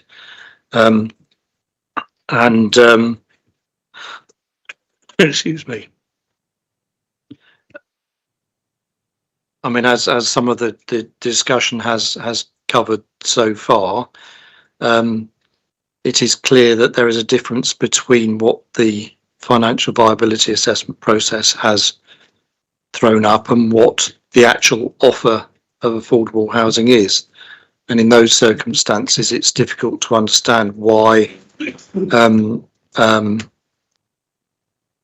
a greater contribution to affordable housing could not be provided in this case. And when we look at the evidence, obviously you've been only involved since during the course of this year, but at pre-application stage, application stage, even in the Southwark Plan process, the process of prior to adoption of the Southwark Plan, has there been a suggestion prior to the applicant's change of position in December last year that this site should come forward with less than 35%? There hasn't been, no. I mean, the testing of the Southwark Plan was very clear that it was expected that schemes would come forward between 35 and 50%. It appears that through the pre-app process and all the way to the actual application, notwithstanding what the viability assessment yielded, was that 35% was going to be the offer, hopefully in a recognition by the appellant that that's exactly what Peckham and this site requires. Yeah, and the change to 12%, did that come about because of a change in policy? No. Is that a change which was encouraged by the council or something which came from the appellant side? Came from the appellant. Now, part of the planning case put by the appellant now on appeal is that not only is 12% acceptable, but more than that, it is policy plus. Mhm. So, in other words, that it effectively, this weighs even more heavily than meeting the development plan. There's something else to be weighed in the balance, a policy plus. What's your view on that point, please? Well, I go back to the paragraph in the London plan that you took Mr. Levine to earlier, that excuse me, that this isn't a policy plus position. It's about getting closer to compliance, and compliance is about trying to achieve that minimum 35%, which is in all the policies. So it's not a policy plus. It might pass the viability test, but it still falls short of what the policy objective is, which is the 35%. And clearly the way para 4512 of the London plan is worded is expecting that the closer you get to 35%, that's more compliant with policy than it would otherwise be. So the policy plus phraseology that's been used, I don't find terribly helpful. Thank you. And then the question, the MPPF paragraph 59 question, what weight should be given to the financial viability appraisal in this case? What do you say on that issue in terms of the weight to be given to the FVA and Mr. Levine's assessment in the FVA? Well, firstly, just say MPPF 59 says that's a matter, the weight to be ascribed to a viability assessment is a matter for the decision maker, and clearly there are other factors coming in here that means that it's not just the outcome of that viability assessment that drives the entire decision. I mean, we've heard, for example, from Mr. Levine this morning that at an earlier stage, early 2023, there was a higher level of developer profit. I may not have that exact terminology right in percentage terms. Sorry, a much lower level of percentage of developer profit than is now in the current financial viability assessment. And at that time, 35% was being offered, but now it's not. And we have no basis on which to judge the 12%, where that comes from. Clearly, it is a commercial decision. It may or may not, as Mr. Venning suggested, be just that happens to be the capacity of two of the blocks of development, but there's doubt about how the outcome of the financial viability assessment is being used here to justify the appellant's position. And Mr. Levine's evidence this morning was that he said there were reasonable prospects of this scheme being delivered at 12% affordable housing, notwithstanding the outcome of the financial viability appraisal. But he also accepted that he couldn't say why that was 12% or a different percentage. That's right. Yeah, I heard him. Outcome of the financial viability appraisal in asking that central question, which is what would be the consequences of the development not coming forward because of viability term. Does it give us that answer? Sorry, can you just say that all again? Sorry. Yeah. So given that he says he can't tell you whether it's 12% or another percentage at which Berkeley would decide to proceed, given that the the true question is not whether the development's viable, but what would be the planning consequences if the development was not viable. Yeah, the true question, which he accepted was true question. Given that, do we at the moment know what level of affordable housing would prevent this development coming forward? We don't. No. We know that it's at least 12% it will come forward, but we don't know what higher level it would also come forward, do we? No, we don't. Thank you very much. Is this problem solved by securing viability review through the Section 106?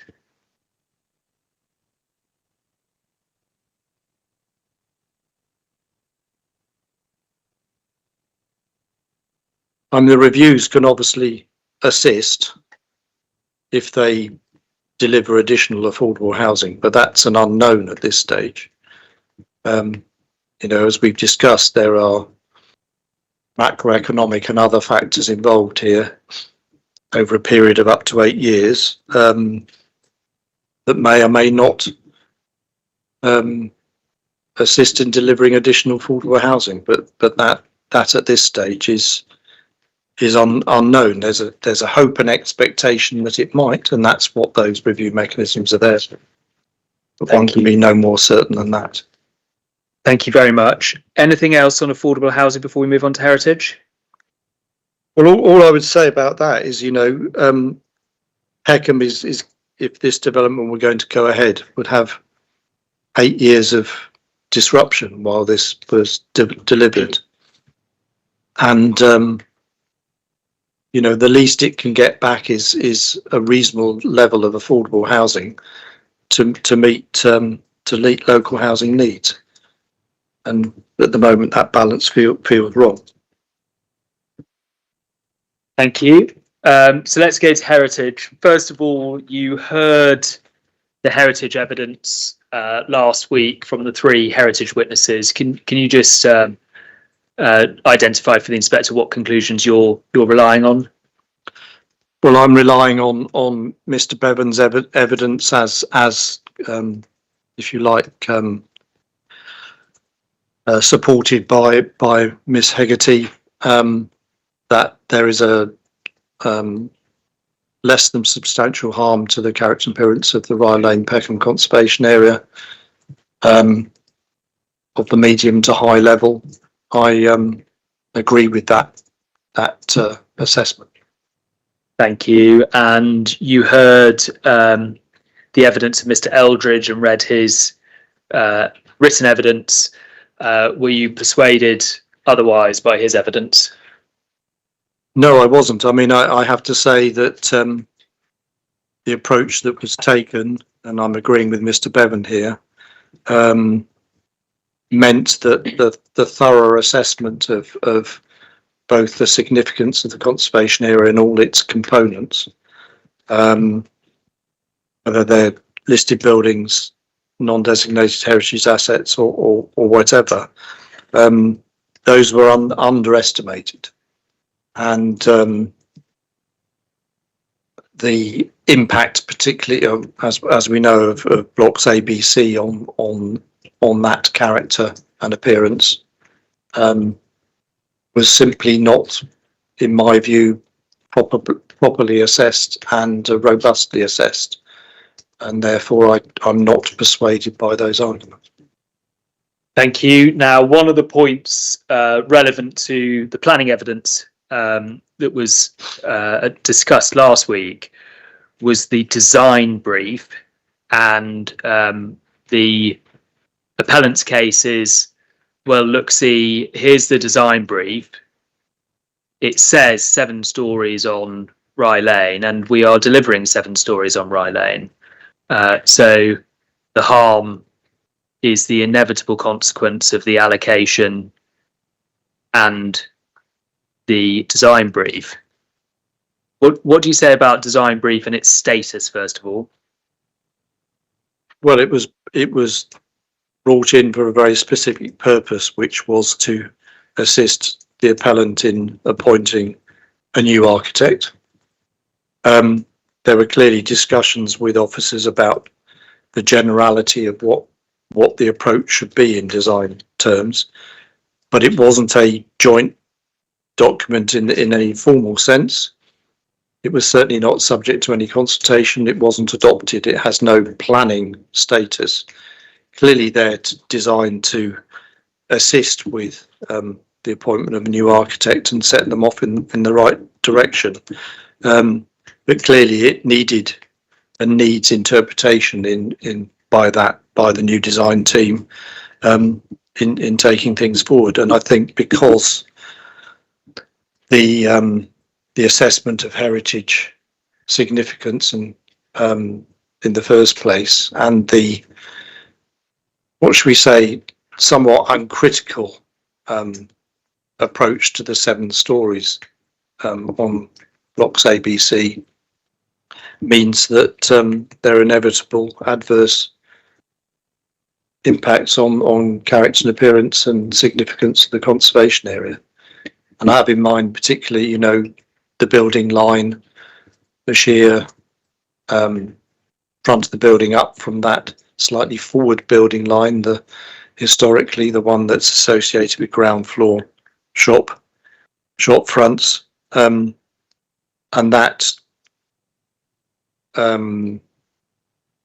then that relationship with the buildings either side results in heritage harm, in my view, and it one ought more critically to have been considered by the design team, in my view. Thank you. And just very briefly, obviously, where we have heritage harm, in this case, to a designated heritage asset, MPPF says great weight to be given to the conservation of that asset. Yes, and that's para 212, and then para 213 obviously says you know, there's got to be very strong justification for that harm. So is that the test that you then have to apply in working out whether heritage harm is outweighed by countervailing benefits? No, that's the background to that, alongside para 216 on non-designated heritage assets, and then obviously the statutory duties as well, and then that feeds into the test which is in para 215 of the MPPF around where there's less than substantial harm that needs to be weighed against the public benefit. And just grounding it back in the site, in terms of policy NSP 74, and you talked about its background in AV 14, the area vision for Peckham, does any of that suggest, endorse or encourage heritage harm as a price to pay for developing this site? No, on the contrary, it says to be very careful about that heritage context. You know, there's some specific mention of specific buildings, not all of them, but there's mention of Rye Lane Chapel, listed buildings on Highshore Road, unlisted buildings in Peckham High Street and Rye Lane, Jones and Higgins Clock Tower, 43 to 49 Rye Lane. You know, so clearly it was suggesting that, and there's a, you know, yeah, I mean, it's saying that the heritage context was a very important aspect of the scheme to take into account. Yeah.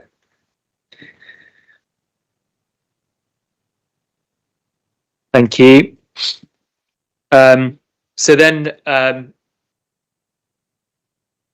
you've heard the debate already about alleged heritage benefits, and the position adopted by Mr. Bevan is that they are non-existent, or I think he recognised a potential benefit in some paving, but aside from that, they're non-existent.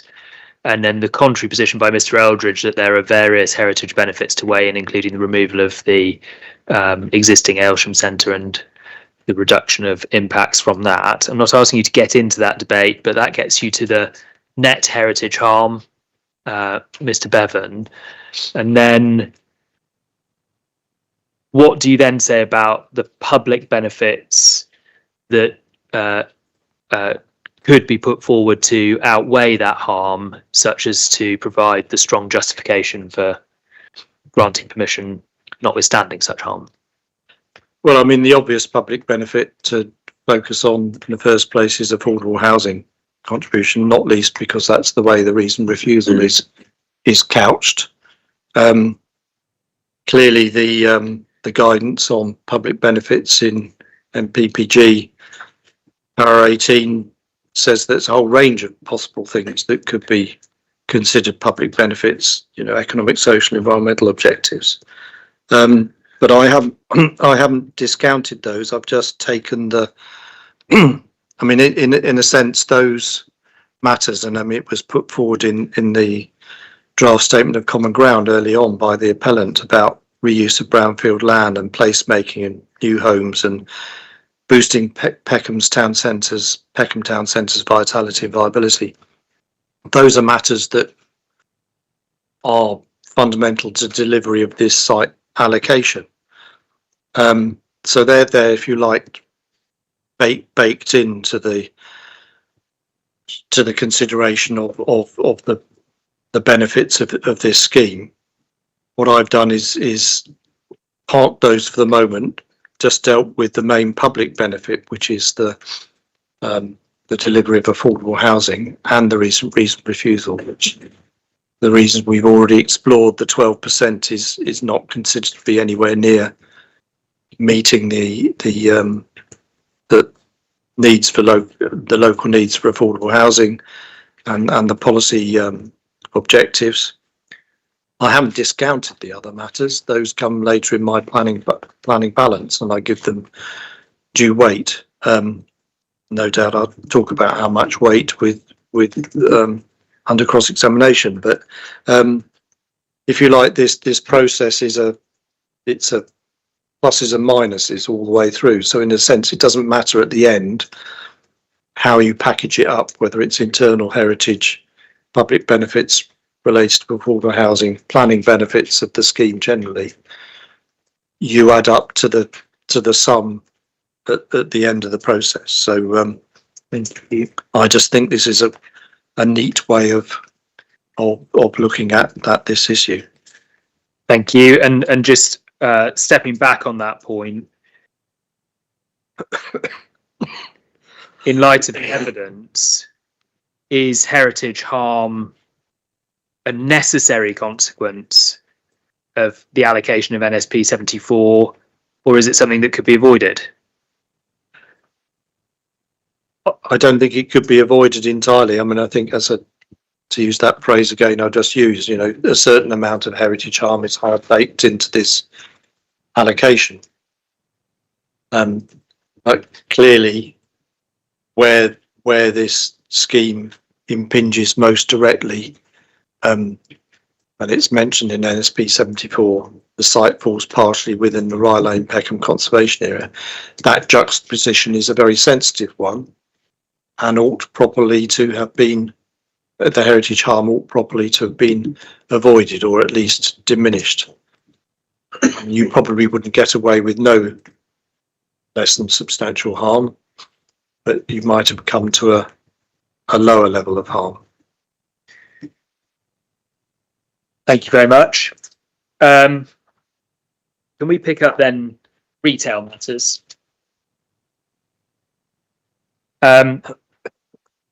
First of all, the reason for refusal is predicated on a loss of retail floor space. What does NSP 74 say about quantum of retail floor space? It says redevelopment of the site must retain the supermarket and provide at least the amount of retail floor space currently on the site. And measured against that part of the policy, does this proposal comply or not comply? Against that second bullet point about retail floor space, it does not comply. Thank you. And why is that important? Well, it's because Peckham Town Centre was one of the town centres identified in the Southwark plan as somewhere where some 7,000 square metres of additional retail floor space was to be delivered. The retail function of the town centre is to be resisted. It makes no sense to have a major allocation which involves redevelopment of a shopping centre to undermine that general strategic approach to growth in the borough. Thank you. Now, that's the quantitative point in its setting. What about the impact on vitality? You've already touched on the vitality of Peckham Town Centre from the description in policy AV14, the vision for Peckham, and that being a key characteristic. But can you just explain more? What's the retail contribution to Peckham's vitality? Well, it's got this very strong characteristic of small independent traders, many of them serving sort of a West African market, if you like, but increasingly other ethnic groups who live locally, and some of that is in the Aylesham centre, particularly through the handcart traders and some of the marketplace operators. Thank you. And in terms of what we expect from this scheme, we've had various reports. I think CF Commercial were the authors of at least two of them, and I think the most up-to-date version is September, I think. September of this year, and I think it's one of the appendices to Mr. Alston's proof. Just briefly, we don't necessarily need to look it up. You can if you want to, but what vision for Peckham does this communicate when one's thinking about those vital characteristics of the town centre? Well, to me, it feels much more of a generic commercial offer, not really curated to the character of Peckham. For example, it refers to quality independents being offered concessionary terms to come in. It now increasingly talks about a retail element that's not just food and beverage, but hospitality, boutique, fitness, lifestyle, whatever that quite means. And so it feels to me like a non-geographically specific offer. It might be specific in terms of the size of the centre and the if you like, the what makes Peckham tick. It's introducing something new. Thank you. We then have the displacement of the existing small businesses within the red line band. Can we just look at that from a policy perspective first of all? And if you pick up the Southwark Plan policy P32, or go to it in your proof, but Southwark Plan policy P32, this is the small shops policy, and I just want to understand your position on a couple of key components of that policy. It is page 161 of the Southwark Plan. Yes. So development must retain small shops where existing small shops are at risk of displacement from a development. So this is a case where small shops are at risk of displacement, agreed? Yes. And therefore there's a requirement for them to be retained? Yes.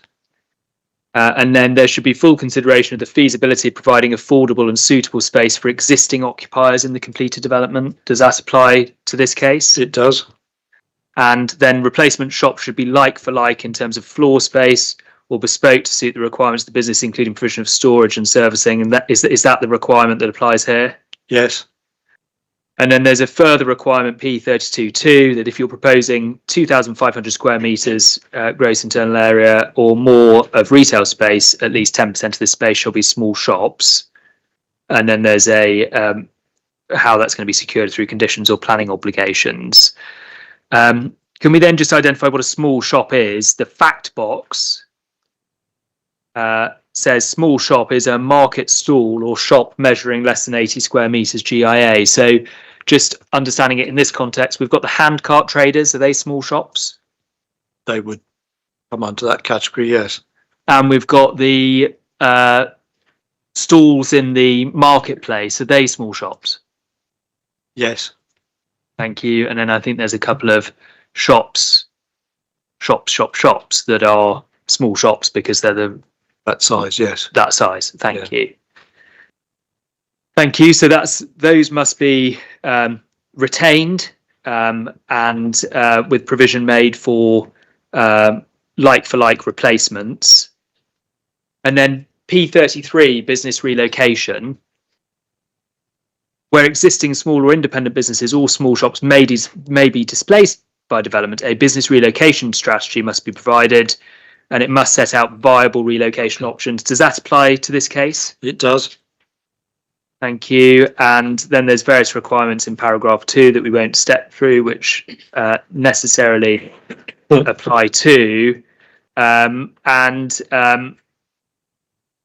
If we just go to number 3, where existing businesses are accommodated in new development, the strategy should include specific business requirements, including servicing, fit out and ownership or lease terms, and temporary relocation arrangements or scheme phasing to allow the continuation of the business. Are those all requirements of policy? They are, yes.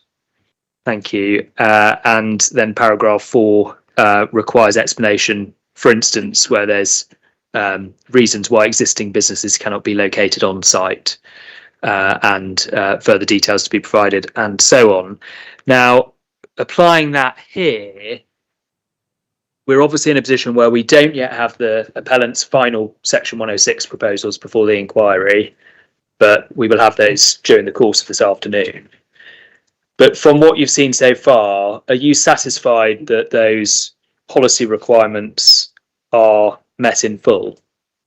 They're certainly not met in full. I mean, I think from my understanding of the negotiations on the Section 106 over the last couple of weeks, there's been some movement on that, but it's a long way short of what the two policies require. I mean, I would point out particularly this gap in trading and that the lack of any temporary premises for displaced traders. That's said to be impractical. And that clearly, when it comes to some of these independent traders, hand carts, marketplace or whatever, that is a real impediment. They don't have the robustness to withstand a prolonged period of closure. So I think that these policies about business relocation and the small shops really haven't been given sufficient attention in the application, and as a result, the impact on a particular part and characterful part of Peckham Town Centre will be very great, and indeed, on those traders, probably terminal. I mean, in if you like, in straight socioeconomic terms, yes, some of the goods they sell, as has been provided in evidence from the appellant, is available elsewhere in the town centre, but that doesn't help those traders themselves. Yeah, and looking at P33 and P32, are they limited to concerns about the consumer's supply of goods, or are they also concerned with the impact on the actual businesses? Oh, it's very much about supporting smaller businesses and independent businesses. That's what the policy is about. Thank you. We'll leave that there whilst we see where the appellant lands over the next couple of hours on its final proposals. Just summing up then on the question of retail impacts. Based on what you've seen so far, the planning conditions and obligations that have been proposed to date, are you satisfied, or do you remain concerned about the consequences of that loss of retail floor space? I remain concerned. I mean, we've recently proposed another condition, which I think the appellant has accepted, which is to make sure that a minimum of 75% of the remaining, excuse me, flexible retail space stays in use class EA to C, i.e. in retail use. But even that falls short of the NSP policy NSP 74 policy requirement, and indeed of P35. Yeah. Thank you. Planning balance then, finally. Can you just give your overall position in summary on how you see the planning balance should be struck here? Yeah, so in my view, that clearly the council feels, and I agree, that the affordable housing contribution here is simply does not go anywhere near addressing Peckham's needs. It's a real lost opportunity. This is the only opportunity that Peckham's going to have in the next 20, 30 years to address this issue. We're reliant on reviews in the section 106 to bring forward potentially additional affordable housing, and indeed there's a likely obligation about reasonable endeavours to bring forward some CLT housing as well, but that these proposals, they don't form part of the actual proposals in front of us. It relies on something to happen in the future. So there's that point. We've got the de facto loss of retail floor space and what we've just discussed, and again we're reliant on obligations and in the future to deliver some of the policy requirements that aren't being delivered up front. And we've got the less than substantial harm from the heritage impacts that I consider are not outweighed by the public benefits. So the planning disbenefits, are, just to sum up very quickly, well, I've just said them. Insufficient affordable housing, reliance on obligations for the future, loss of retail space, conflict with small shops and business relocation policies, and less than substantial harm to the heritage assets. Clearly against that, we have to set the obvious benefits of the scheme in bringing forward implementation of this site allocation. Clearly that's a very significant positive to be weighed in the planning balance, though as I've said, it's moderated by some of the issues I've talked about. Use of brownfield land is obviously to be given significant weight. I would suggest the delivery of the market housing is not given significant weight. I think that only, if you like, deserves moderate weight. The scale of need is so great here, 71% of all housing needs should be affordable, that if you like, the slant back 88% market housing as opposed to the 71% affordable housing that's needed means that I can only give that moderate weight. The delivery of affordable housing, the 12% is necessarily limited because it is only 12%, and those are the things that weigh largely in the planning benefit. So in the planning balance, so you put all that together, and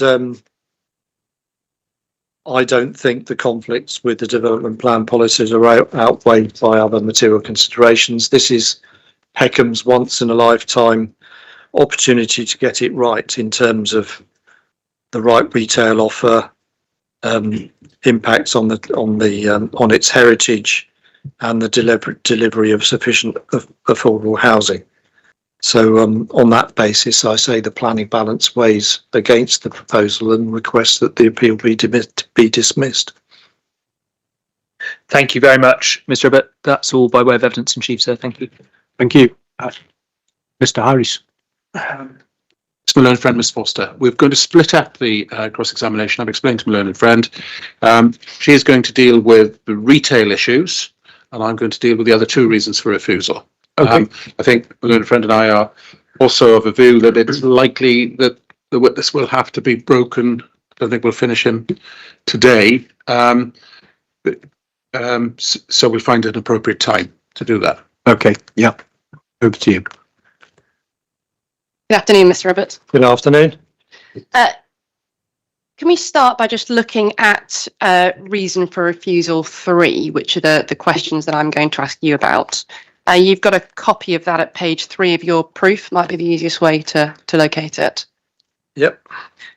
So what it says there is the proposed development, owing to the loss of retail floor space, would fail to meet the site allocation requirement in NSP 74 to provide at least the existing amount of retail floor space currently on the site. As such, it would cause harm to the vitality and viability of the town centre and would fail to diversify and complement the existing retail offer in the town centre. Now, that reason for refusal wasn't endorsed by officers. It was one picked upon by members, wasn't it? It was added at planning committee, yes. Yeah. And so the planning balance is obviously right at the end, but in terms of the harm that this goes to, it's harm to vitality and viability of the town centre, isn't it? Yes. Within that reason for refusal. In the way it's worded, yes. Yeah. So the reason for refusal refers to the requirements in NSP 74, which is the site allocation policy. And can we get that up now, please? So it's Southwark Plan is CD 4.2. Just going back to it. Sure. And it's page 450 of that document.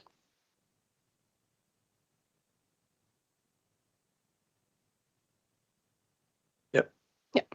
And we'll look at the in your proof you refer to the 3 retail related requirements of this policy, don't you? They retain the supermarket use, provide at least the amount of retail floor space, and then the diversify and complement with the range of shop sizes, don't you?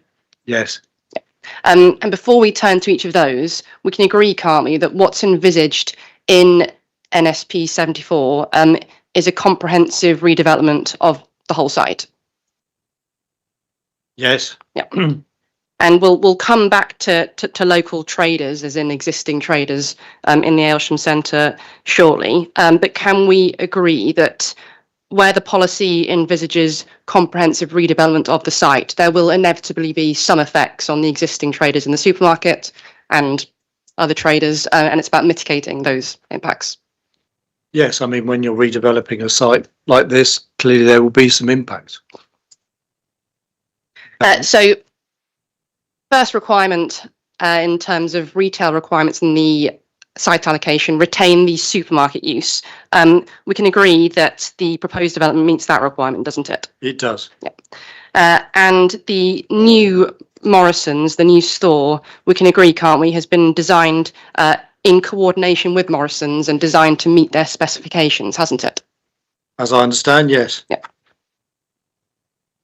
There will also be no ceasing in trading with the Morrison's, will there, due to the way that the phasing is arranged? The phasing it certainly assists Morrison's in continuation of its operations, yes. Then, in relation to the next requirement, provide at least the amount of retail floor space currently on the site. Before we look at the detail of that, we can agree, can't we, that you read this site allocation policy in terms of judging compliance. You read the policy as a whole, don't you? Yes. Yeah. So when we come to look at the officer report, officers accepted that the proposed development didn't provide at least the amount of retail floor space, but still found the site allocation complied with, didn't they? They came to that view. I mean, I would suggest that perhaps they weren't looking at some of their other policies about, because P35, for example, allows for that flexibility in relation. Scheme must provide the same amount of retail floor space. Now, officers seem to set that aside in their consideration. Well, we can come to look at what officers did do. We will look at the officer report, but I'm just asking for your reading of the policy. You would accept, firstly, you read the policy as a whole? Yes. And is your view that each and every bullet point has to be complied with in order to comply with the site allocation, or not? Well, those first, whatever it is, 9 or 10 bullet points are all preceded with a must. So I would suggest in that case that all those should be complied with. Excuse me.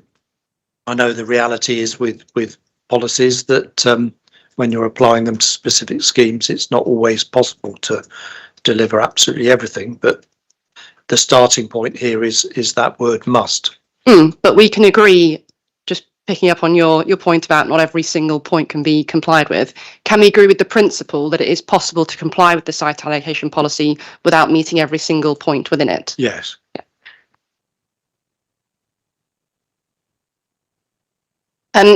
Now, just to look at the actual numbers in terms of retail floor space which is re-provided, can you please pick up Mr. Alston's rebuttal, please? If you need the CD number, I can give it to you. It's CD 8.24. I've probably got a hard copy, might be easier Brilliant. for me, but I think the inspector's probably working electronically.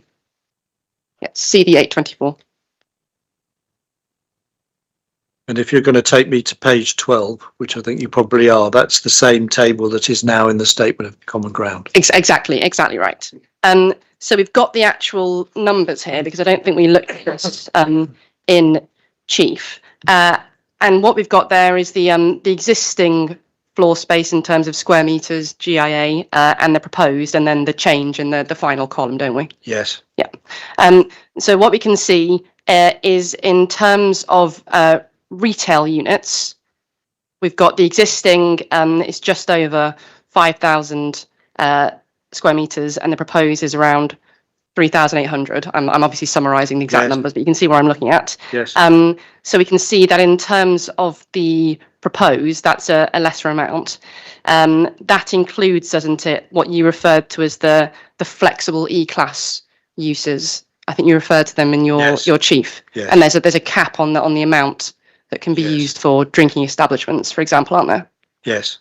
And then we've got a couple of rows down. We've then got the workspace class EG, and the proposed provides 2,700 square meters, and then we've got the total of those two, subtotal A plus B underneath, don't we?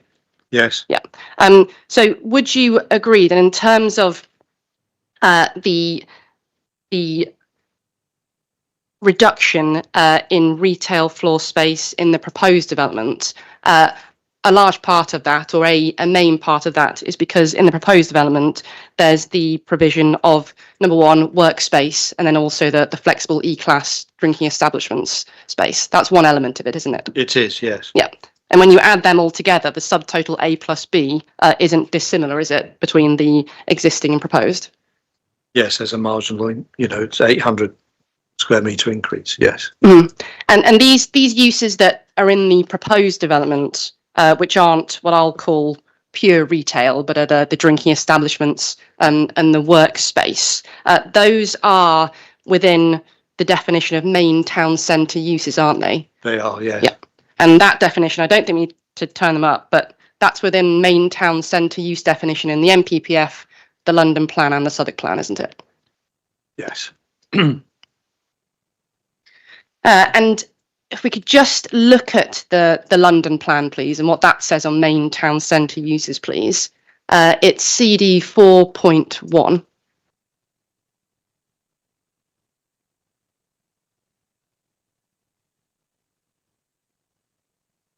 And when you're there, it's policy SD6, which is, it's electronic page 97 or internal page 82. Okay, bear with me. I didn't have this open. Yeah, take your time. Probably should have done.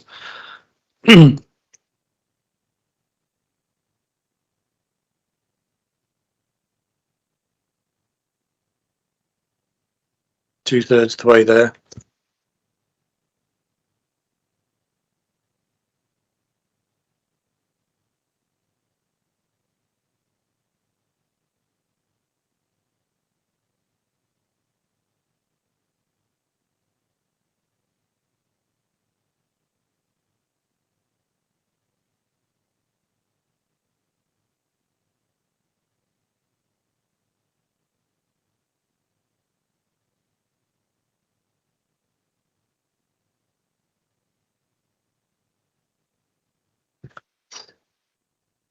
Right, I'm there. Yes. Perfect. And do you have policy SD6 in front of you? Yes. So SD6 on town centres and high streets. What it says is the vitality and viability of London's varied town centres should be promoted and enhanced by, number one, encouraging strong, resilient, accessible and inclusive hubs with a diverse range of uses that meet the needs of Londoners, including main town centre uses, nighttime economy, civic, community, social and residential uses. Do you see that? Yes. There's clear support, isn't there, in the London plan for main town centre uses in town centres, isn't there? Yes, I mean, it says including, so it's not exclusively, but it says including, and that provides the support you're alluding to. Yes. Absolutely. And if you just scroll down to the supporting text, paragraph 2.6.4. Yep. So what it says is, and Mr. Alston refers to this in his proof in relation to the recent trends in retail. But what this says is, over the years, town centres have absorbed change in new technologies. To continue to thrive, they need to evolve and diversify in response to current and future economic trends, technological advances, consumer behaviours and the development of the 24-hour city. This need for adaptation and diversification, together with good public transport, makes town centres appropriate locations for residential-led intensification and mixed-use development that makes the best use of land. Bringing new residents into town centres can enhance their commercial role, increasing footfall, particularly to support convenience, retail, leisure uses, and the evening and nighttime economy. This is all support, isn't it, for introduction of main town centre uses into town centres, not just pure retail. Agreed? Yes. And there's also support for main town centre uses within the Southwark plan itself, isn't it? You mentioned policy P35, didn't you? Mm-hmm. So we could just turn that up. CD 4.2.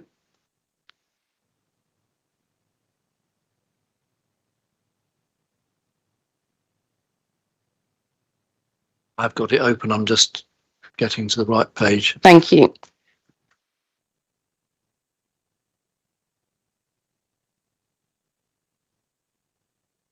Yes. P35, and it's just the we can obviously read the whole policy. It's just the reasons underneath that I wanted to ask you about point 2. The supporting text says town and local centres should be the main focus for new developments, providing new shops, education, healthcare, community facilities, offices and workspaces, leisure facilities and entertainment venues. This includes encouraging a diverse nighttime economy with a range of appropriate activities throughout the evening and nighttime. Then talks about particular town centres, including Peckham, and then it talks about other activities and uses such as offices, community facilities, cultural uses and new homes will also make Southwark's town centre more vibrant and independent, which will reduce the amount of trips people need to make to reach their local services and jobs. Again, quite significant support for the introduction of general main town centre uses within town centres, isn't there? Yes, though, I mean, though it's mentioned of Peckham in that paragraph there is harking back to policy ST2, which allocates and directs growth in retail floor space of over 7,000 square metres to Peckham. So it's not something necessarily to be applied in a blanket approach. Each town centre has its own character, as I've tried to allude to. So yes, there might be general support for town centre uses, but it has to be applied to each town centre in the right sort of way. And NSP 74 clearly didn't expect and didn't anticipate there to be a divergence away from principally from retail uses. But officers of this authority, when they looked at this issue, didn't see any undermining in the role of the town centre by the introduction of workspace and drinking establishment uses on this site, did they, when they looked at this? That's my general understanding. Or if you want to take me to the officer's report, maybe look at the specific wording, but that's my general understanding. Yeah. CD 3.1. Again, I should have had this open, sorry. Okay.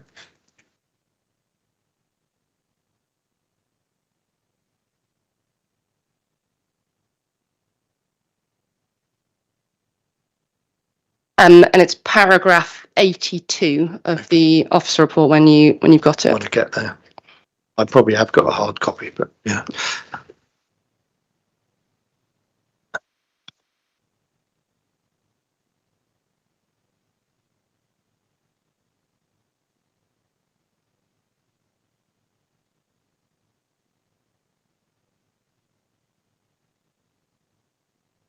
Oh.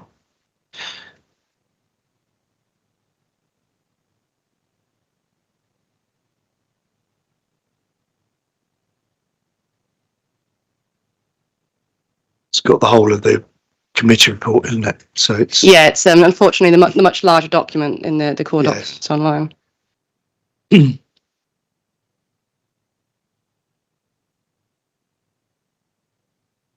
Yes. So this is within the section where officers, and in much greater detail, talk about the retail effect of the proposed development. But paragraph 82, do you see it starts the loss of retail floor space? Yes. So this is the point I referred to just a few moments ago. The loss of retail floor space on the site would not comply with policy P35 of the Southwark Plan, although as explained later in the report, officers do not consider there would be any conflict with the site allocation NSP 74 in this regard. That's the point we referred to about the allocation being read as a whole, isn't it? Yes, I mean, I actually think what that sentence doesn't do is acknowledge that it actually would be in conflict with NSP 74, which has a must in that list of bullet points, one of which is to maintain the level of retail floor space. So even if they came to that judgment that it was acceptable on balance, it's still actually in conflict with NSP 74. So I don't think that sentence is actually factually correct. Right. Well, what officers are doing there, I'd suggest, is reading the site allocation policy as a whole, aren't they? Which is what we talked about at the start. They may well be. I don't know. Yeah. Paragraph 83. What officers go on to talk about is the exact point we're talking about. Whilst the proposed loss of retail floor space on the site is noted, it is in part because of the inclusion of drinking establishments and workspace within development, both of which are considered to be positive and would introduce greater commercial diversity on the site. Although these uses are not included in the site allocation, they are main town centre uses which would support the retail uses, encourage dwell time, create jobs and add to footfall at different times of the day and night. Is that a sentiment that you would agree with?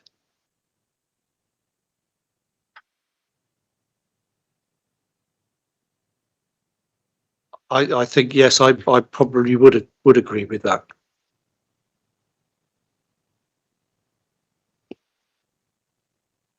Because we obviously know what the policy says. It says retain the same amount of retail floor space. But when you exercise your planning judgment, you don't just look at the wording of the policy, do you? You also take into account other material considerations. You do, yes. You do. And so those two sentences I read out there, paragraph 83, you'd agree that the introduction of main town centre uses here would be positives.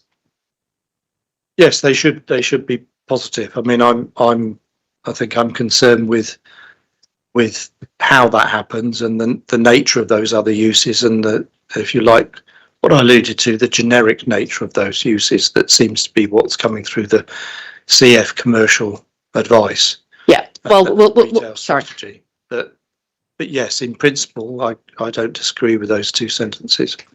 And it's not just the principle in terms of generic application. This is what officers are saying in relation to this specific site, aren't they? They are, yeah. Yeah. And then just their conclusion on this point, paragraph 85. Overall, whilst there would be a loss of retail floor space, workspace and drinking establishment spaces would be positive additions to the town centre, and officers do not consider this should have formed a reason for refusing planning permission. I won't ask you about the point about the reason for refusing planning permission, but you'd agree, wouldn't you, with the first half of that sentence, that workspace and drinking establishments would be positive additions to this town centre? Yes. Thank you.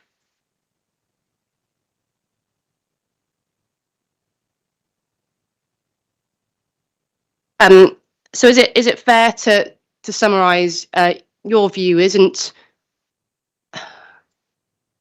isn't just the bare numbers that there isn't 100% reprovision of retail floor space in the proposed development. That's the issue. Yours is the Peckham centric specialist goods feel of Peckham point that you were making your chief. Yes.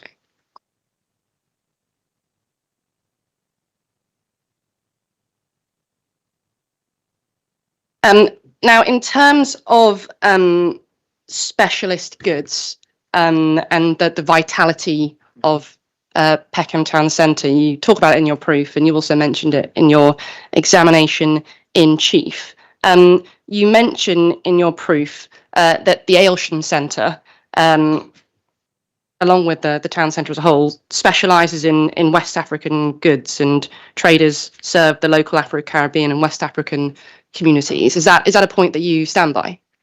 It's not quite what I said. We can actually. I was paraphrasing. So yes. We'll look at paragraph 6.9 of your proof. Because I know this has been picked up in rebuttal, so yeah. I know that.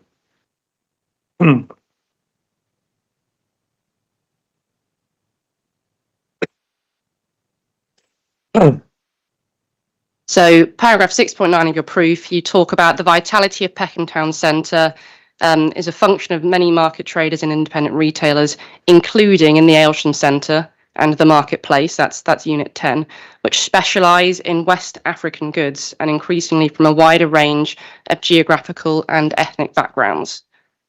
You would agree, wouldn't you, that the Aylesham Centre doesn't specialise in West African goods, does it? No, that's not what that paragraph's meant to be saying. I understand it could be read like that. I'm referring to the many market traders and independent retailers, of which there are some in the Aylesham Centre and the marketplace, and many of those specialise in West African goods. But I'm not suggesting that the Aylesham Centre is dominated by that. I mean, in fact, the retail offer in the Aylesham Centre is relatively confined, and if you like, the wider West African goods point is more about the handcraft, the hand carts, and some of the marketplace operators that fit into that. We can come to look at the hand carts and the marketplace operators, but just in terms of the Aylesham Centre in general, and the inspector can see this when he walks through the Aylesham Centre, but it is dominated, isn't it, by national multi-chain stores, isn't it? There are independent stores, but I mean, we can get the list up if that would be helpful. Yes, or we can summarise. I mean, point me to the list, because I think sure. Before I answer, I ought to just. No, that's very fair. The list of what's currently in the Aylesham Centre is contained in Mr. Alston's appendices, which are rather large. in terms of a CD reference, CD 8.07-1.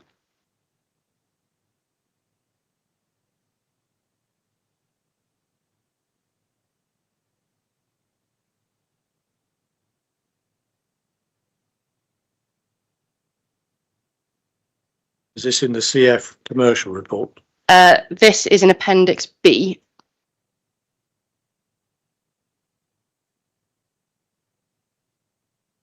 Yeah, I do. I'm going to have to do it electronically. Okay, so the PDF number is, let's have a look at this is a right reference. Yeah. So it's PDF page number 43 of part 1 of Mr. Alston's appendices. And this isn't the CF commercial report, it's the assessment of impact on town centre vitality and viability that was updated for this appeal. Can you just give me the PDF page again, please? 43.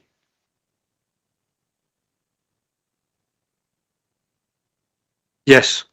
And so do you have there table 2.1 existing occupiers updated September 2025? Yes.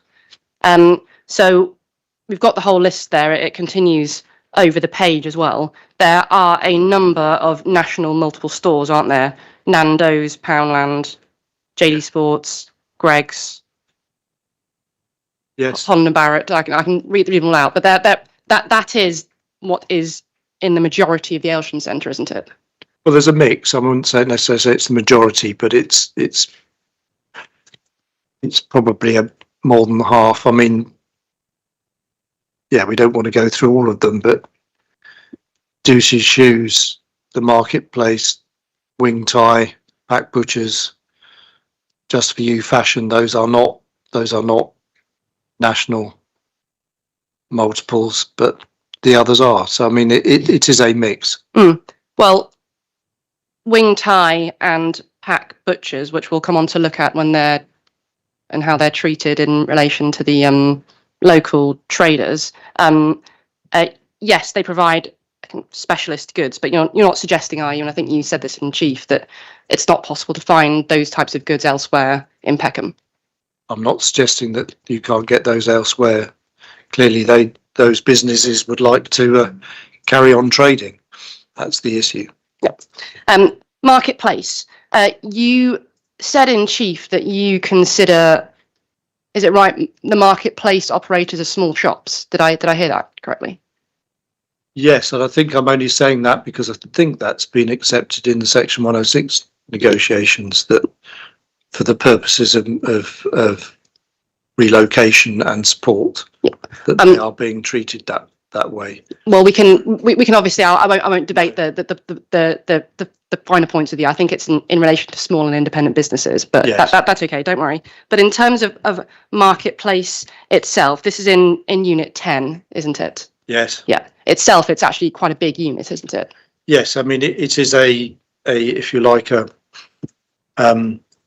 it's almost like a food hall. It is a food hall, isn't it? It is a food hall. Yeah. Yes. Yeah. And its Marketplace is a brand that has a number of these locations, but the individual units within it are local, tend to be local, independent operators. Well, they Marketplace have a mix of street food. That's the food hall. Yeah.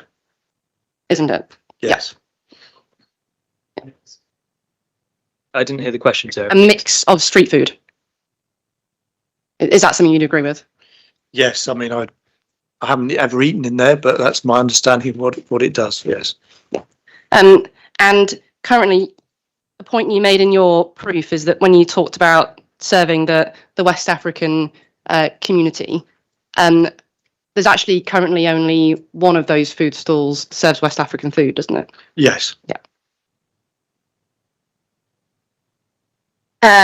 And then hand carts, just because it's important when we make broad statements like this to actually look at what is provided. Hand carts, the goods that are sold by the hand carts, it's not easy, they're not all located in the same place, is actually listed in the quality impact assessment.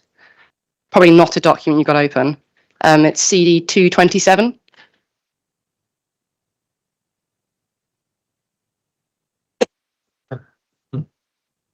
Let me know when you're there. Yeah.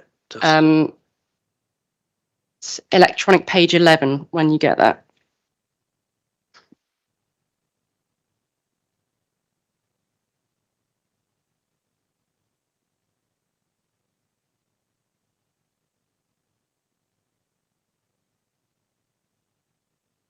Yep. And do you see the 10 mall hand carts are listed there, paragraph 2.3? Yes. I think actually, so 10 are listed there. I think there's actually only 8 in operation currently, but there were 10 at the time of the Equality Impacts Report.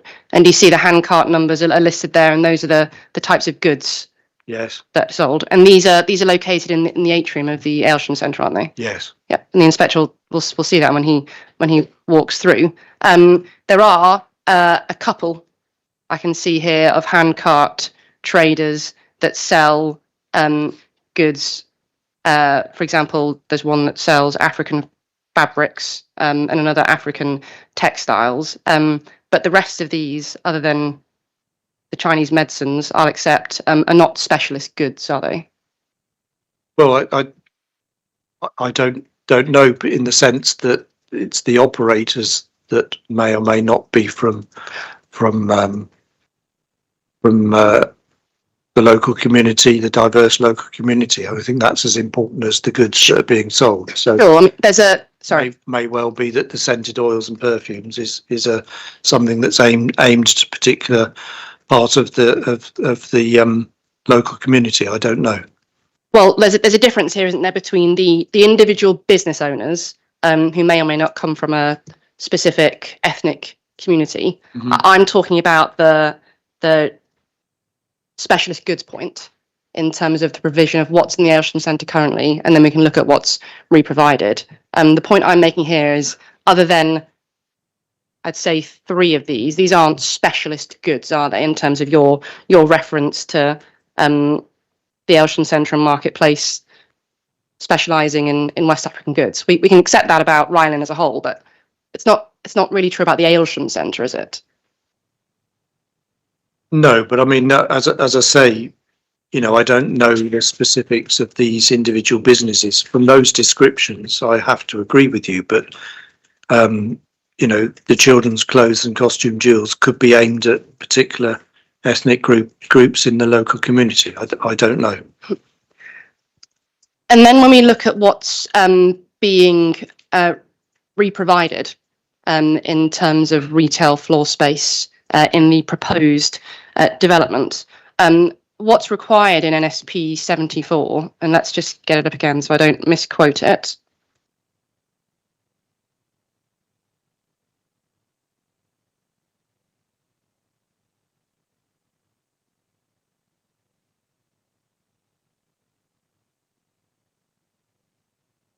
The requirement that you refer to, diversify, do you have it? Sorry.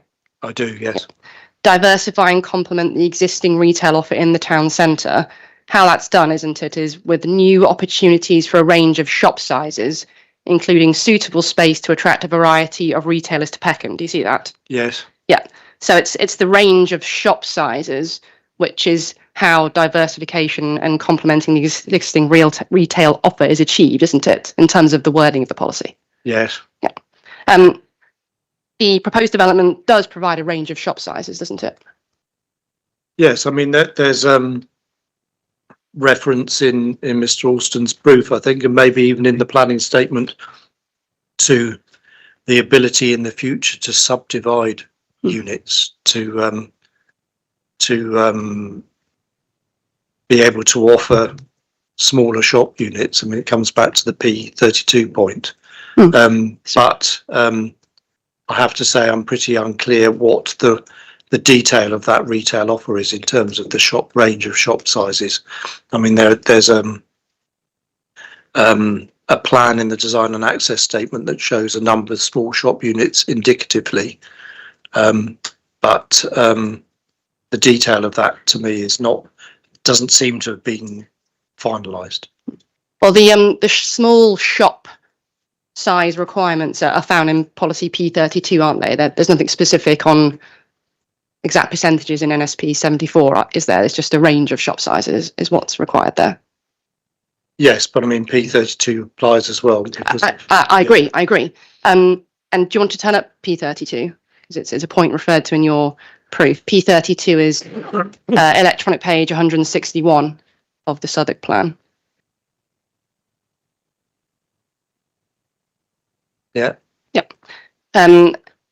We'll come back to look at P32 little 1, but just little 2, developments proposing 2,500 square metres or more retail space shall provide at least 10% of this space as small shops. Yes. And you refer to this in your proof as one of the concerns you've got, paragraph 6.20 of your proof, just to remind you where you've mentioned this.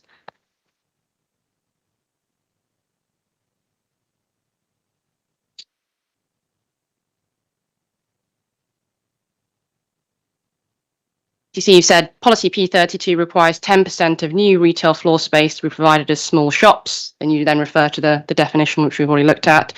And you say the development provides less than 200 square metres of small shop floor space, the requirements between 314 and 381.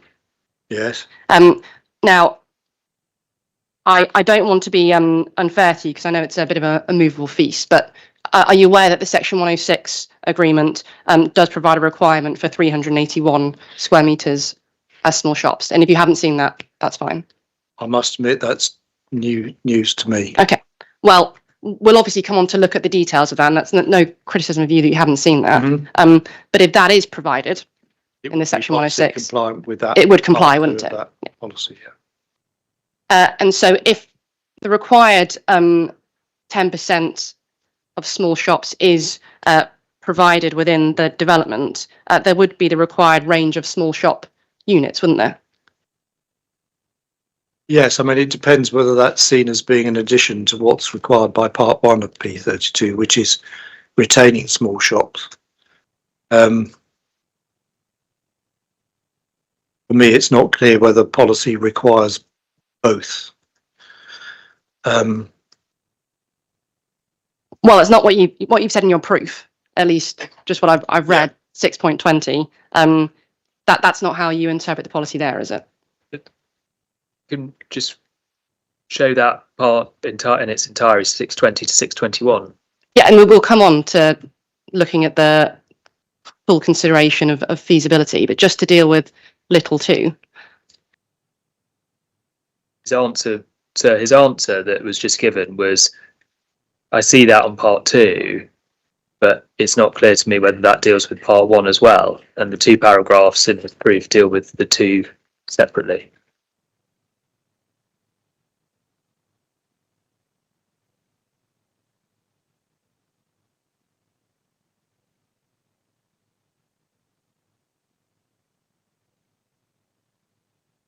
So just looking forward to para 621, reminding myself what I wrote. You know, there are a number of small units proposed. In terms of the drawings and the schedule of accommodation, my understanding is that did not add up to the 381 that's now proposed in the Section 106. So it begs the question as to how the section, an obligation would presumably have to work in some way to subdivide units in the future. So again, we're reliant on an obligation to deliver policy compliance, which seems an odd way of doing it to me. Well, I mean, the internal split of units has to be dealt with by obligation, doesn't it? Or condition, I suppose. Well, no, I mean, it's quite clear from P32 that there's a requirement to retain small shops and to provide 10% of GIA for small shops.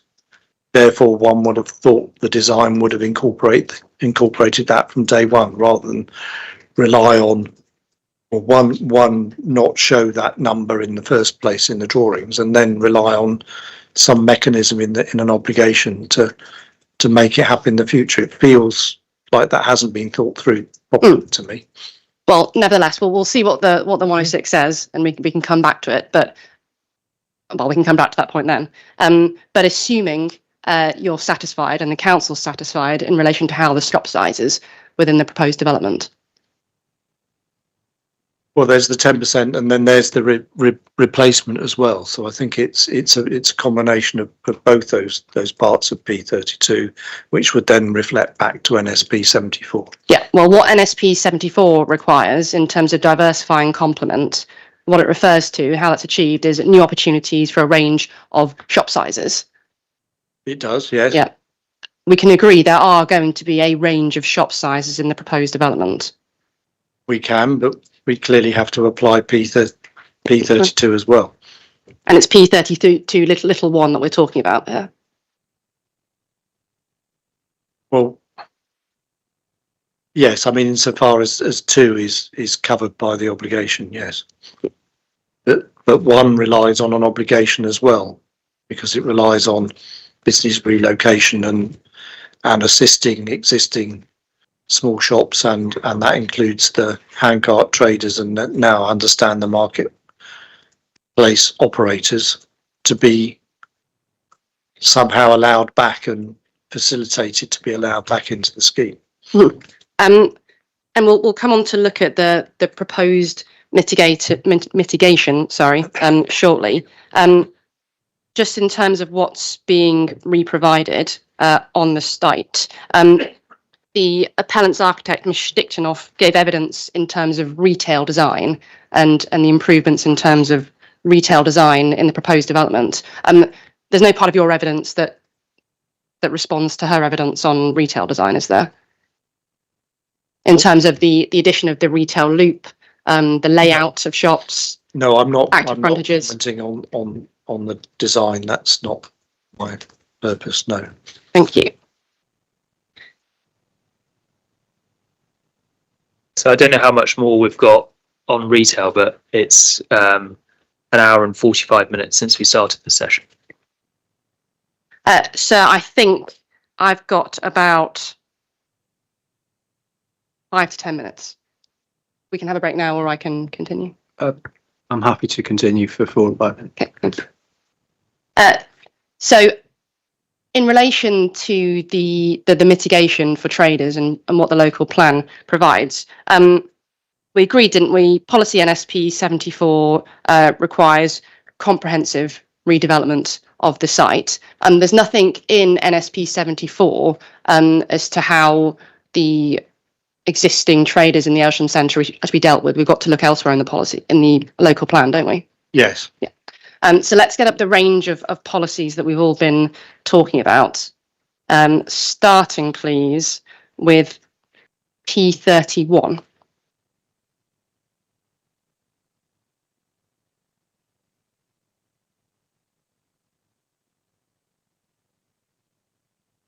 Electronic page, Yep. 156. Yep. Now, this is the first circumstance in which the plan deals with retaining small and independent businesses. That's only in reference, isn't it, in P31(1), little one, in relation to small independent businesses that fall within class EG or the old B class unit. Yes. That doesn't have any application here, does it, in respect of those small and independent businesses? No. Then we go to P32. Let me know when you're there. I'm there. Yeah. So what P32(1) says, retain small shops or existing small shops are at risk of displacement from a development. There should be full consideration of the feasibility of providing affordable and suitable space for existing occupiers in the completed development. Replacement shops should be like for like in terms of floor space and requirements, including storage and servicing space. I'm not going to go into the details of every single shop and business that's protected in the section 106, because we can look at the detail in the session, and in fairness to you, you probably haven't looked at all the detail, but we can agree, can't we, that in terms of the policy requirements, there's not a blanket requirement for all small shops to have a right to return to the completed development, is there? Well, there's a difference between must retain and right to return. Mm. Those are two different things, so that's not what the policy what's required, isn't there, is a full consideration of the feasibility of providing space. There are allowances made for what's Yeah. feasible. Yes. And we can see that continued through into P33, can't we? Because policy P33 sets out various requirements for a business relocation strategy. It envisages situations, doesn't it, where existing businesses, that's small independent businesses and small shops, are accommodated in the new development and where they can't be accommodated in the new development, doesn't it? Yes. Yeah. Again, there's no guaranteed, at least in policy terms, guaranteed requirement for a right to return for all small shops or for all small independent businesses, are there? No, there's not a right to return, but there's an expectation that due effort will be made to make that happen if at all possible. Yeah. And in terms of just practicalities, if, say, permission is granted, if, obviously big if permission is granted today, in terms of when these businesses are going to be evicted and work on phase 2 is going to start, that's circa 5 years away from a grant of permission, isn't it? That's when phase 2, I understand, is due to be implemented. And we can agree, can't we, that it's not possible and it wouldn't be sensible to have a finalised business relocation strategy now, would it? Because businesses might change, business requirements might change.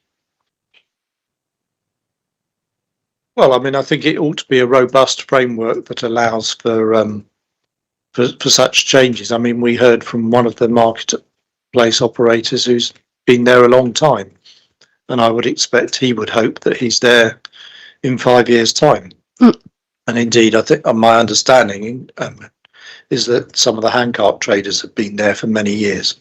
It's part of that character of Peckham that I've alluded to.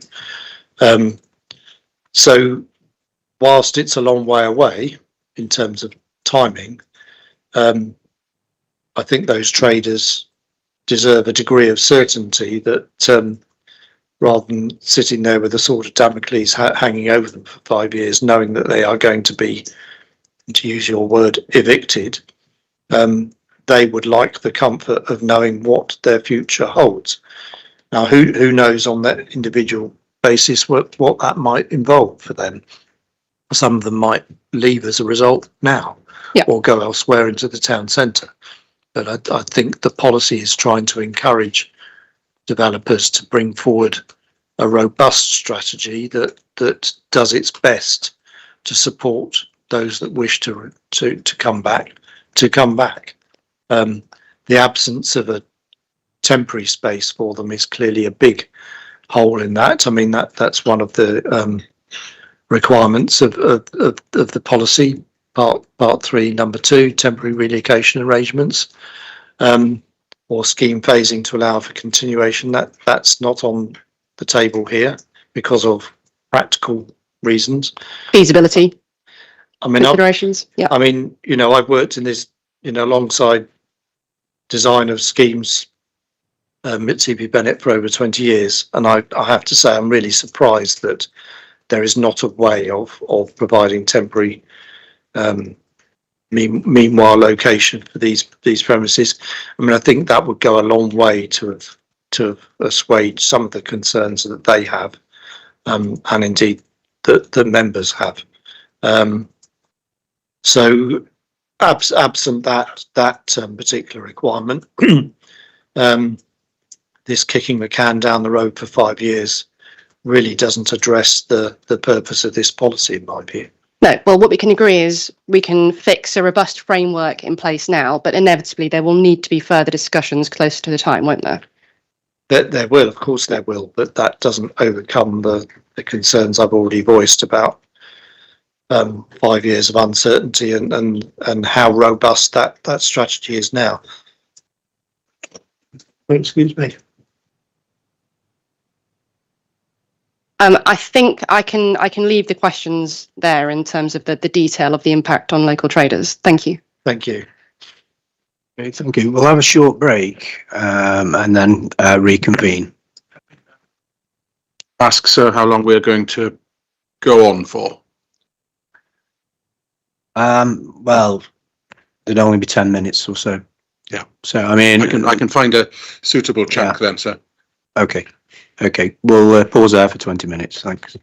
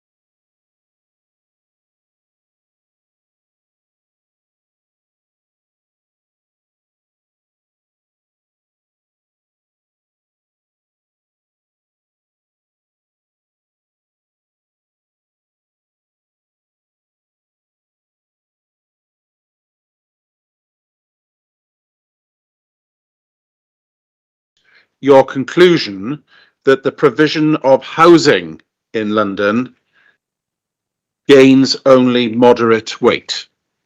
Market housing, yes. Yeah, market housing. Yeah. Good. So I'm going to go through a chronology, I think in chronological order, of policy documents to see whether they back that up. Can we pick up the London Plan first, please?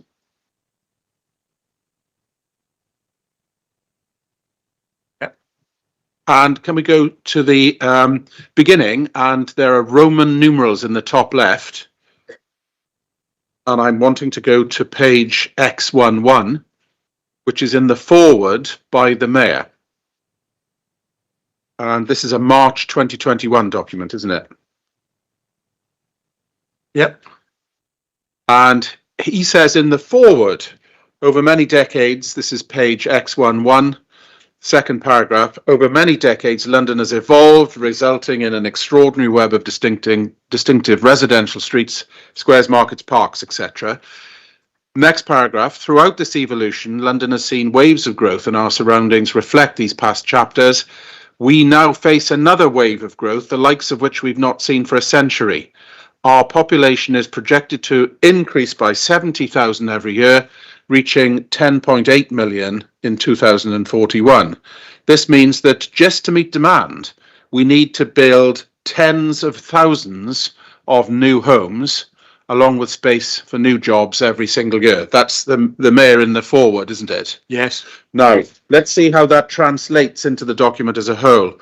Can we go to 411, please? 411, which is in the homes section.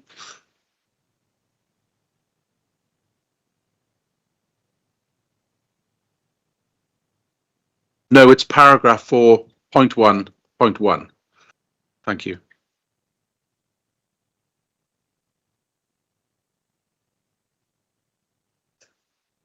Grateful. This is under the heading delivering affordable housing. See that? Yes. No.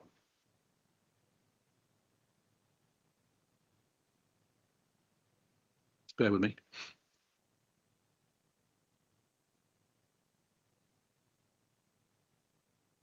And do we see that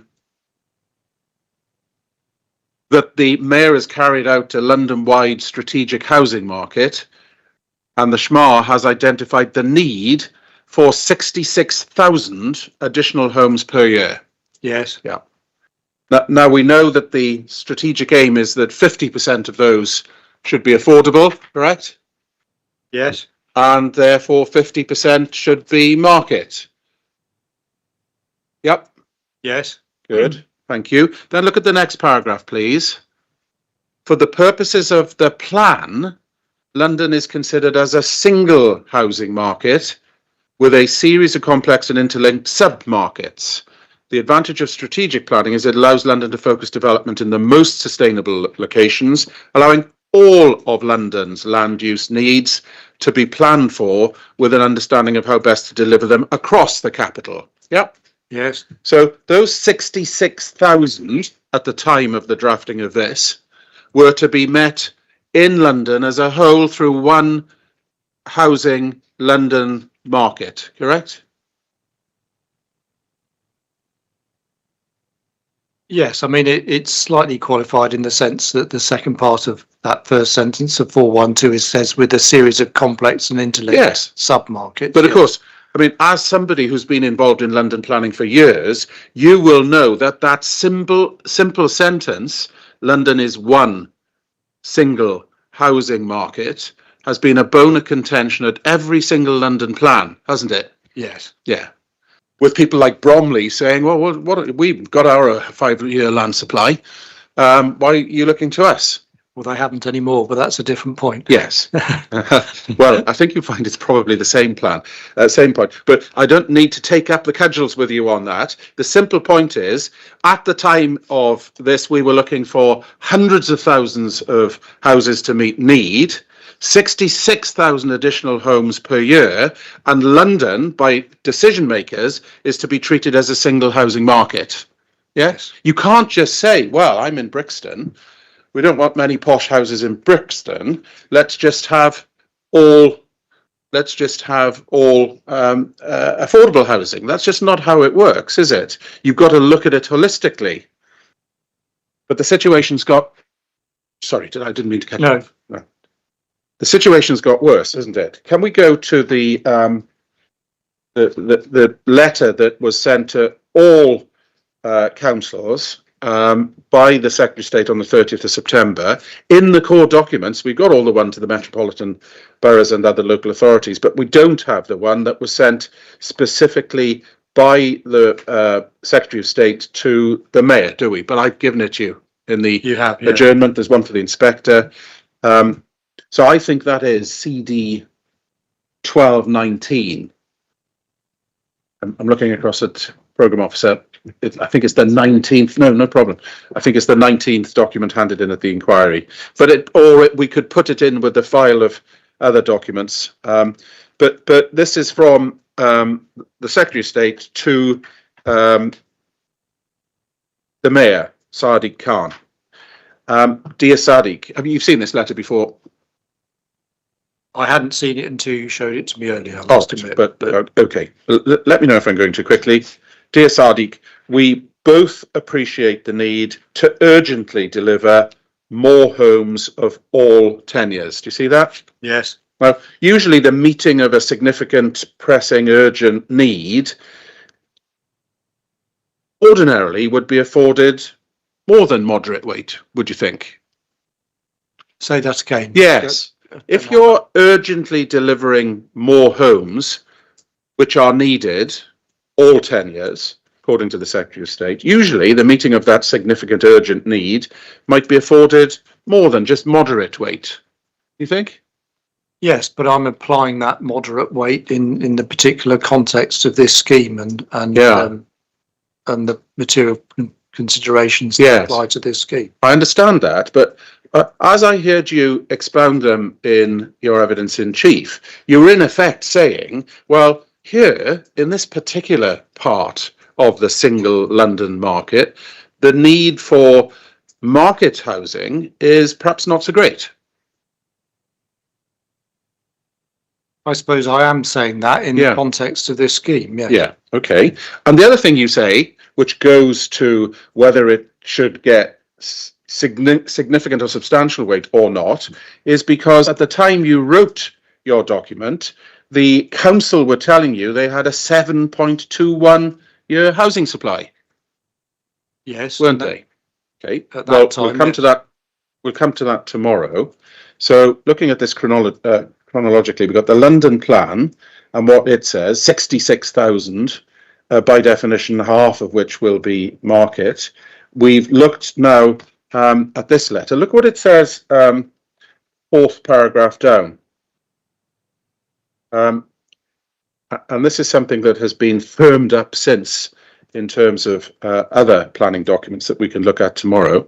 Our proposed standard method produces an ambitious but deliverable figure for London of nearly 81,000. That's 81,000 homes per annum, isn't it? Yes.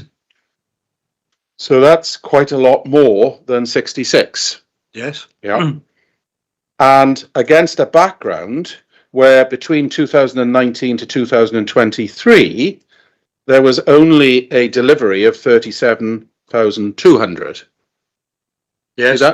And it's much, much, much lower than that now as a result of the perfect storm, isn't it? It is, yes. Yeah. All right. Well, I'll leave it to the inspector to decide whether delivery of affordable housing, market housing, in the sum of 867 minus 77 is to be given only moderate weight in those circumstances. Can we go to the NPPF, please?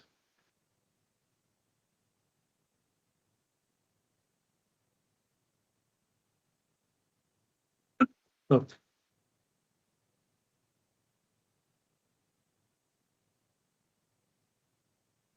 Can we go to paragraph 125 first? Yep.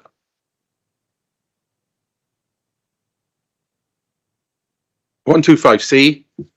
give substantial weight to the value of using suitable brownfield land within settlements for homes, doesn't just say for affordable homes, for homes and other identified needs. See that? Yes. That requires the decision maker to give substantial weight to the value of using suitable brownfield land within settlements for all homes, doesn't it? Yes. I mean, two things I'd say about that is, one is there's that rider about other identified needs, which I think is an allusion to other tenures, perhaps. No, I don't think. Can we really say that? Settlements for homes must include market homes and affordable homes. He said he wanted to say two things before he Yeah, was interrupted. sorry. No problem, Mr. Harris. I mean, the other point is that I do ascribe substantial weight to the brownfield land. Yeah, I saw that. So you ascribe substantial weight to the brownfield land point, and the scheme is made up substantially out of market homes, which you say only moderate weight. I'm not wrong, am I? No, you're not wrong, but I mean, the reason for me doing that is any delivery of this site allocation would be reusing brownfield land. Well, unless it doesn't deliver at all. Can we look at 61, please? Paragraph 61, under the heading delivering a sufficient supply of homes. Yep. You see that paragraph 61, to support the government's objective of significantly boosting the supply of homes. So that's clearly the government's objective, significantly boosting the supply of homes, isn't it? Including come forward where it is needed that the needs of groups with specific housing requirements are addressed. Yeah. So it's not unqualified. No, it's not unqualified, but in one housing market where there's a requirement now for 81,000 homes every year, that's the market that we're looking at. That's the specific housing requirement for London, isn't it? Yes. Yeah. All right. That's 5 o'clock, sir. Thank you, Mr. Harris. We'll adjourn there until tomorrow then. Can I just raise a procedural point, please, just before you adjourn? Yeah. Just one moment on it. Section 106, unilateral undertaking. Could I request that tonight we receive the final version of that? Because I think we've had 3 iterations in the past during the course of the inquiry, and I want to cross-examine about it tomorrow. So can I just respectfully request the final version from the appellant tonight? Okay, can I just ask my learned friend a question through you, sir, which is, have we received all of your comments in terms of the blue pencil differences between us, such that it is capable of being final in that sense? I've got to see how those have been incorporated. Yeah. So yeah, you know what our position is. The appellant knows what our position is, but I need to see how they've been incorporated, so I can ask questions. Yes, that's fine. But so repeat the question, because it's really important that when you say we know what our points are, your points are we now reached a position where the blue pencil, which reflects the council's preferred approach, are agreed to have been properly characterised by us? See the point? So I see the point, but I have to see the document to answer it. Okay, yeah, we will get a document. The problem is that this is now far too late in the inquiry, because this isn't drafting. This is change to the substance of the provisions. Well, there's terms. There's a very good reason for that, and I'm not going to go into now. Well, but there may or may not be a good reason. I don't think there is a very good reason. Well, but so the basic point is this: tomorrow, I would like to cross-examine on the content of the unilateral, right. And I don't think it's fair to be put in a position where that content then continues to change during the course of today, as it has done multiple times during the course of today on the emails that I've been receiving. Yes, very happy with that, and we will provide you with the document for that purpose. My cavil is with anybody characterising it as final when we are still dealing with requests from the local authority to change things. It's not fair to say we're in negotiations and can you change this, and from the Rule 6 parties. So well, let me just finish, please. I listen to you. And the Rule 6 parties, and we're acting reasonably and appropriately and listening to points that are made that have already been conceded once before. But it can't be right that it can't be right that we are then stuck with a position where it said, well, that's final, when we are still in negotiation with officers about matters that they would want us to change. So I apologise for not making myself clear. I do not want at the moment to have the argument about whether the content of their unilateral undertaking, it's a unilateral undertaking, it's their position, they're saying these are the obligations to which we're willing to commit.